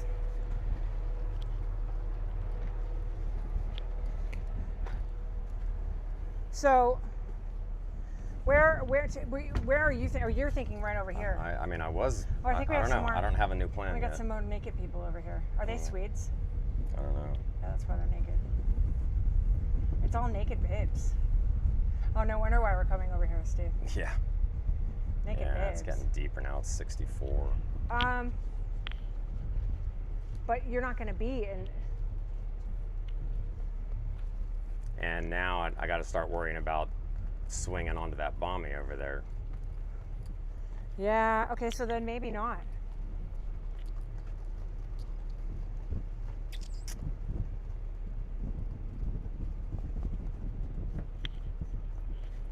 shows it shallower over here. Let's see if it actually is.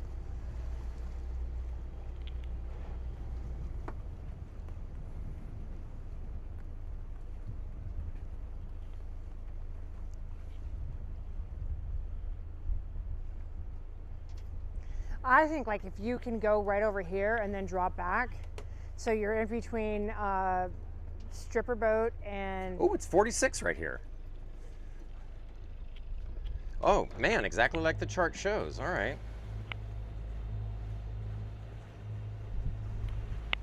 Well, now it just went to 50, but it shows a 35 up there.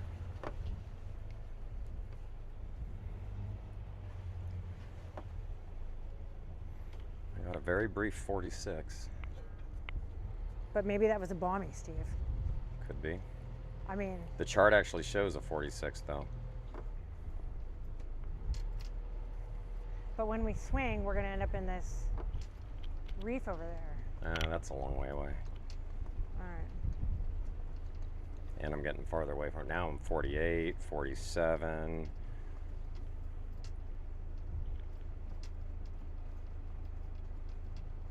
$35. Okay. Nice, All right. nice. I'm liking All right. this. All right. 40, 41, 43. According to the chart, there's a 35 right ahead of me.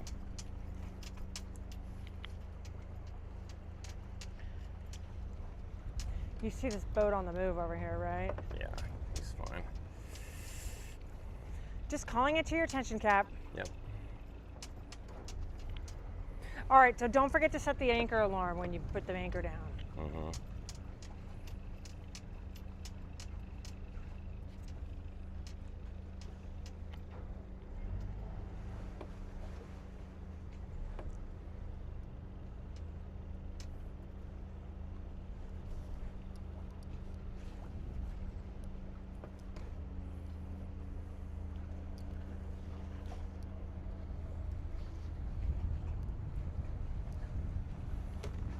Well, if we swing around, our viewers are going to have a nice boat of naked babes from Sweden. We're here for you, crew. Swedish naked babes. Oh, 34. Here we go. Boom.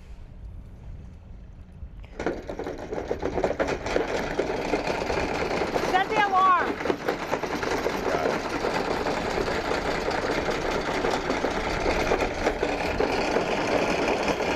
Yeah, that must have been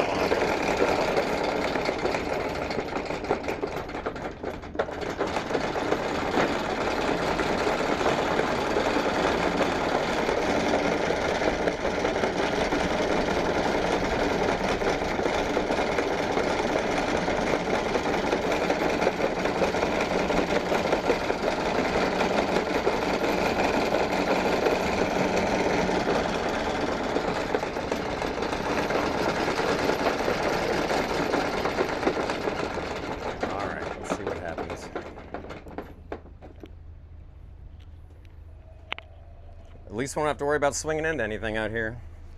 Yeah, that I enjoy not having that stress. I'm gonna put the anchor. Yeah, this is the I think it's the anchor alarm that you were hearing. That was. Well, I hit the anchor. Are we good? Is it off? I turned it off, so that's why it didn't make sense to me. There, I had two of them on.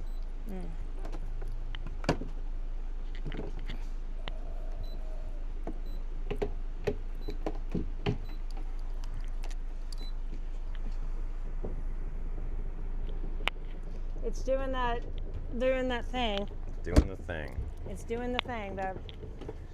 The rattle, rattle, rattle. Rattle, rattle, rattle.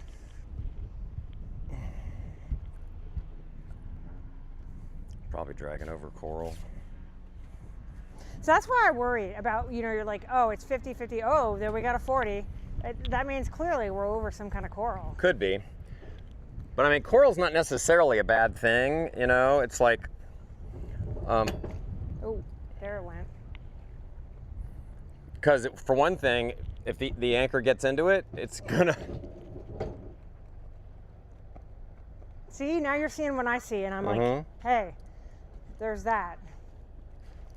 I'm gonna go while we're sitting here. I'm gonna go get the barkeeper's. I think we friend. got a good bite though.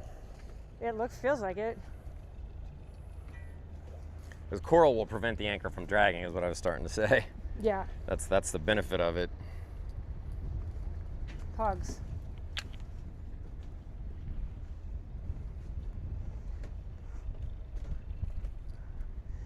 We just don't want it to get too wrapped, you know, because then we gotta go in. Totally. Man, this stain right here. Oof. I know, that's awful.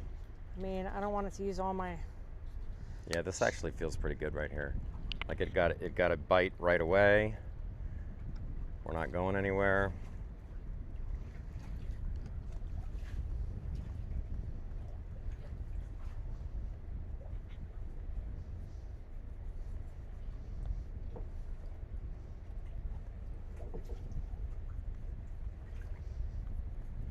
God, I owe Sylvia like $1 million trillion for telling me about this shit. All right, this feels good. I'm gonna let more chain out. It's pretty set in there, Steve. Yeah, I know. It feels good. No, this stain. Oh, I thought it. I mean, I was looking at it and I was like, "Ooh, that's not gonna come out easily." Why don't we put something over it when you're running that? Yeah, that's a possibility.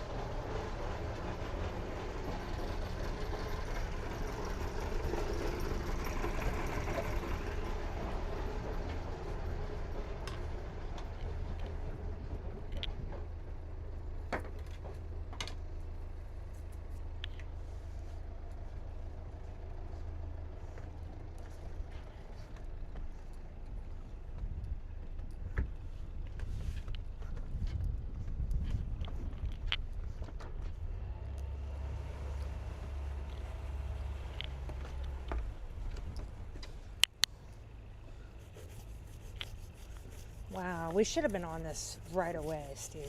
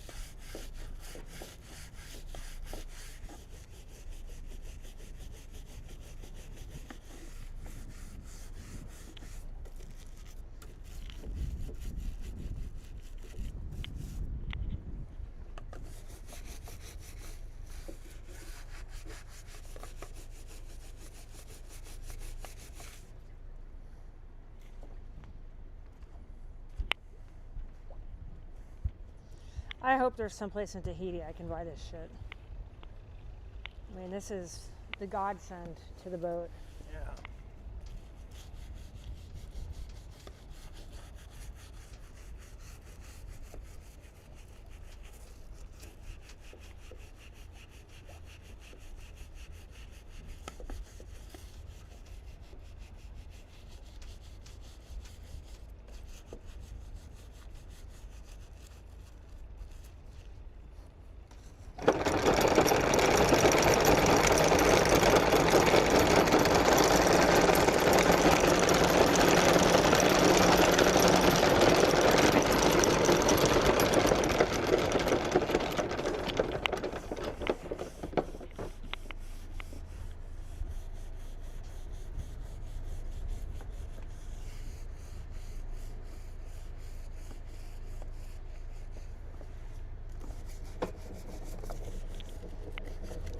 shaking.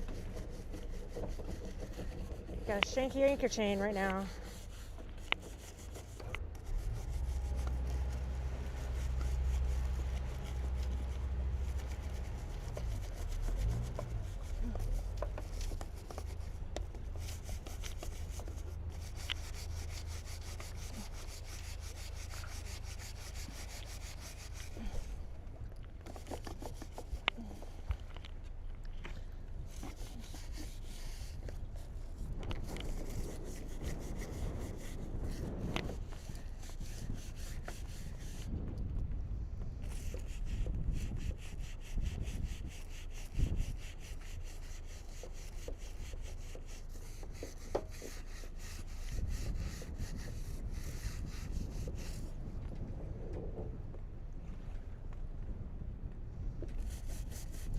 So I've decided, I think when it shakes like that, it's wrapping around coral. Or dragging over the top of it or something like that. Because it did it again, which that doesn't mean the anchor is settled. The anchor is already settled by that point. It's got to be, it's wrapping around coral or going over coral. Agreed.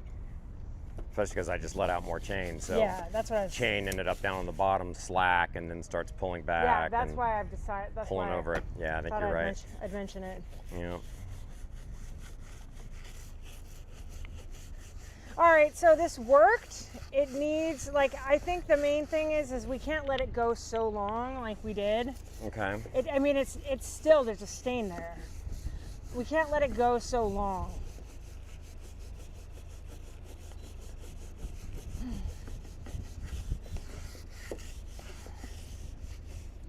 I want to, like, pour something on it, and I want to see how much I got. But, man. Oh yeah, no, it's a, man, that sucks.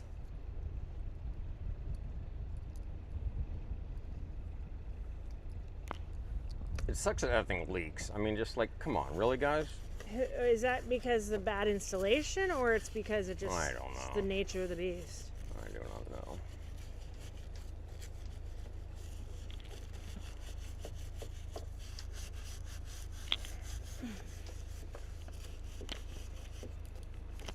So when you said there was going to be a thunderstorm or possible thunderstorm, does that mean it's going to rain possibly, or? If there, I mean, I would think so if there is one.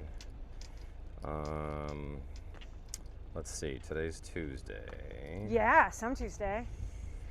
Yeah, there's a thunderstorm warning, so I guess that's what Chris must have seen. But it only goes up until 4 o'clock.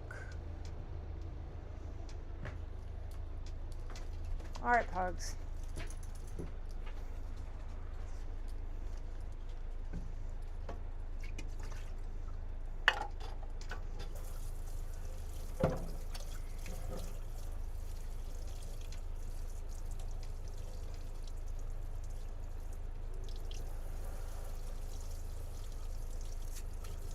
$4 o'clock today? Mm-hmm. In the afternoon. So, like a couple more hours. Mm-hmm. Right, pugs? Okay, you can go. You can go, monkeys. It's time.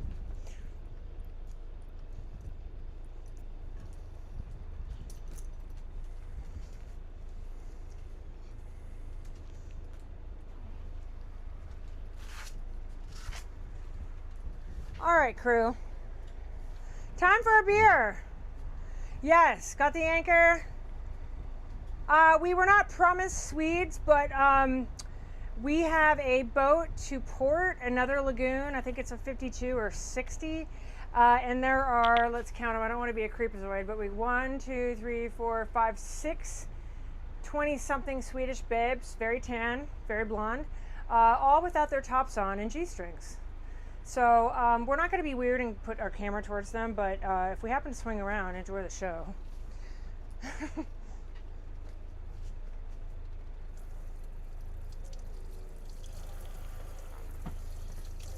It's all in the day, all in a day's life of the liveaboard. Their flag, I just looked it up, is Norway. Norway, it's Sweden. No?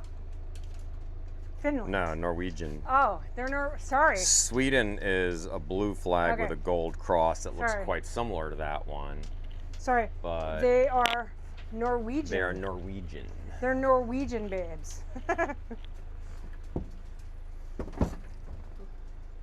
So this is a little gift with purchase for our crew. And some people.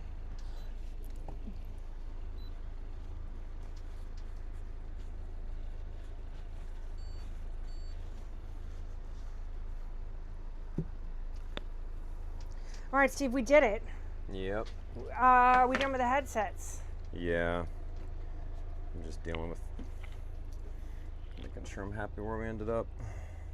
I think this is great. Yeah. No, I'm checking depth all the way around, and at least it's, you know. I think this calls for you to have to dive in and check it. Right, Pugs?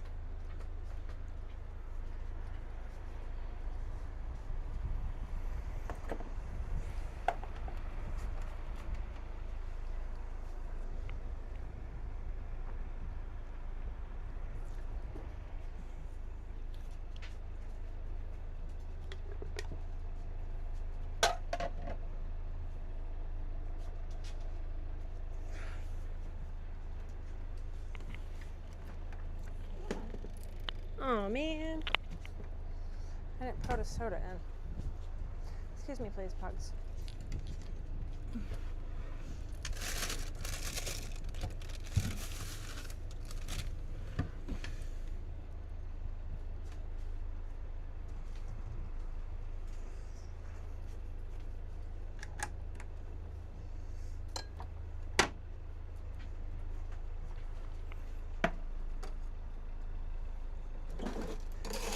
One of us doing splits on the trampoline. I swear it's like ridiculous. Oh, I'm sorry that I'm not going to, sorry you guys can't see that. Like upside down splits, like the bicycle in the air.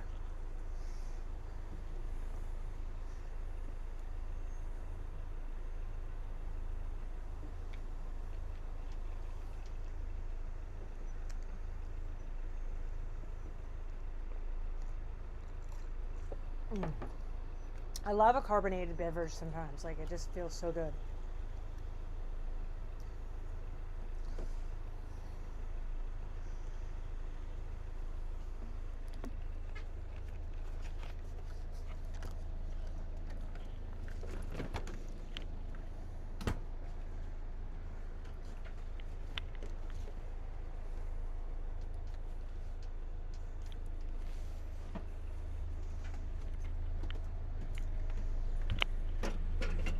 Oh, sorry, Caps. You're good.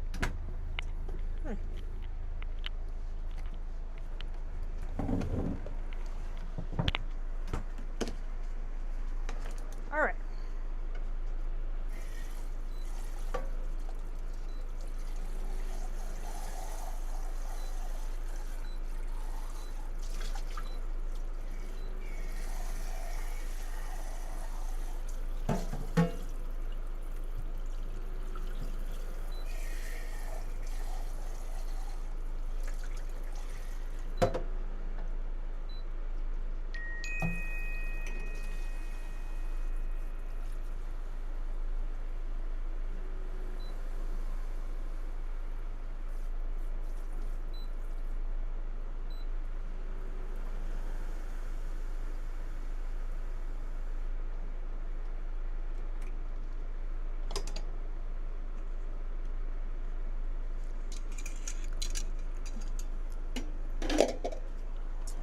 All right. I think we're pretty solid here.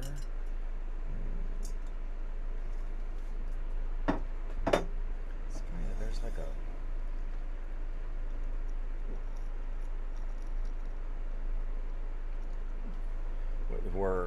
We're not we're officially outside of the designated anchorage area. Are we really? Yeah. We're not going to get in trouble. No, I don't think so either.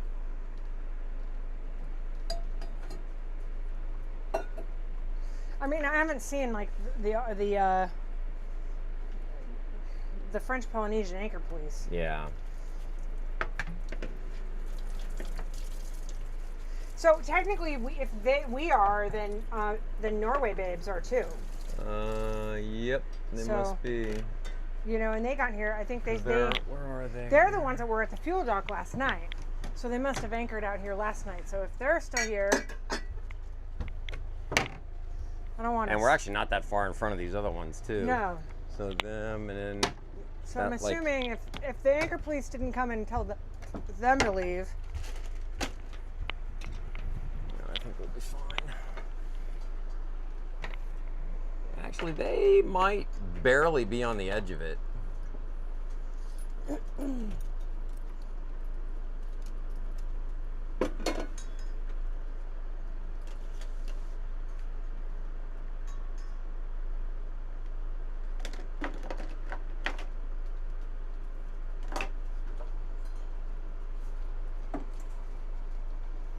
All right, I guess I'm gonna bridle it here, and we'll call it a day.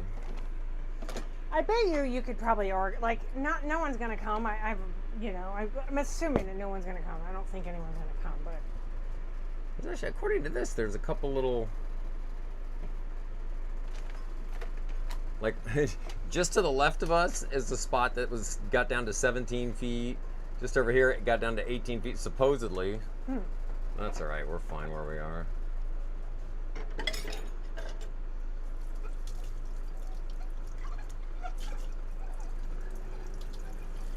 All right, I'm just gonna bridle that and we'll call it a day.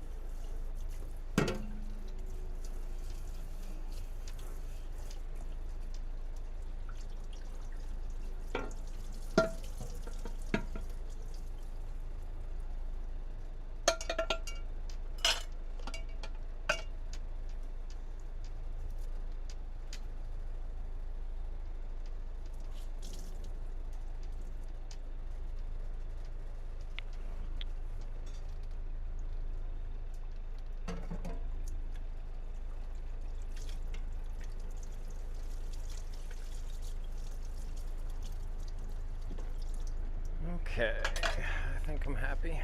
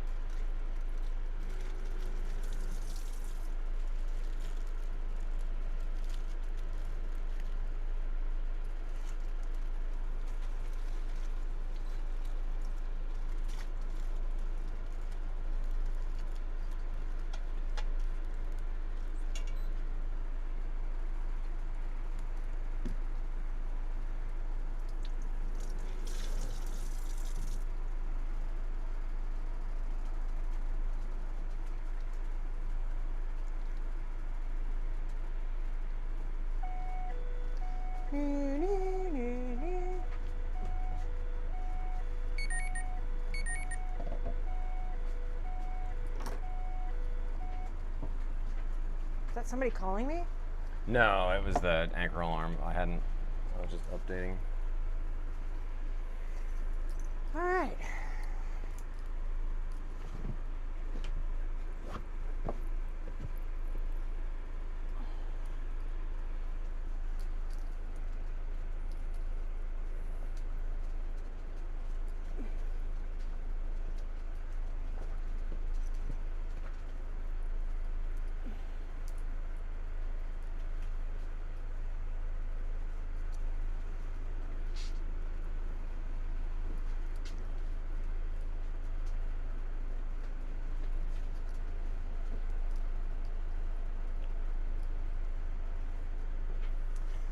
All right. I think that'll work. As long as the anchor police don't show up.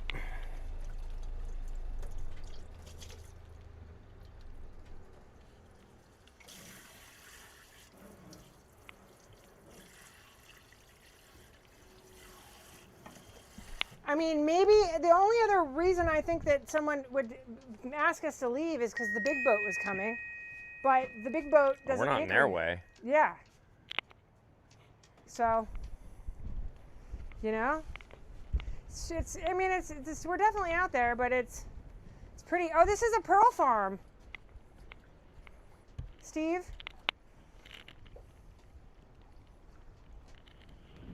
That's cool. All right.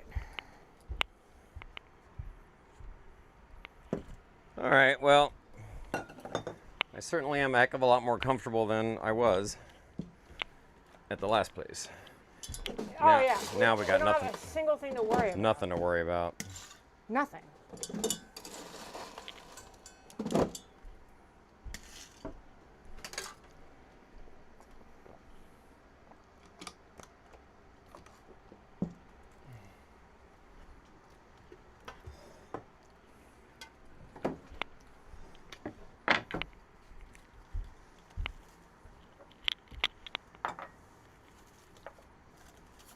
All right, so I'm going to finish making my provisioning. I still have rice to make. Like, make rice, freeze it. I'm making this orange chicken.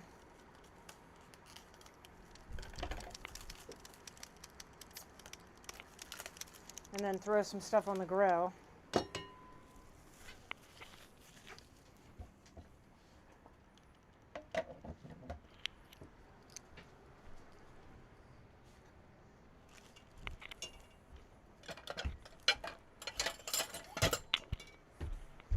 I moved those so they wouldn't fall over. With what? Those pliers that were just sitting there. Oh, yeah, okay. And I just had to, I took them down with me to work on the anchor, so they were in salt water. So, would you hand me a paper towel, please? I would love to, Steve. Thank you. You're welcome. 2 squares or 1? 2. Yeah,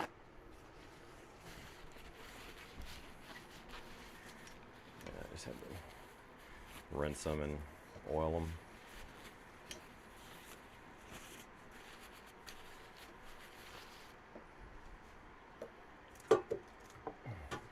So what's a good thing I did too. When I was getting ready to dive in, I was like, you know, you never know. I might just need a pair of pliers, and sure enough, I did.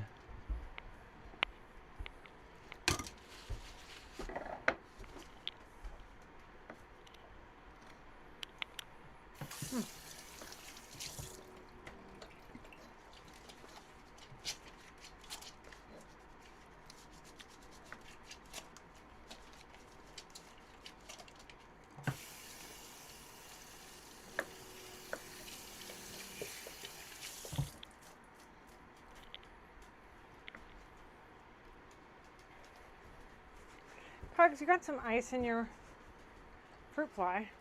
Go away. You guys want some ice in there? I sure could do that for you. You know what's funny? What? As I predicted earlier, I think that with the wind shift, it's actually a little more calm over here than it was there. It's a lot more calm Yeah. over here than it was when we left. Much more calm. Which I'm down for that. Yep.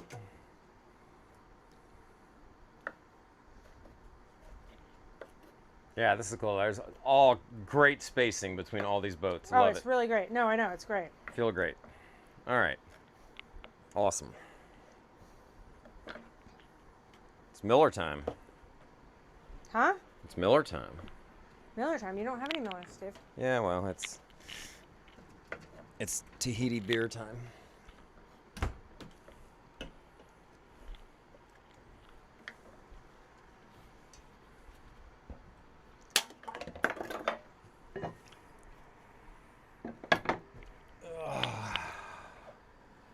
All right.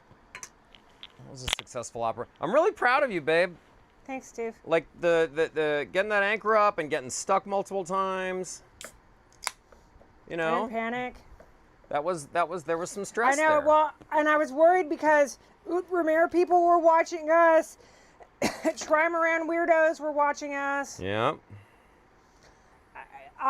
Cut and Run was watching us. I'm just like, man, I don't want to be the show right now. I'm not going to make it a show. Yeah. Let's just keep calm.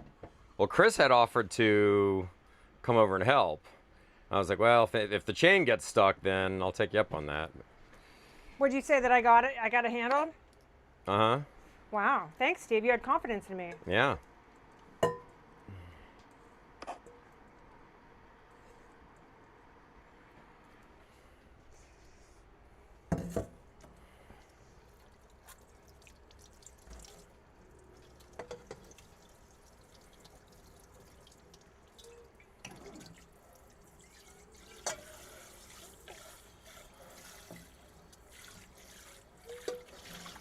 Wow. Thanks, Steve. You really had confidence in me. Yeah. I'm shocked. You had someone that wanted to help you, and you said no. My girl's got it. Yeah. Totes, babe. Yay! Yay us, everybody.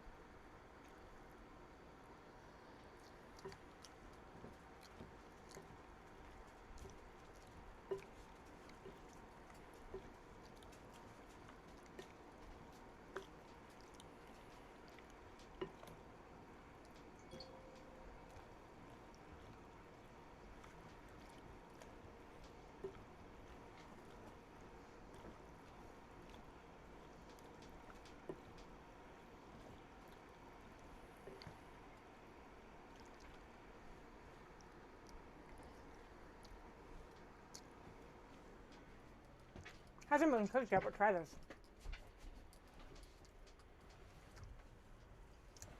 Yum. Orange chicken. Yeah. It's more like, it's not spicy, but it's got a kick to it. It's kicky orange chicken.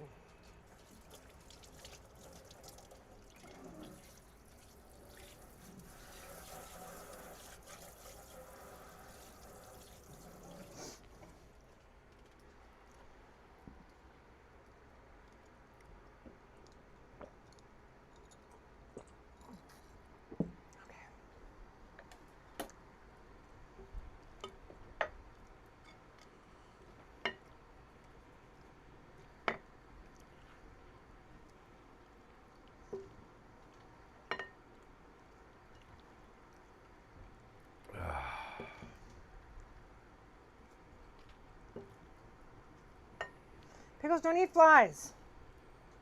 Yeah.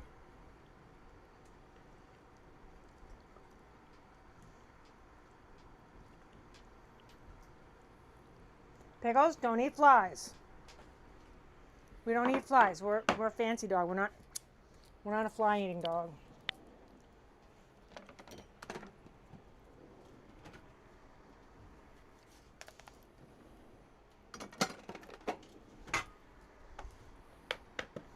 Hey, don't eat flies. Oh my gosh, Pickles, you're so ghetto. Don't eat flies.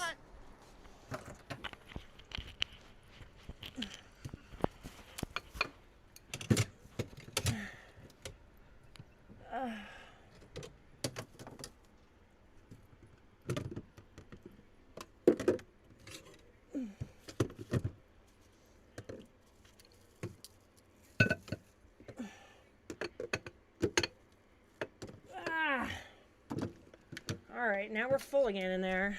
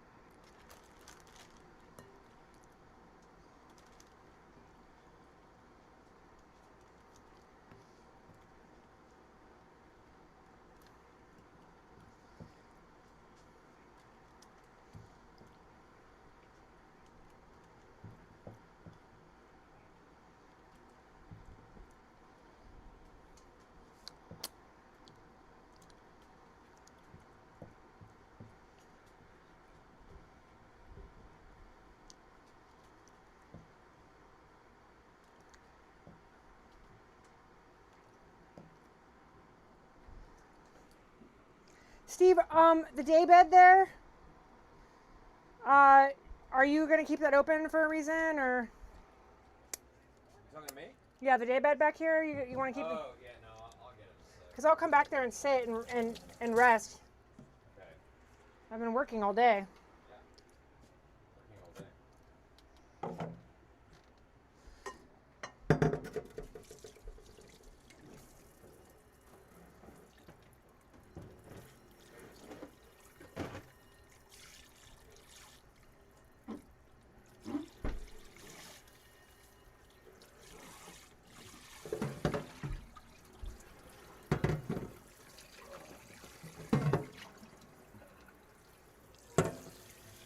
Look at me, I'm like proud of myself. I jumped. Well, I did a good thing one time. Let's not get ahead of ourselves.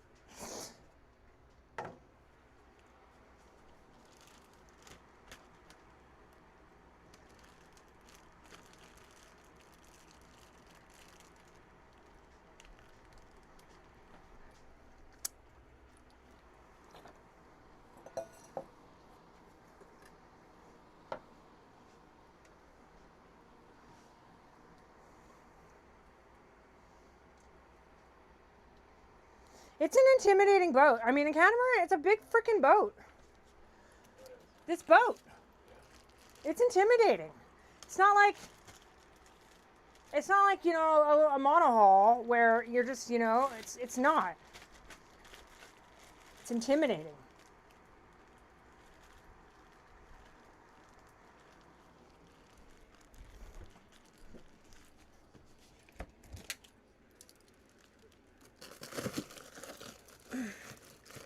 All right, we have so much food made. I'm gonna take a break because I'm gonna turn up the Barbie, but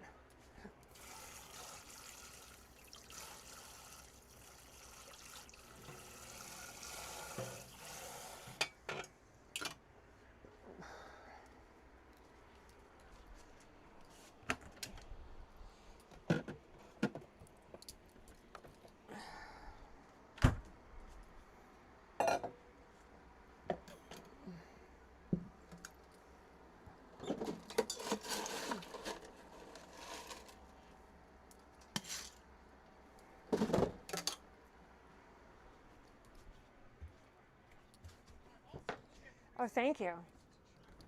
The other 45 is here still, Steve. We gotta say hi. Oh yeah.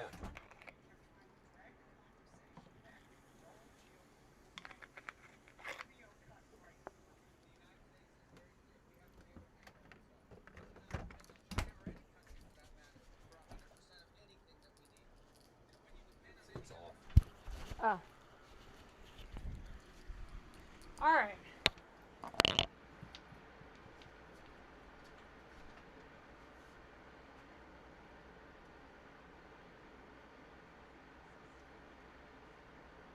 Oh, that tastes so good.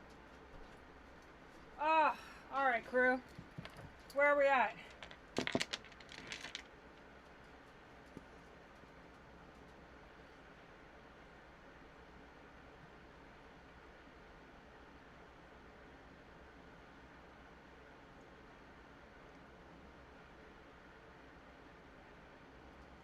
Yeah, sales said you don't want to anchor on a peak. There's usually something there, and then when you drag off the peak, all of a sudden you've gone from 17 to 40. 100% agreed. Um, uh,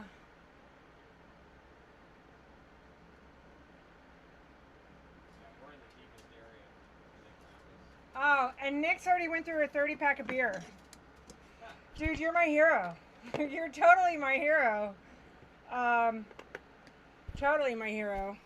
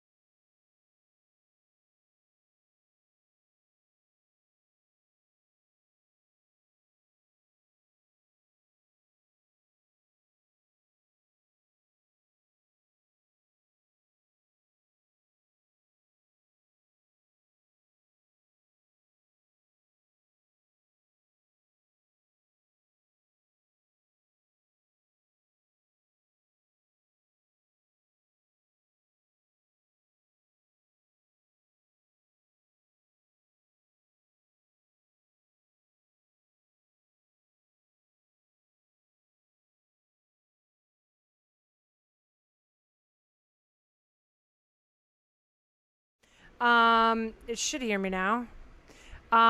This is my new necklace, the pearls. The shells I've had before.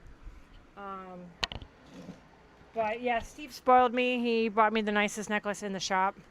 And I feel very, very lucky. Very, very, very, very, very lucky girl. I'm going to go and rest my back since I've been standing in the kitchen all day. Provisioning for the next 2 weeks so that I don't need to cook when we're underway.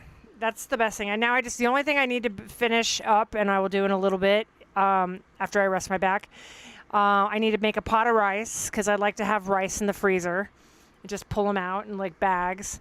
And then I'm going to, I have some chicken breasts and chicken breast, and then some boat burgers for Steve, because that's the other thing is he eats a lot of burgers, and it's like the easiest thing in the world for me. I'll make like 8 of them at a time, and then cheeseburgers, and have them in the fridge, and then put it together, a 5-minute meal. It's great. So those are the only 3 things I need to do, and we will have provisioned now for about a week and a half, 2 if we're lucky. And so, yeah, I need to go rest my back. So I'm gonna go lay down back there for a little bit, but I'll check in.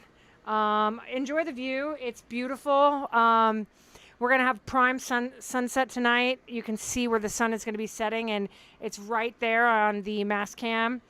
You'll see Steve and I are just gonna be back there. Steve's back there chilling already. I will turn the helm cam out, and you guys can get a good view, and then I will circle back in a little bit.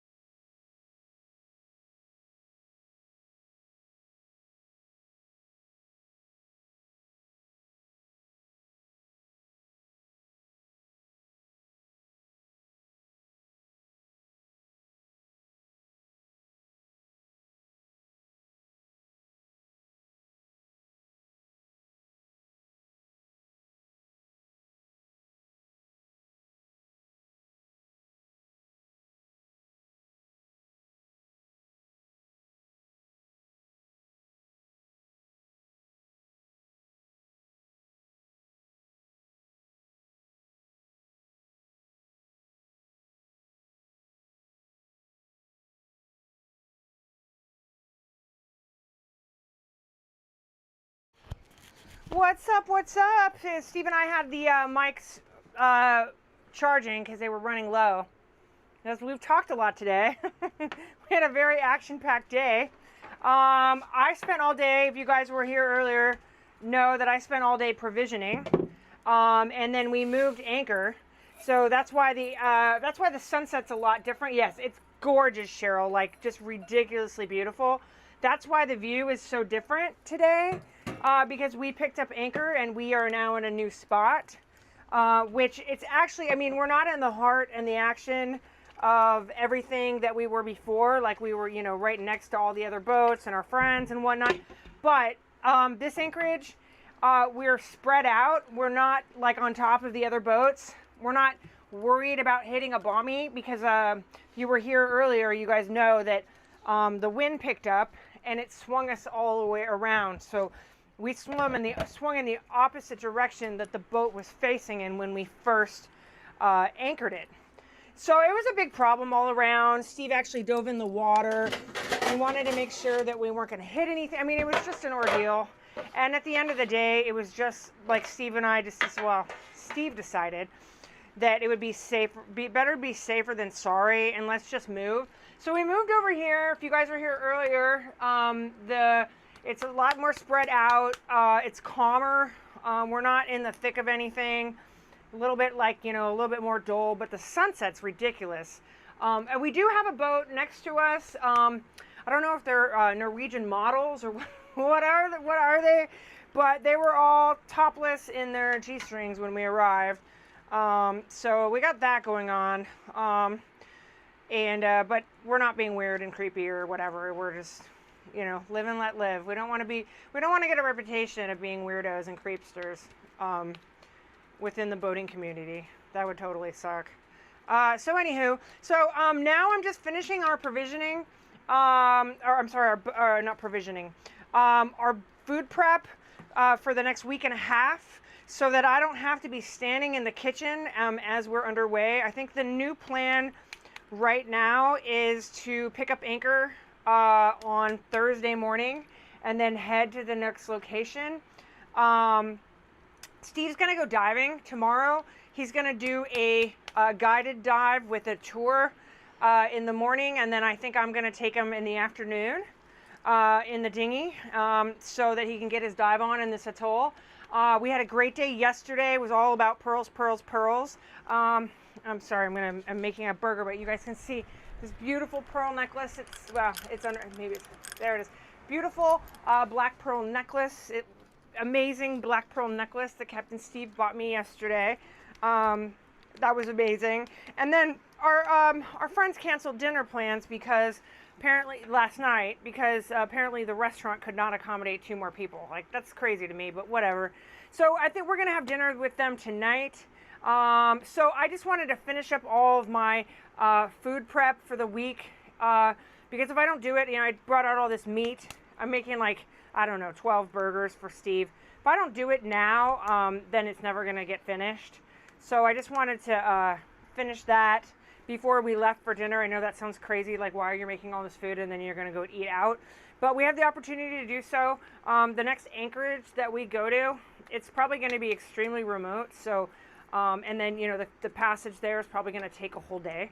So mark it on your calendars. We're gonna be doing a crossing passage. I'm more of a passage on Thursday. We don't know what time. Oh shoot, my rice is cooking.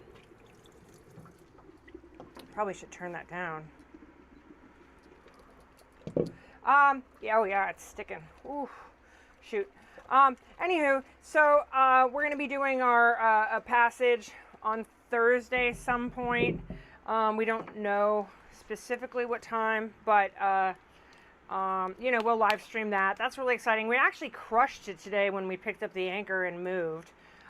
It was really hair raising, and I stayed calm, and I didn't have an anxiety attack this time. Yay me! Which we're really proud of me that I did good this time, because I tend to get very anxious, and I get anxiety, and then I can't kind of control my emotions when we are in like hair-raising situations. Understandably, like you know, sailing is hard, let alone having to be like, you know, 10 feet away from another boat and you can't control yourself, like you can't control the boat. It's just, there's a lot going on when you're sailing. So, yeah, so I crushed it today. I was really proud of myself. Steve was proud of me. So that was good news. So yeah, that's what's going on. Our dinner plans are at 7. So right now it's what, I think 5. I'll look at the clock right now with the meat in my hands, but you know, just sorry, it made 9 burgers. All of the meats made 9 burgers. And then I'm gonna also grill up some chicken for myself. Oh yeah, I smell it now, Steve. Grill up some chicken for myself.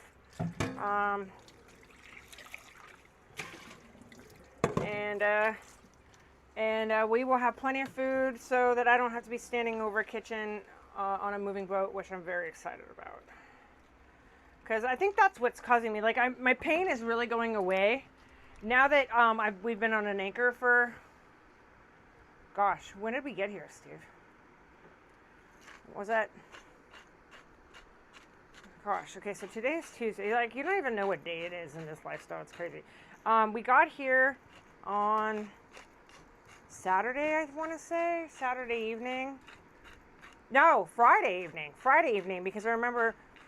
No, we got here on Thursday evening. Wow, we've been here for a while, Steve. Yep. We got here on Thursday evening. Yeah, that was the other thing, is Steve and I have been really excited to not be moving all the time. You know, we've met a lot of cruisers who were like, yeah, we're not in a rush. We've been here for 3 weeks or whatever. And not that we're in a rush, but we only have a certain amount. We only have 90 days to stay in French Polynesia. I know that sounds like a long time, but it's really not, because there's so much to see and so much to do. And now, because we're doing this rally where it's called it's a Pacific Puddle Jumper Rendezvous rally with a bunch of other boats. So we're going to sail with a bunch of other boats from Tahiti to Moorea on July 3rd. We're very excited about that. We get to meet a lot of other people. You guys will be able to see kind of how cool this lifestyle is, because, you know, we'll be sailing with a bunch of other boats. Like, you look out the window or you look at the camera and there's going to be like, I don't know how many boats are doing it, but like hypothetically, let's just say 10 other boats in the camera view, which is really, really, really freaking cool. You know, we've done a lot of racing on this boat, and during the start of the race, it's like you're all swirling around and you're all close to each other, and it's really like one of the coolest sights you've ever seen. So Steve and I are excited to do that. That's going to be really freaking cool. This is not a lot of chicken. Oh wow. What are you going to do? Maybe I should have kept that chicken out. So we're very excited about all these things that are upcoming. And it's going to be just like great, you know, for everybody who is part of our crew too, to see how awesome all of it is. Because it's really, we got a lot of good stuff coming up. I'm excited. You know, and we've enjoyed this anchorage. It was really cool to learn all about the pearls, and the pearl farm's really awesome. And the farm that we visited was the very first farm here in this atoll, and it was actually like one of the first farms outside of Tahiti. That's where all the pearls were originally started. But then tourism really got super big in the 80s here, and so they moved all the pearl farms. Most of them, they got moved to here in Fakarava. So most of the Tahitian black pearls ever produced are made right here, which is really cool. And there's actually, if you look out, the window, let's see, which camera is it on? The helm camera is pointed at a pearl farm right now. So if that's something that you're into, like me, it's just cool, you know, like really cool. Like I'm a fashion dork. You guys all know that. So it's been really cool for me to see it in action, be part of it, buy from the people, like the very first pearl farmers. Their daughter was the girl. She was super cute. You were young, little 20-something year old girl, like super cute. And so it was really fun to buy from the original pearl farmer in Fakarava yesterday. And their pearls were beautiful, so I was super stoked to get one. Get a necklace, actually, not just one.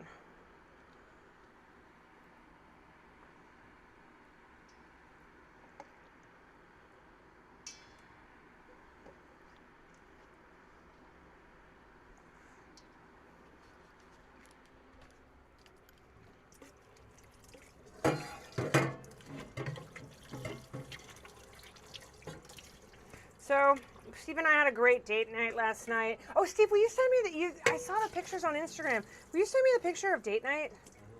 The table? Your pictures look way better than mine.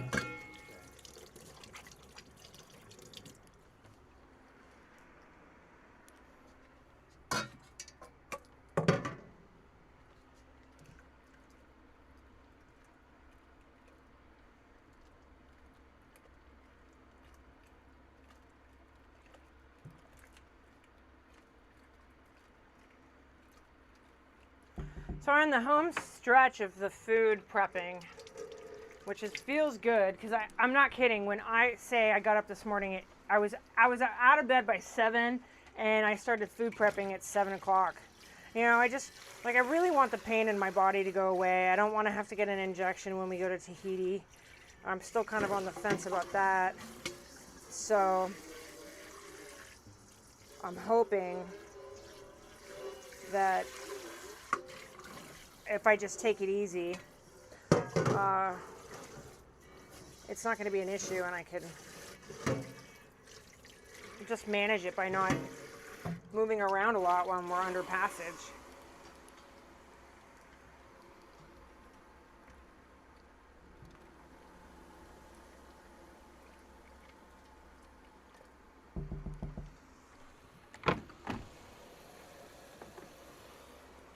Put a little curry powder on my chicken. That was really good.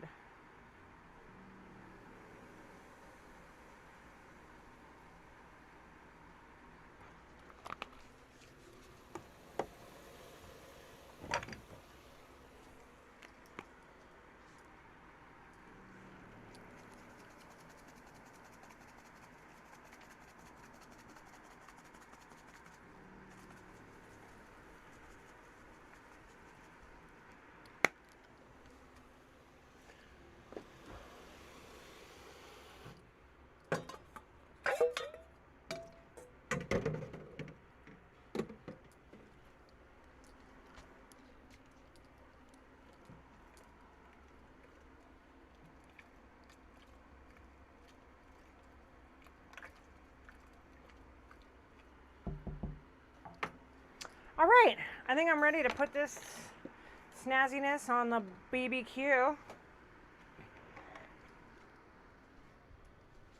time do you have, Steve? What time do you have? 5:20. Oh, perfect.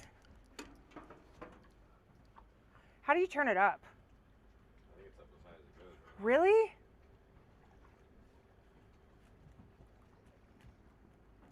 There we go. Ah, that's not gonna work, Steve. What do you mean? It's not even hot.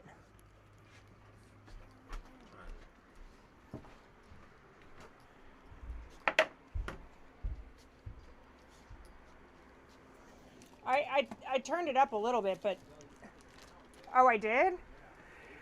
I feel like the other day when I got it really hot, I just put it needs to be started more. Like, you need to keep the starter on.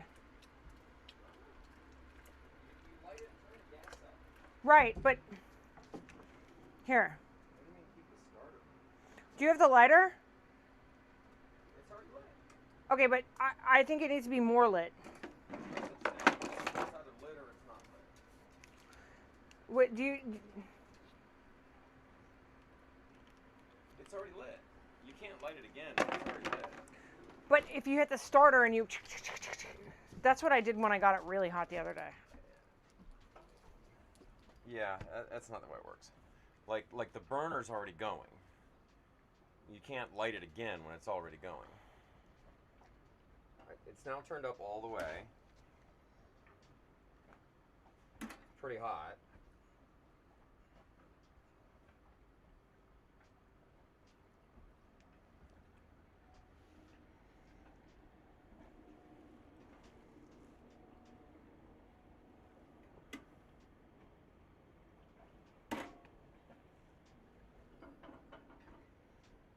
I don't know. That's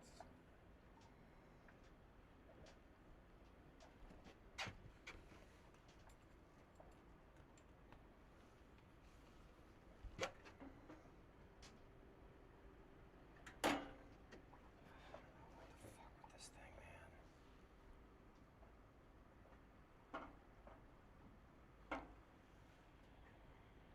Well, unless it's gone out, which it did. How the fuck is it going out? Oh yeah, now you can see the flame. Okay. So that Why it keeps I going had to out? start it a couple times when I. Like it's on full hot right now. And as far as I can tell, it's still going. Maybe I'll just take the whole damn thing apart next time. Okay. Yeah. I mean, like look, you're gonna have 9 burgers, so, but like, it's good because I like chicken, and.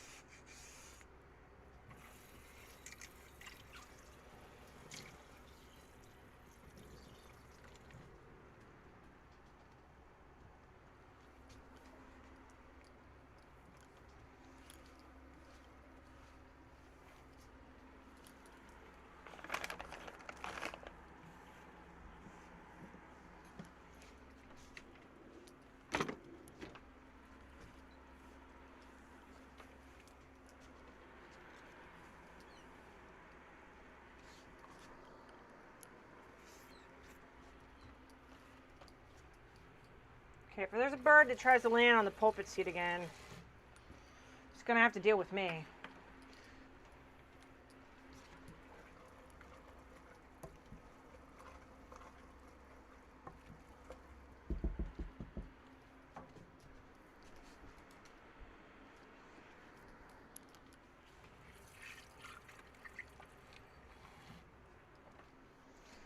All right, what did I miss, crew? What have I missed? What's going on? Pug, I'm sorry. What am I missing? Cheryl, beautiful, beautiful. Yay, your group sale sounds so much fun. Oh, it's gonna be awesome. Yes, it is. This atoll is like the most. It's like it's not the most famous Rangaroa, which will be the second to last. Like we're gonna go somewhere else first, and then we'll go to Rangaroa. Rangaroa is the biggest and most common. I think they have a Hilton there. I might be mistaken about the Hilton, but it's Fakarava. Here, I'll type the name in there. Everyone's like, Faka what? Fakarava is the name, and we are currently in the North Pass.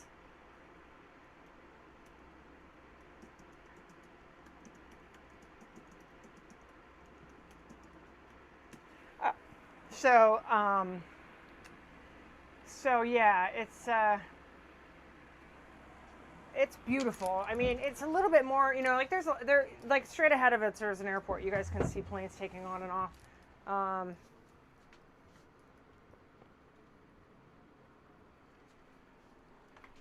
And my grill is finally going. Finally. But all in all, I had a really successful provisioning day. Or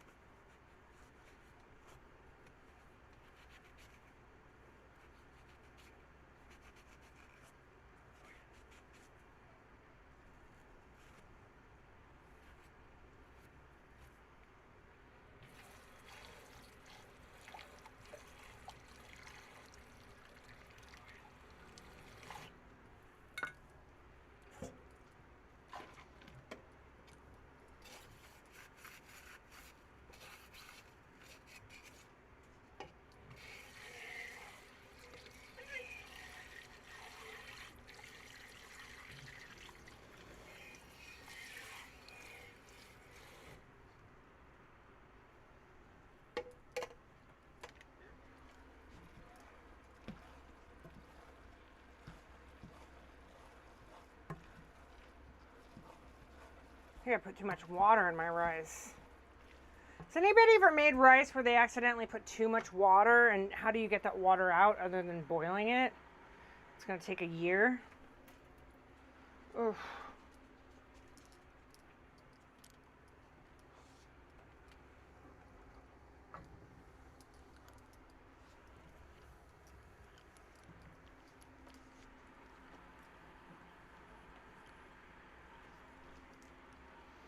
Alright, I think hope my grill is ready.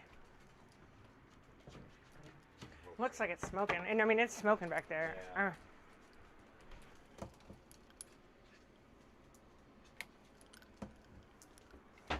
I got my glow light on back there.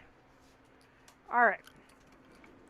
Here we go.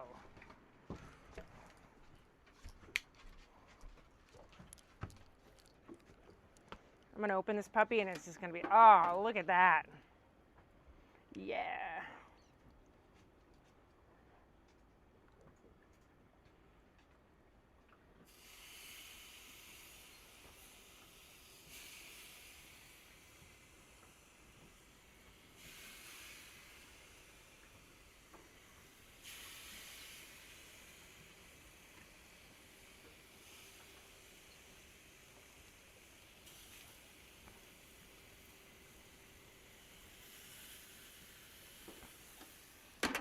All right, chicken's on. Burgers are up next.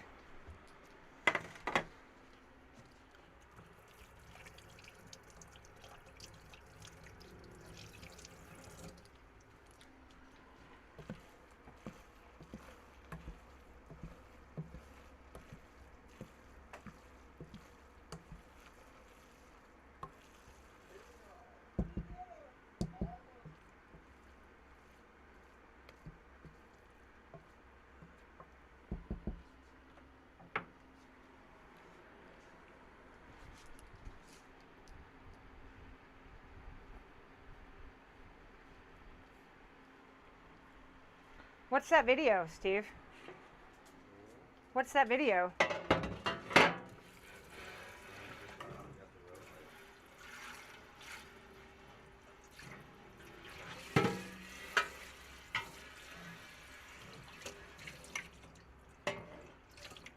I'm sorry, what? It's the one we shot after we got to railroad. Oh, fab.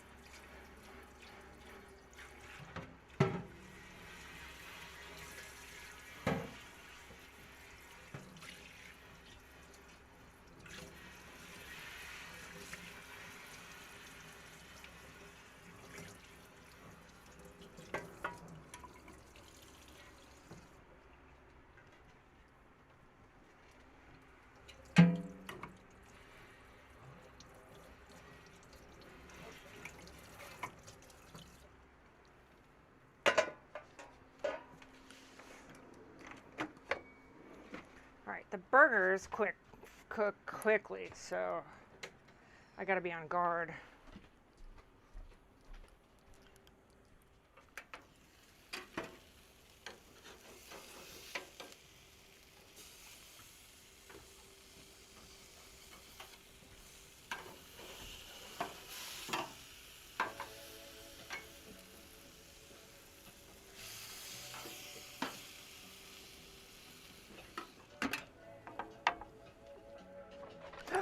Shit. Break my neck. I'm moving this, Steve. I almost broke my neck. Where's that coming from? What? This music. I don't know why it started playing. It's horrible.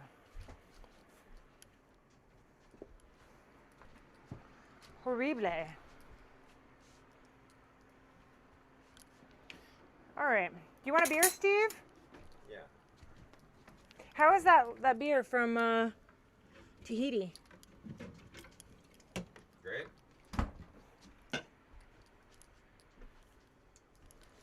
Tahiti beer. All right, let's not forget to take out the trash.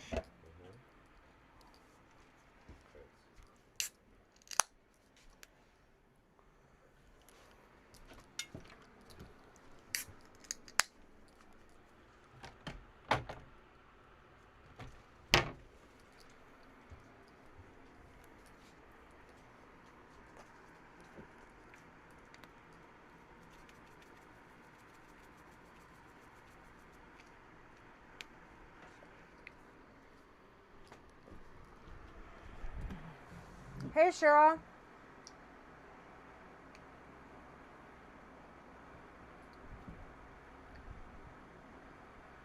Yeah, Cheryl, I hear you. I mean, I'm kind of like, it's like I should have known better. It's like a no-brainer, right? I should have known that I have a lot of pain after we do these passages and crossings and all the things. And I'm like, why am I in pain again? And it just like hit me as like we've been here since Thursday night.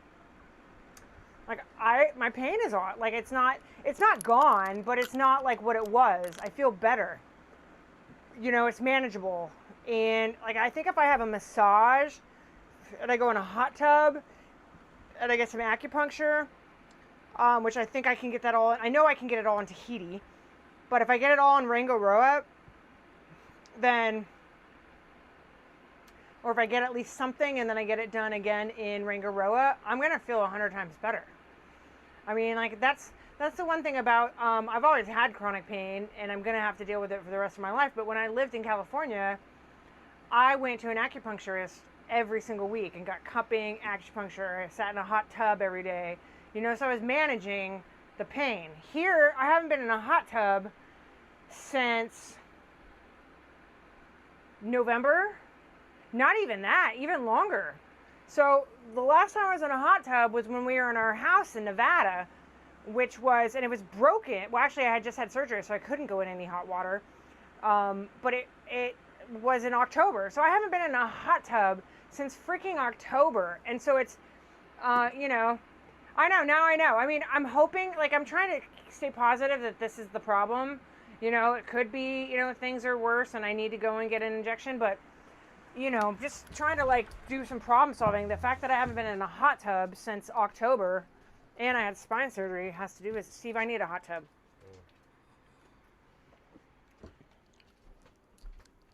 As soon as possible.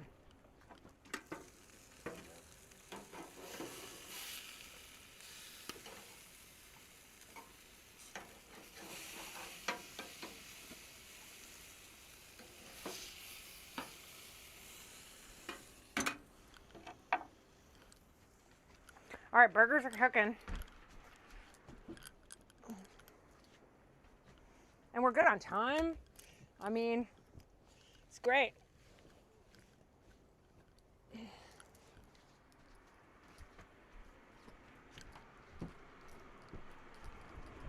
What's the latest with you, Cheryl?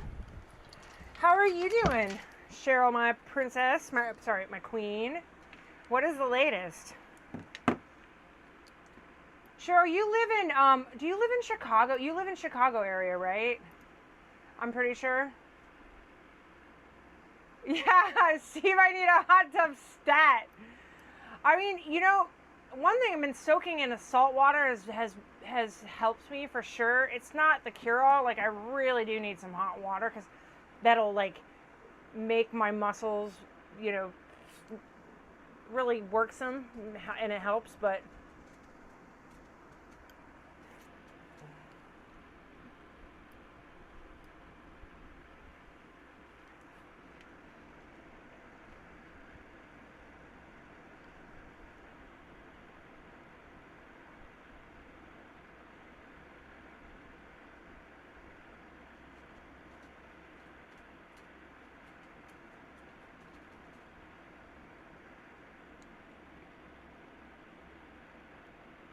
You were in Ventura.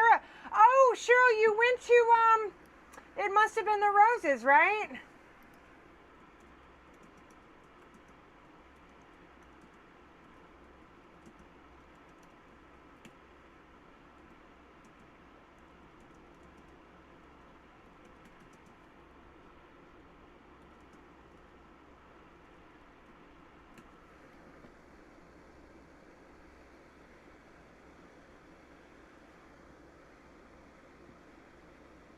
Yes.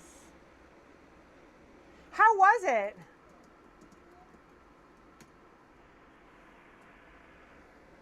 Was it crowded? How many bands were there? I know that I know my Dan Stein. I know Dan Stein.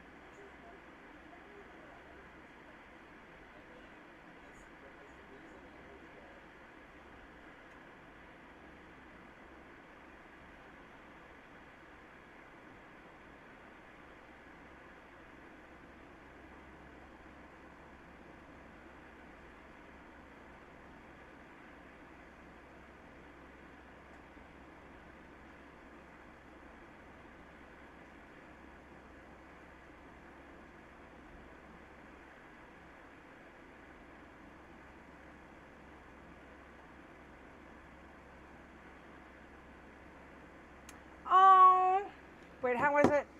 It was awesome. Saw a couple guys and made and some out. You saw some MFAB? I love to hear that. I love to hear that. I love to hear that. All right, I just got a really awesome message from somebody that's gonna make me cry, and I don't want to, but I'm gonna go read it to Steve. So I have a really great message from I'm going to say the name. You're not going to remember who it is, but then you're going to remember who it was. She responded to here I am being boat bitch. Never thought I'd be making hummus. She's like, oh, I'm going to cry. I remember the first time I met you. Wait, I remember the first time I met you in downtown LA. I'm going to cry. You were so full of life and a hustler, in all caps for sure. I worked for Miss Christina. And we used to manufacture for you the famous pleated dress and jumpsuit. Remember? Oh yeah. I admired Wild Orchid. Yeah, Wild Orchid pleat jumpsuit number MEG 8301 8201. Remember, I admire your ability to do literally everything, all caps. It's such a pleasure watching you and Steve travel the world this way. I'm such an emotional wreck sometimes. It broke my heart when you announced you had let go of your business, but I always know the Lord has a greater plan for you and Steve. All my love, P.S. Hope you remember me. Oh. What's her name? Araceli. Remember she was... Oh, yeah! Yeah! I talked to her a million times. I know. I want to go respond. I want to give her a proper response. I want to give her a proper response.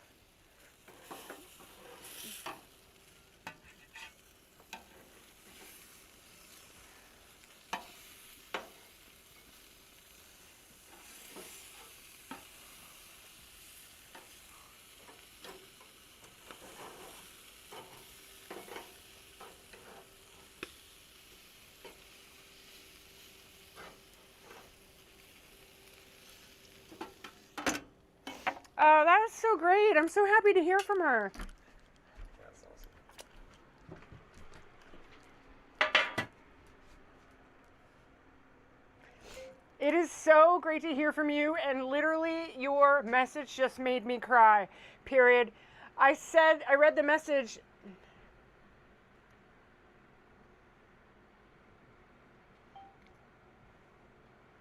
To Steve, comma, and he's like, oh my gosh, Araceli, exclamation point. I used to talk to her all the time, exclamation point. It's so great to hear from you, period. We are getting ready to run out to go and have dinner with some friends in this island that we are anchored off of, period. I want to send you a proper response, period. I would send you a text message, but our phones don't work anymore on text, exclamation point. I promise to respond by tomorrow because we absolutely love and adore you, period. Thank you so much for this message, comma. You just made my day, exclamation point. Oh, that's so great. You guys, I just had the most amazing message. I just read it, and I don't know, you probably heard it, but it's so great when I hear from people I used to work with that were like, yeah, I cannot believe you live on a boat right now and you're doing what you're doing, because I'm not kidding. I thought I was going to die in downtown LA. And that's, when I say this is not a bad thing, I thought I was going to be manufacturing clothes in downtown LA and, busting my ass for the rest of my life. And, that wasn't the plan anymore, and God's plan, like Araceli said. So it's nice to, that made my day. That really made my day.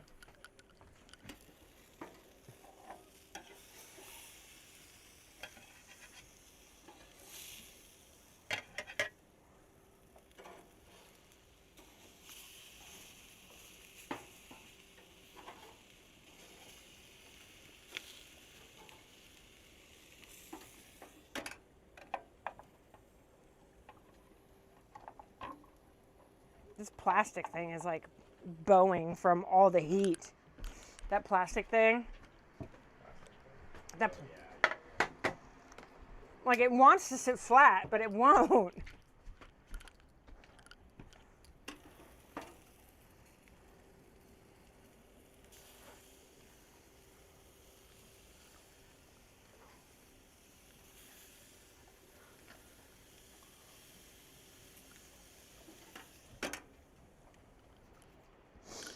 That really just made my day. It's awesome when you can touch people,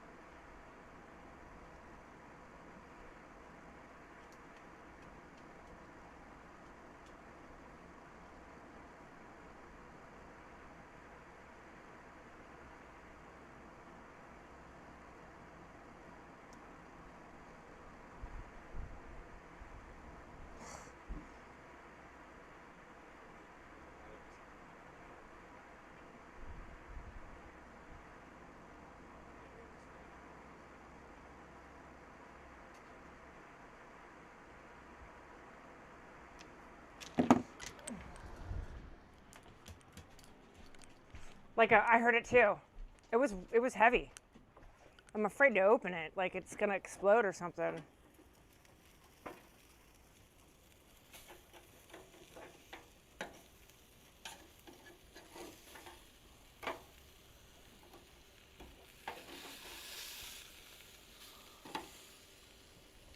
It's still going. It's hot as balls.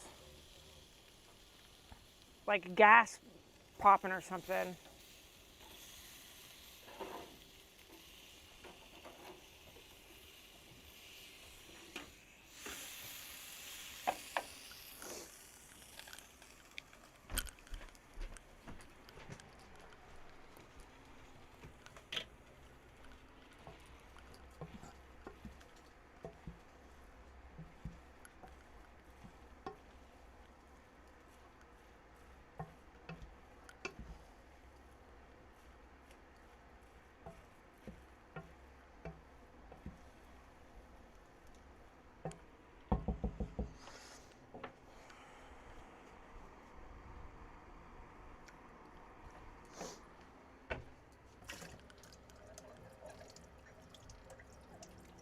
All right, so what time we're leaving here in like 2030?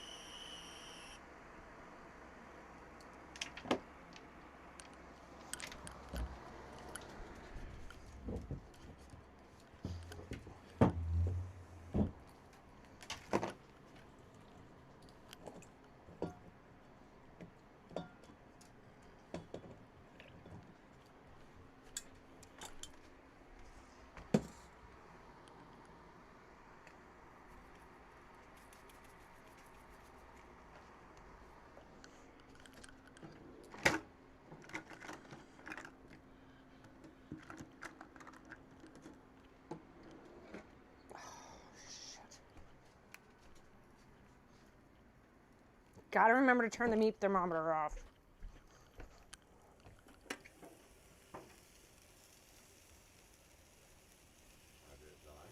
No, but I've been leaving it on like an idiot. Oh man.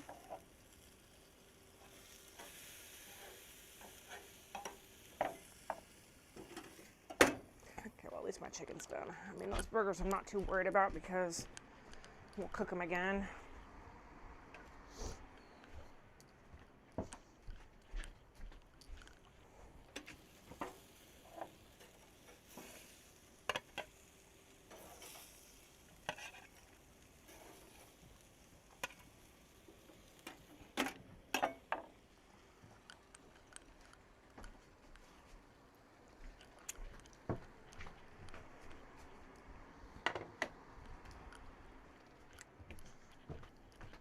Pugs.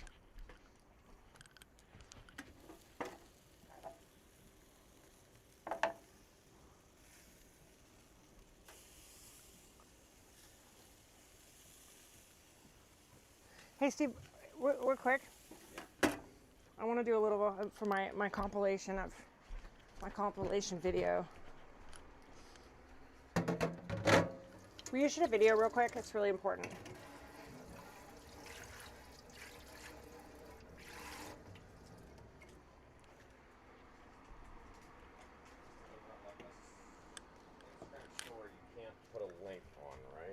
Yes, you can. Yes, you could. On a post, you can. I got these. Is the link right in front? Link. Oh my God, I'm looking right at it. And then change it. Then you can change what it says. Yep. Okay. Pugs.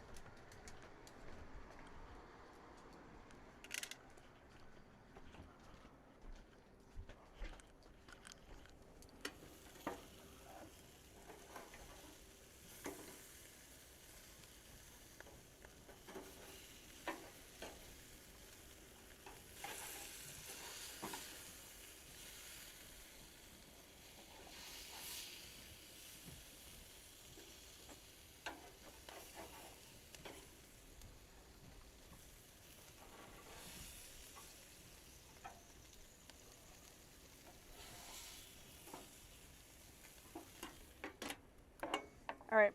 Will you do me a favor, please? Can I get you up out of what you're doing?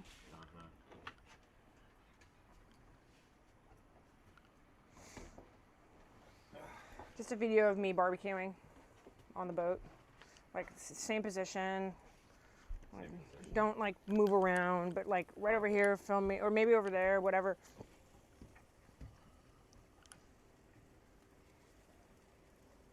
Just tell me when.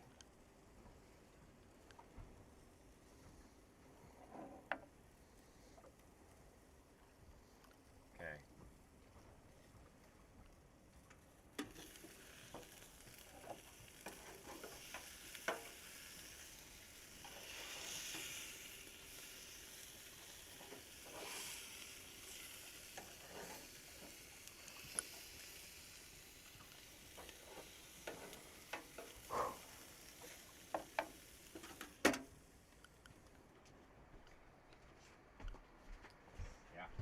Thank you.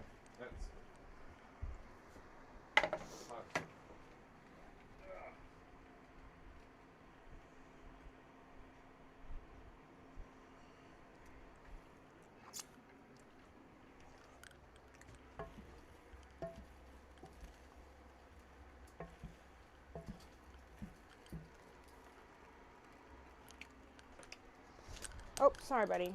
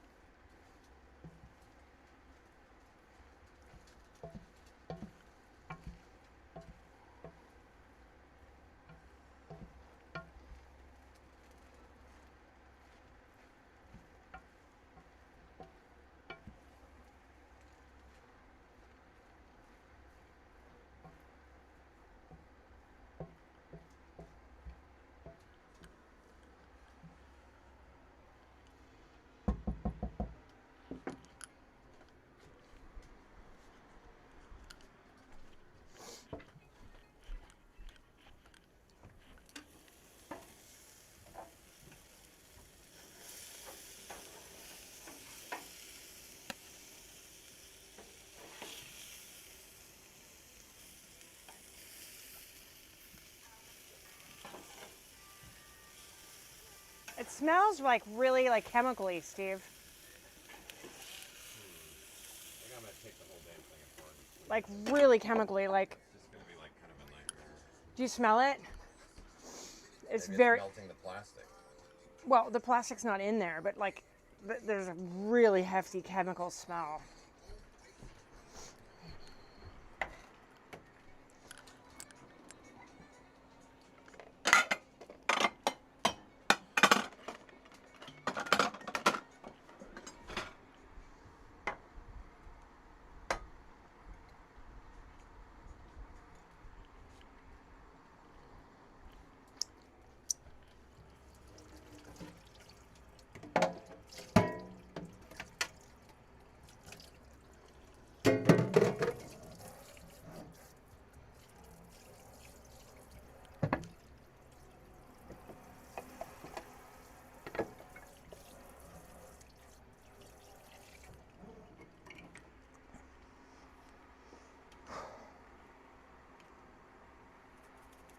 Do we want to turn the live stream off now? I don't think there's anybody there.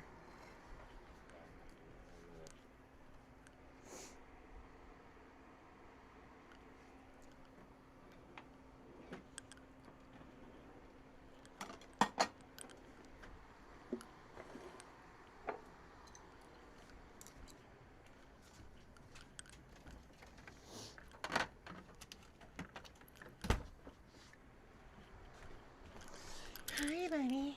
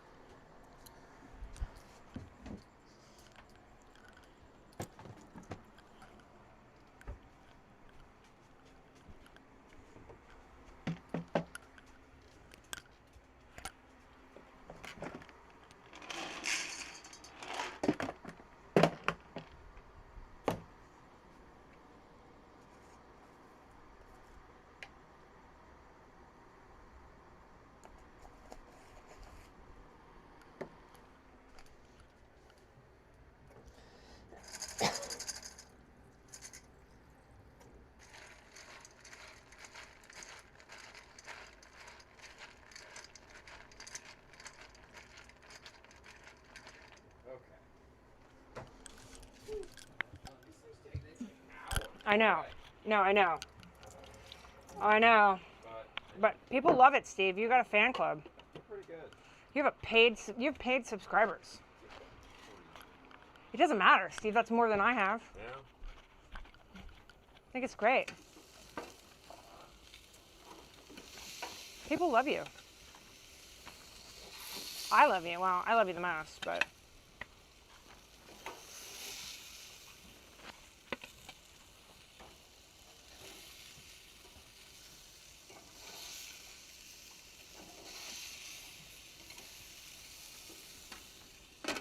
I hope we don't die from some kind of toxic something from. Can't imagine what. I mean, maybe it's just the smell of barbecue, but it's pretty strong.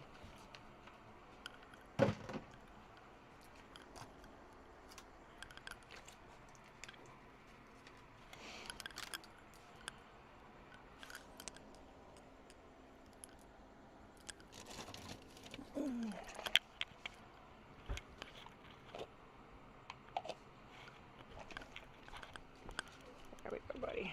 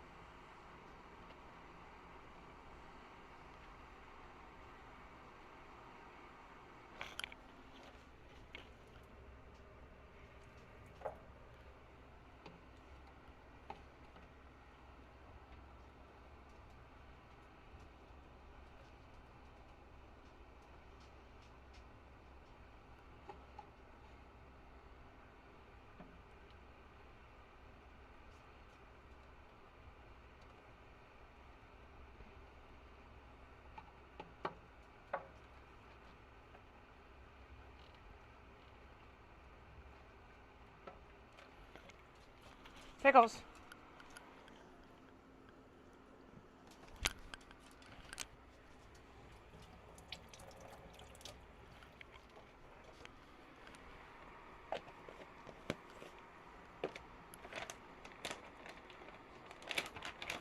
Huh?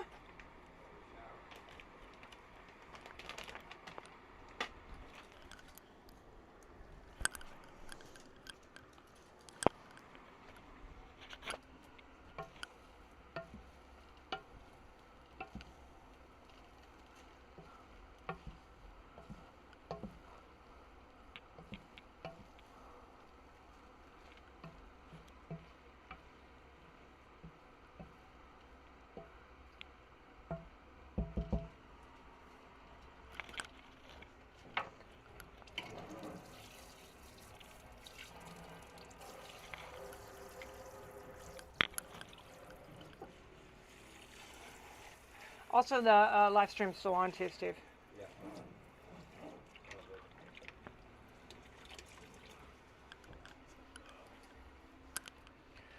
All right.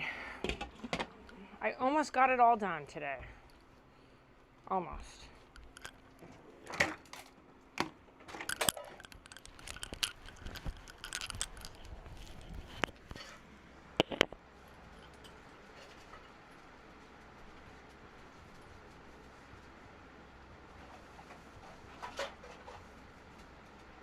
It was in a place this morning. I was going to see something to do, and then all of a sudden it just started getting cans and cans and cans and cans and cans.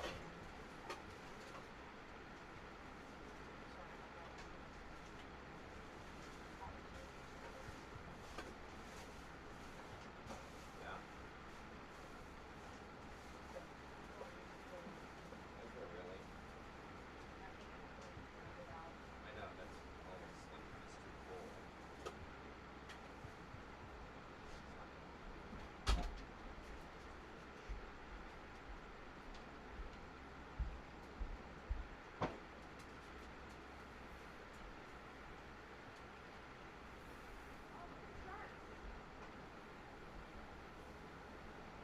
Oh, yeah. You're getting a good meal.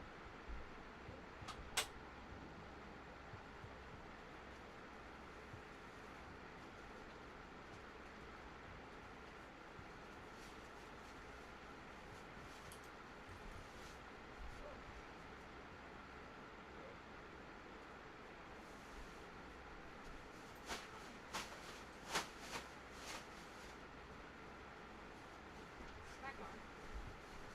I got a lot done today. I mean, I started provisioning or started food meal prepping this morning at 7. Yeah. Well, it needed to happen.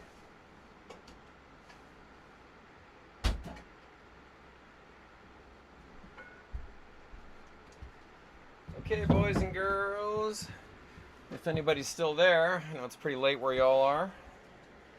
We are gonna go ahead and close down for the night. Solar power's gone. Batteries are Where's our batteries working at? 90%. Not bad. Yeah, I was hoping to end the day at 99, but oh shoot. What? I thought I turned the water maker off. What is it? Oh, it's the cricket. We have a cricket on board, you guys.